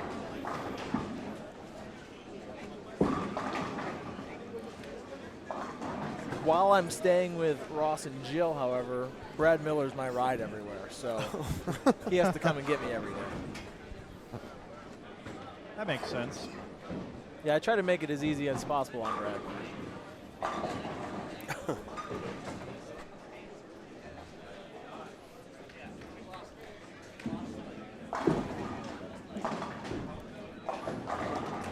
Friend Theo Ship's in a spot I know all too well.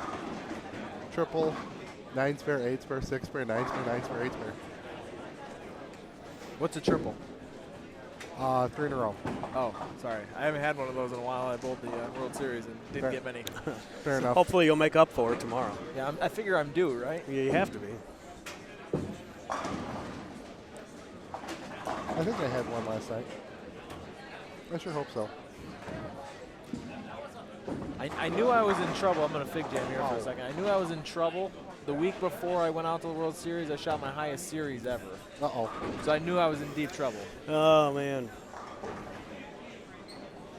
I averaged like 274 for a 5-game block in cow. a tournament. So I knew I was in deep trouble when I went out.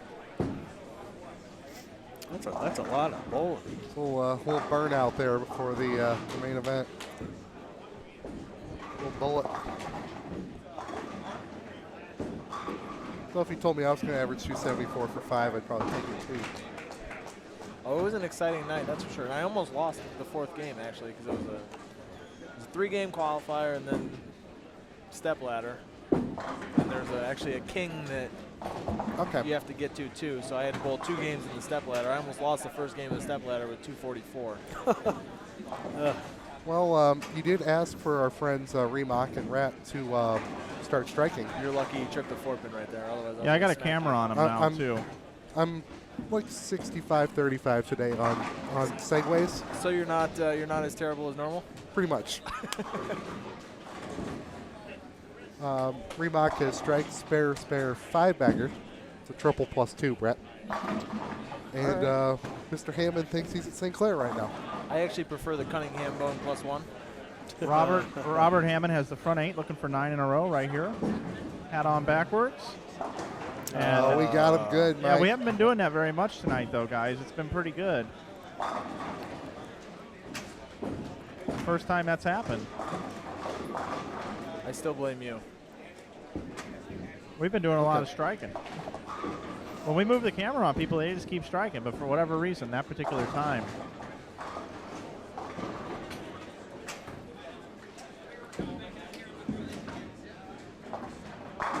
I feel like a lot higher scores come from the middle of the house here.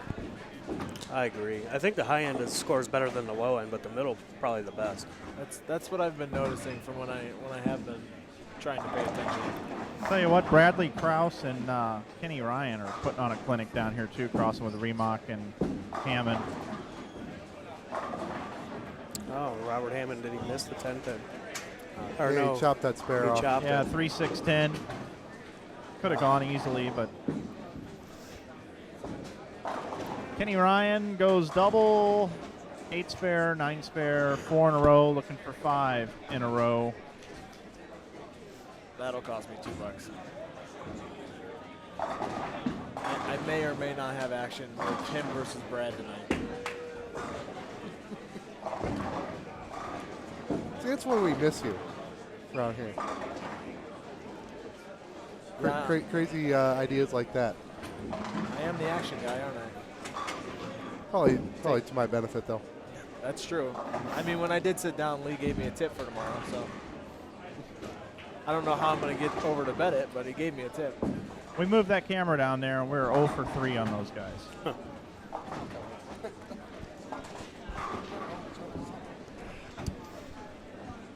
But it's the only pair we have with camera right now, isn't it? Yeah, bowling is at a standstill here on our featured pairs. Getting ready for the last game, game number 8. It's only 11 o'clock. What are we going to do? Go home and go to bed. Nah. There's this thing called the boat. Oh. It's right on the way home. It's the weirdest thing. We were just in Reno for a week. Yeah, but the last 5 days I didn't gamble because I was staying at a buddy's house. Okay, fair enough.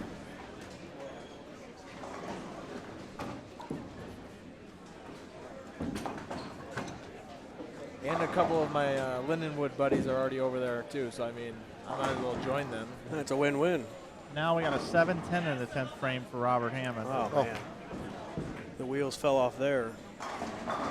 Bradley Krause can still bowl 258. His partner Kenny Ryan can bowl 246. They can go 504.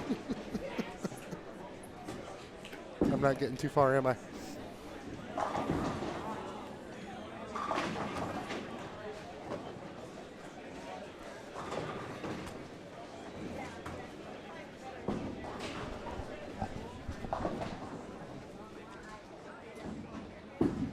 These kids throw good, Brett.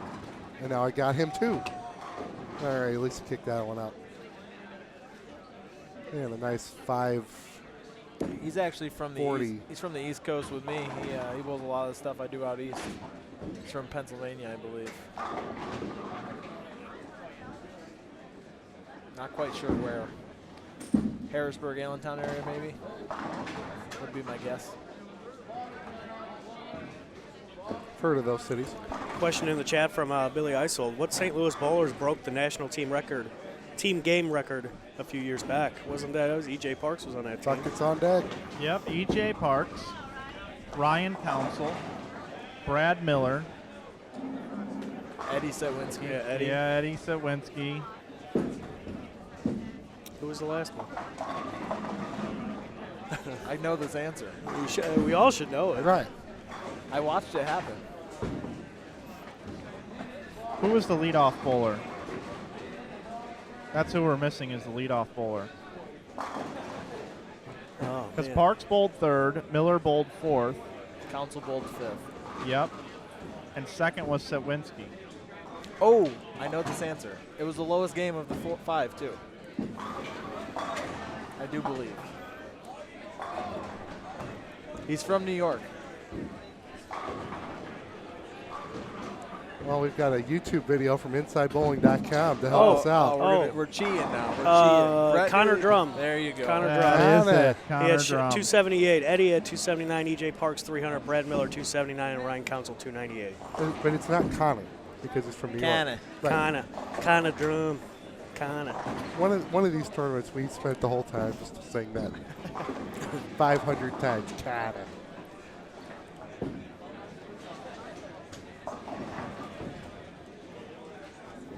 Connor.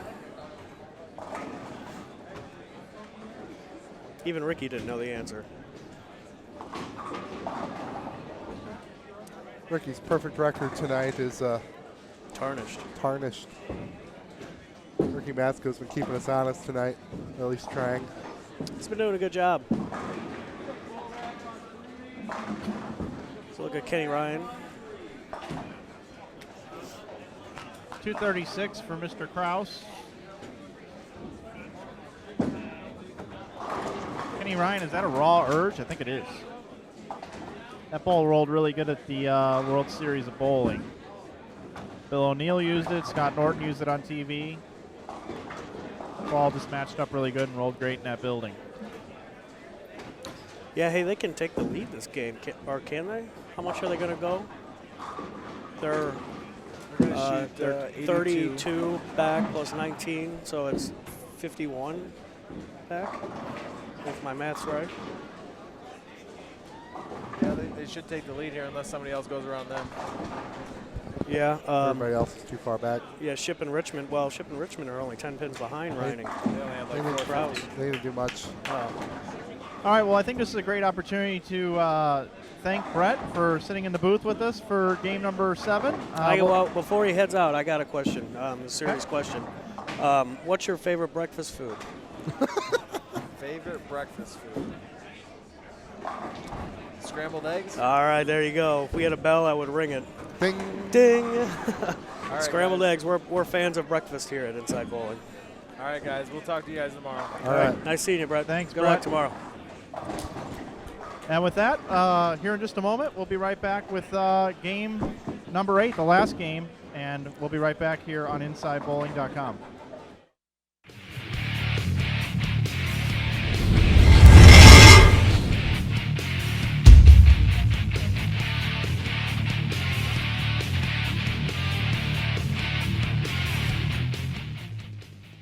Yeah, the original Bad Intentions for me was a benchmark kind of ball. It was a ball that I would use for probably 3 to 4 games out of the gate on the fresh when the back ends were sharp.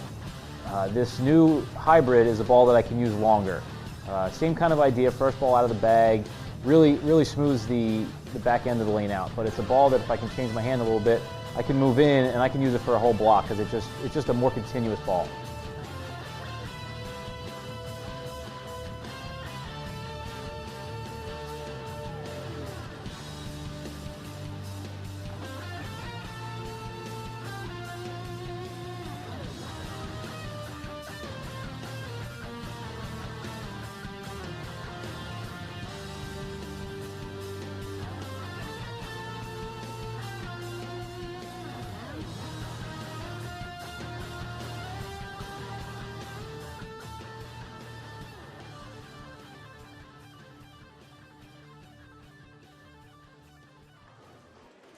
Welcome back. Hammer Holiday Doubles 2015 edition. Mike Flanagan, Matt Turek here with you. Hello. Game number 8 of 8 for A squad qualifying. And hey, Matt, tomorrow we've got 3 more squads to bring you. We sure do. I'm really looking forward to it. There's going to be a lot of great action. I think tomorrow has got some of the best bowlers of the tournament, if I do say so myself. I know I'm sure you guys covered them earlier, but I don't know. There's a couple notables. I think the favorite is Adam Barta and Liz Johnson, finishing second last year. But there's plenty of others, plenty of other bowling. Yeah, and I know we got a lot of people that like to watch their loved ones bowl, and friends and family members. So we're looking forward to having you watch tomorrow. Don't forget, you can for sure watch on our InsideBowling.com broadcast. You can see it on our website embedded, or you can also head over to our YouTube channel and you can chat with us throughout the day and the evening. And also for behind-the-scenes footage, you should really check out our social media outlets. Eric Binky's been doing a great job for us here tonight. He's over on our Instagram platform, Inside Bowling, also on Twitter, Inside Bowling, and on Facebook as well. So we've got you covered here tonight. We've got plenty of action tweeting out and updating on Facebook, and of course we're streaming on YouTube. So we're dialed in, and we couldn't do this, Matt, without Hammer. And Hammer's a great partner of ours, the whole EBI family and the great brand of Hammer. And I know that when you bowl, you prefer to use Hammer as well, and I think there's a couple things you wanted to say about Hammer. Well, yeah, I mean, who doesn't like the strike, right? I like the strike. You like the strike, Oh, Mike. absolutely. Eric, you like the strike. We all like the strike. Now, if you want to go strike like the best bowlers on the planet, the likes of Stephanie Johnson, J.R. Raymond, and the real deal, Bill O'Neill, then you're going to want to go and check out the line of great Hammer bowling products. And where would they do that at, Matt? Well, there's a nice little website you can go to if you want to shop around before you head on over to your pro shop, and that's hammerbowling.com. Hammerbowling.com. It's just that easy. Their website has got balls, products. You can check out videos and testimonies from all your favorite bowlers, including Aaron McCarthy, Bill O'Neill that we stated before, and Liz Culkin is also on there. There's great news if you want to check out the newest hot takes coming from the world of Hammer bowling. You can check that out. And you can also check out some of the amateur bowlers posting up their scores and pictures and videos that they shot with their great Hammer products. And how long has Hammer been around, Matt? Well, it's been a while. They were founded in 1978. And they've got a couple firsts and seconds, if I do say so myself. They were the first to put their logo on the side of the ball, and they were the second to create a urethane ball back in the day. Oh, wow. That's fascinating stuff. So there you have it, Hammer. Thanks so much. So much great history with Hammer. And, my dad used a Hammer, and you should too.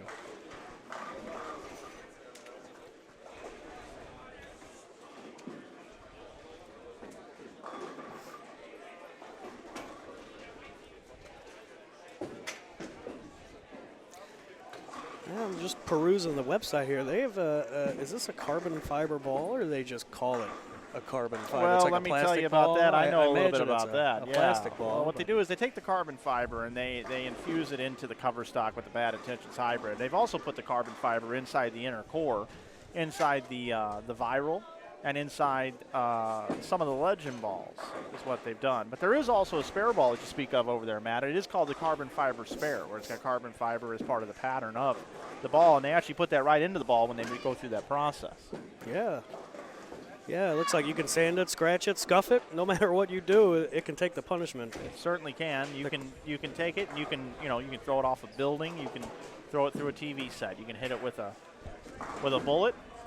Now, obviously, you're not going to always win those because we don't recommend you do any of those things with the ball, but we will tell you that it's a 3-year industry warranty. It's the best in the business. 3 years warranty on Hammer products made with carbon fiber. The TV would not be covered under this warranty. No, it would not. Boudouris joining us back here in the booth. Game number 8. We'll have a Game 7 update here for you in just a moment. We hope you've enjoyed tonight's broadcast. We have 7 right now. Ryan and is it Kraus? Kraus. Yeah. Kraus. They're the new leaders. Ricky called it. They got a 19-pin lead on Brad Miller and John Brocklin. First place is plus 549. Miller and Brocklin at plus 530. Ship and Richmond in third at plus 484. Roseberry and Lambert in fourth place at plus 460. Shea Bittenbender and Chris Robar in fifth place at plus 438. Wajnar and Derek Sapp at sixth place at plus 425. There is a tie for seventh and eighth. Bailey and Carson and Brewer and Buff at plus 418, and they have quite a bit of a lead on ninth place. So, Matt, you're getting really good at that, buddy. I'm trying. No, that was fantastic. That's probably the best read you've ever done. I appreciate that. That was a nice read. What reads better, a bowling ball on the lane or Matt Turek on the standings? I'm going to say a bowling ball in the lane because I can't say anybody's last name to save my life. I'll tell you what. I think I'm going to work on my read-throughs for tomorrow. Well, we got 3 squads. You know, Matt Turek took this squad. I mean, we can help him out a bit. You know. Definitely. I just got to get hammer hard-hitting interview right.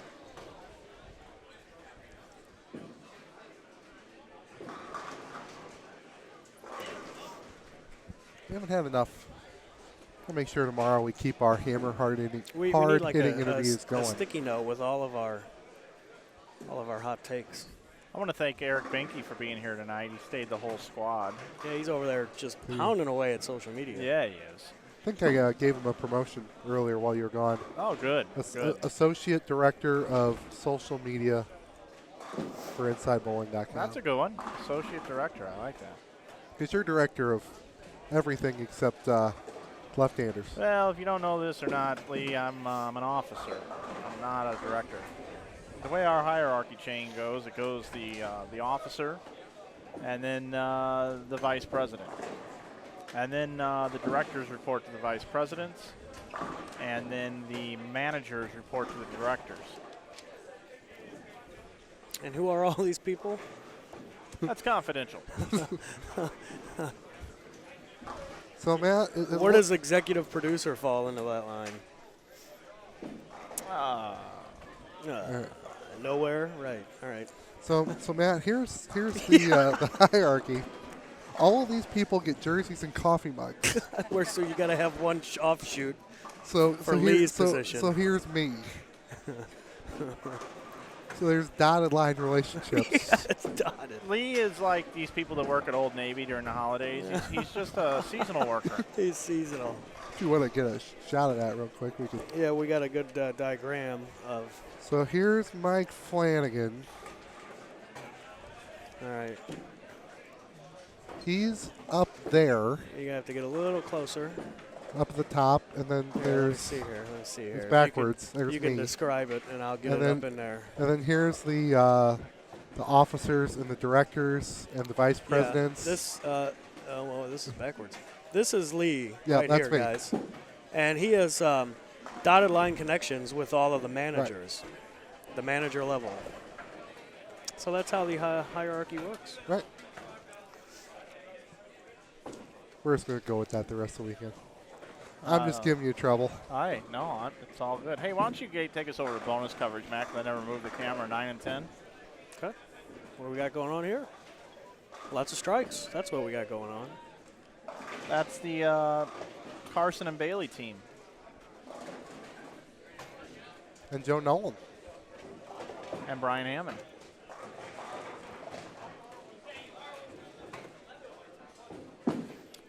How are Nolan and Hammond doing? They're plus 293. Be nice to see them pop a big game here. You know, if they could go 100 over. Nolan and Hammond? Yeah, that would put them at. They're plus 323. I got after game 6. Sorry. No. I thought I was wrong. Let's throw away the old standings. Bailey and Carson, though, on that pair, they're in the tie for 7th and 8th. As we say it, Joe Nolan comes in and gets that nasty 5 count. Was talking while I was away with teammate Aaron O'Brien on cut number, and somewhere between 500 and 520 is kind of a roundabout consensus of the people in the discussion. So if you're Bailey and Carson at 418 over, you need to pop 480, 500 just to give yourself something to cheer for tomorrow night. Or you can just shoot 540 and be done with it. Shoot 540 and be done with it. Sounds like a good song. I got one for you. Oh yeah, what do you got? I got a what would we call this? This is like a what do they call it? Plowsy pursuit. Little trivia question here, and Lee, you can probably see this, so you're not eligible. I'm not looking. Who has held the highest individual league average for women? For women. Oh, wow. Wow. Boy, let's see. I've got a guess.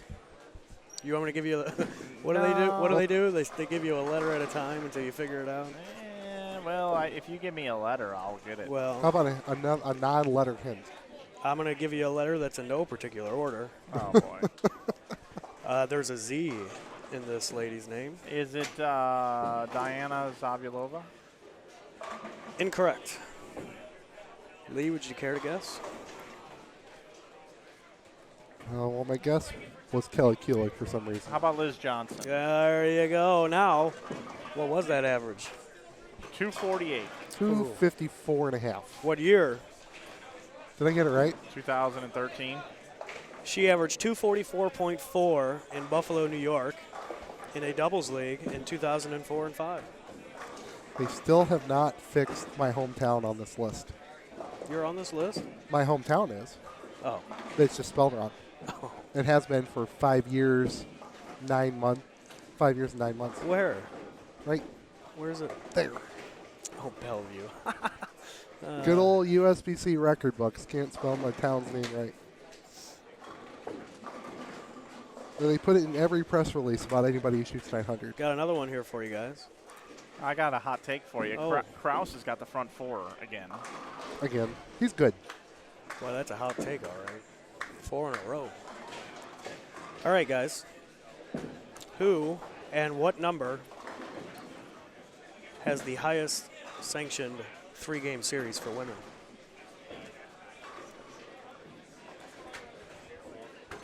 .879 Shannon Polhowski. Oh, wow. According to this, it's 878 Karen Rosenberg from Rolla, Missouri. Rosenberg. I bet that's related to Dave Rosenberg, who's bowling tonight. It's his wife. December 12th, 2001. There you go. Hey, you take us back over to 13 and 14, Matt? There you go, Mike. How are these guys doing? Our 2013 champions. They're in up there somewhere. But I can't see. Matt's hogging the laptop here for his trivia pursuits. Roseberry and Lambert, 4th position at plus 460. Oh, one more good finishing game here, and they should be all right, I think. I think text of the night goes to Ricky, referring to the biggest mistake the USBC has made, or the mistake. Okay. Ricky says, "Gee, right, like that's the biggest mistake the USBC has made, Lee." And I have nothing against the USBC. But that one's personal.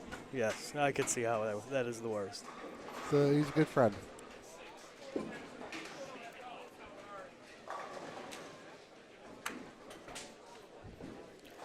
Here's an odd little trivia fact. Okay. You guys probably aren't going to get this one. This one's rough.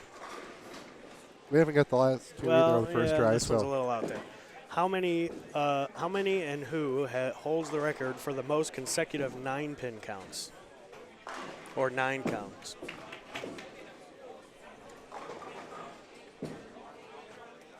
Walter Ray. Lee? Nobody? Nobody. It's Pete Bland from 1976. He's got 18. What do you do, throw 12 pounds? It did not say. He was not throwing hammer. Although it does continue to that's say, as someone with little patience, I surely would have left my bowling balls near the trash can on the way to the center that night. Or on the way home from the center that night. It's kind of a cool little website here. Bowling ball. It was on bowlingball.com. My God. 64-game block. There's a record for such things? Who has the highest pinfall for a 64-game block? Oh, my God. That's a lot of games. Norm Duke. Close. Poker Bone in 1999.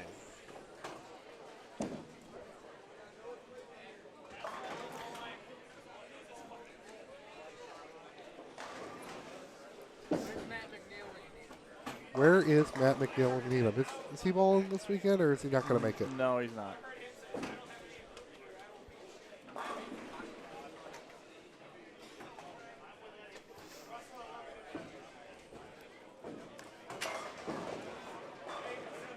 We do have a string. Mike Ramoklis, first 5.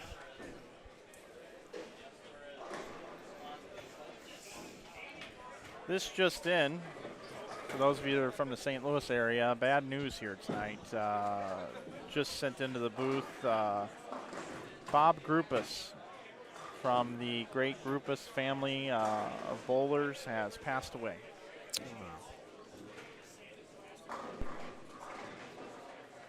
Bob Grupus from St. Charles County.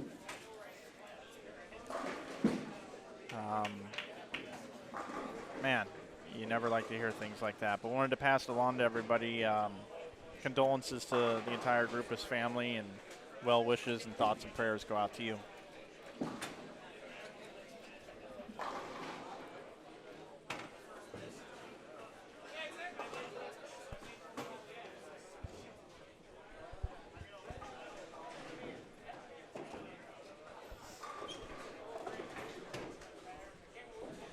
Tomorrow morning, 8:30 a.m., we'll come on the air with B squad qualifying, the 8:30 a.m. squad.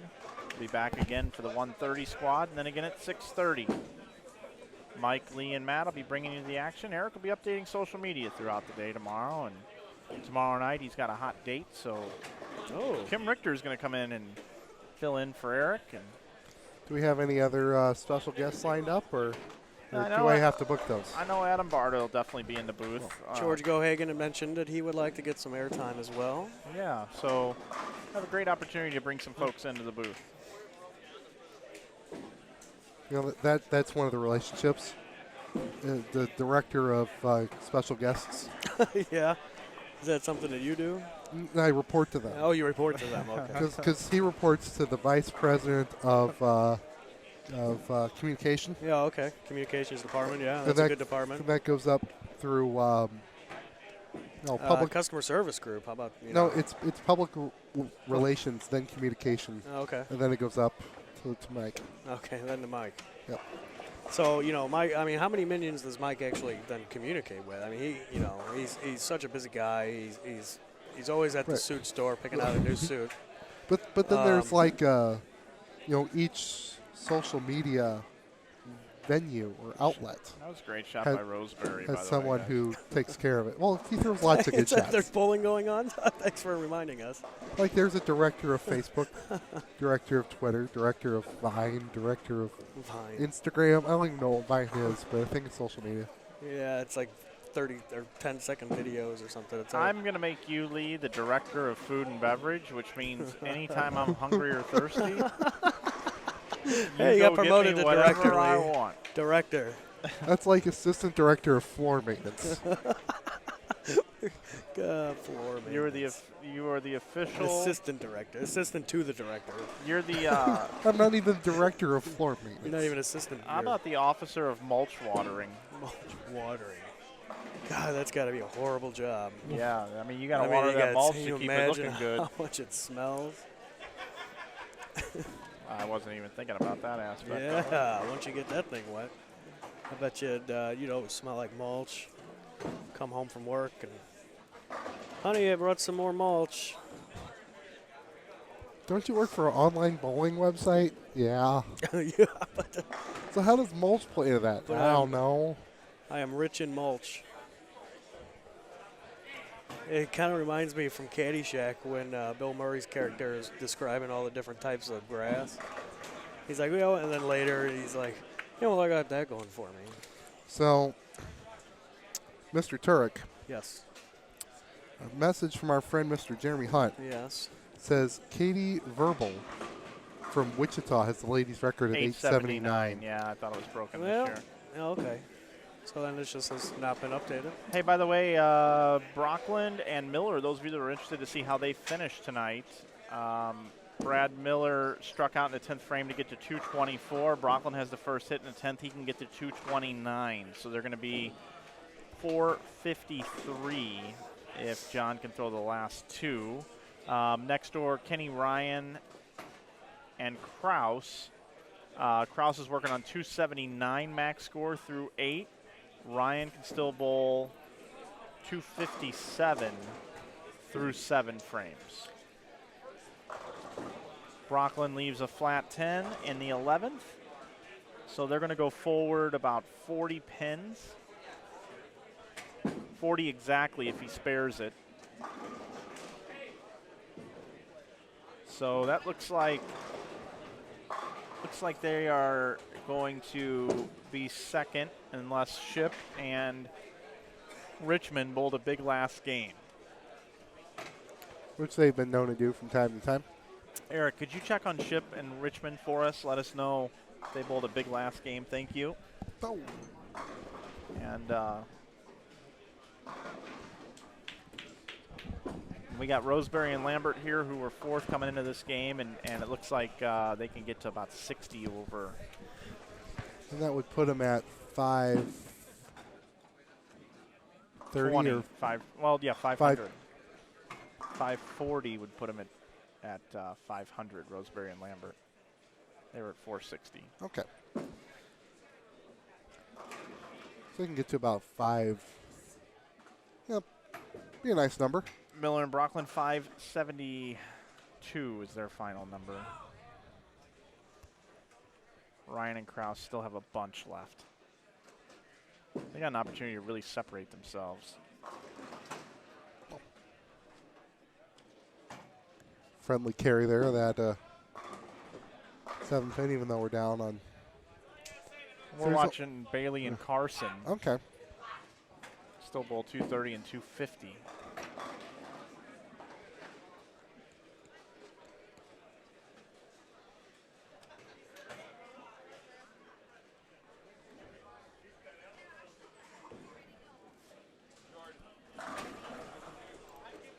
This Kraus, I'm really impressed with his game.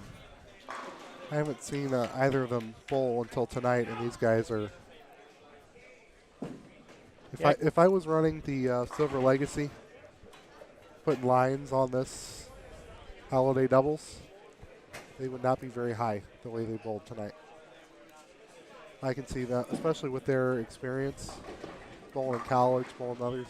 They're going to bowl Junior Team USA here in a couple weeks.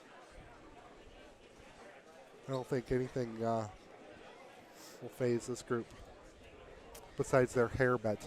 This just in from Eric Binky. Ship and Richmond finished with 246 and 245, so that's 91 over. That'll put them at 473. Yeah. I'm sorry, 573. 573, which puts them first. Puts them 1 pin ahead of Brooklyn and Miller. Oh. What did Ryan and Kraus do? Well, they they got a lot. They can shoot 279 and 257. Yeah. Yep. It's just 536. No so big they're deal. going to be the leaders, yeah.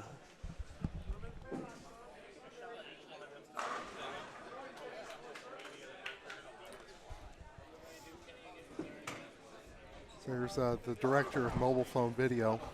Mobile phone video. Giving directions to Mr. Binky.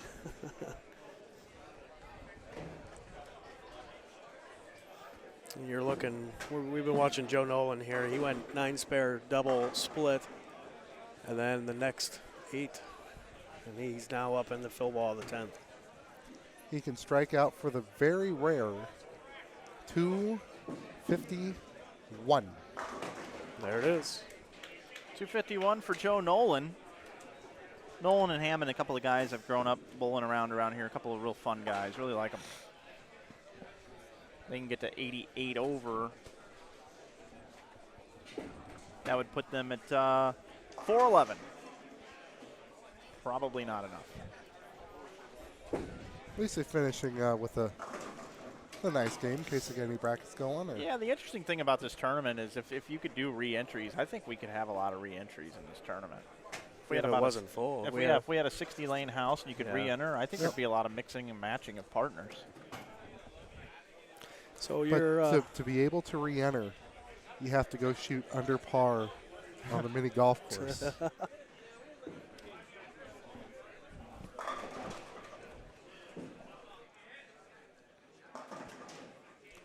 or win a game of sand volleyball or something. Kraus finishes with 258. Kenny Ryan can still bowl 257. That would give him 515. Some bragging rights there for Brad for the last game. Over on lanes 17 and 18 out of camera range at the moment. Where's our mobile camera at? Is it still sitting somewhere? We're using it right now. It's up on your screen. Oh.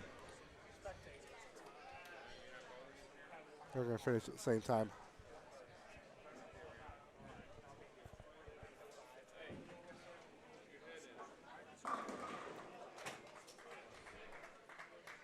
I was just talking to Dustin Boyce. He had another 299 game.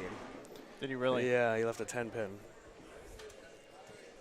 That was game number 8, and he said he finished about 430. So here we go. Last ball of the block, and then we'll bring it into the booth.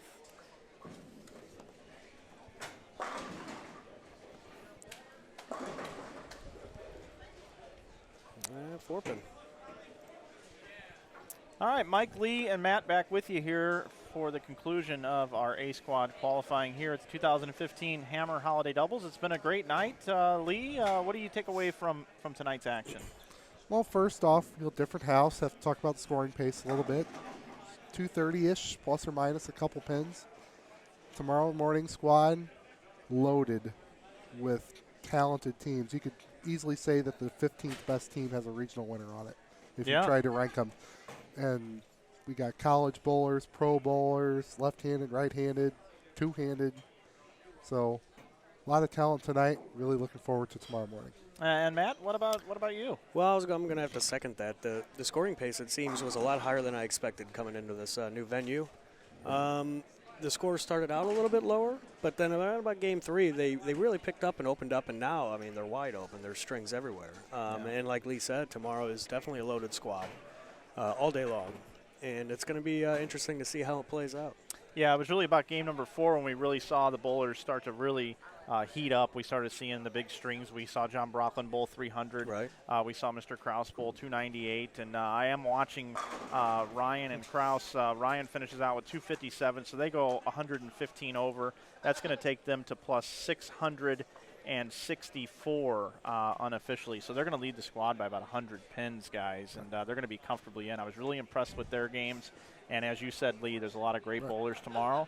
We'll be here at 8:30 a.m. tomorrow morning to bring you the coverage of the B squad, and then again at 1:30 and then at 6:30. So that's going to be it tonight from the new venue here at Concord Lanes. Jerry Anderson, the entire tournament staff, we have to thank them for their work. Dan Beaman and Devin, the owners of Concord Lanes. We appreciate them hosting the event. I want to thank Lee. I want to thank Matt. I want to thank Eric Binke for doing all the social media tonight.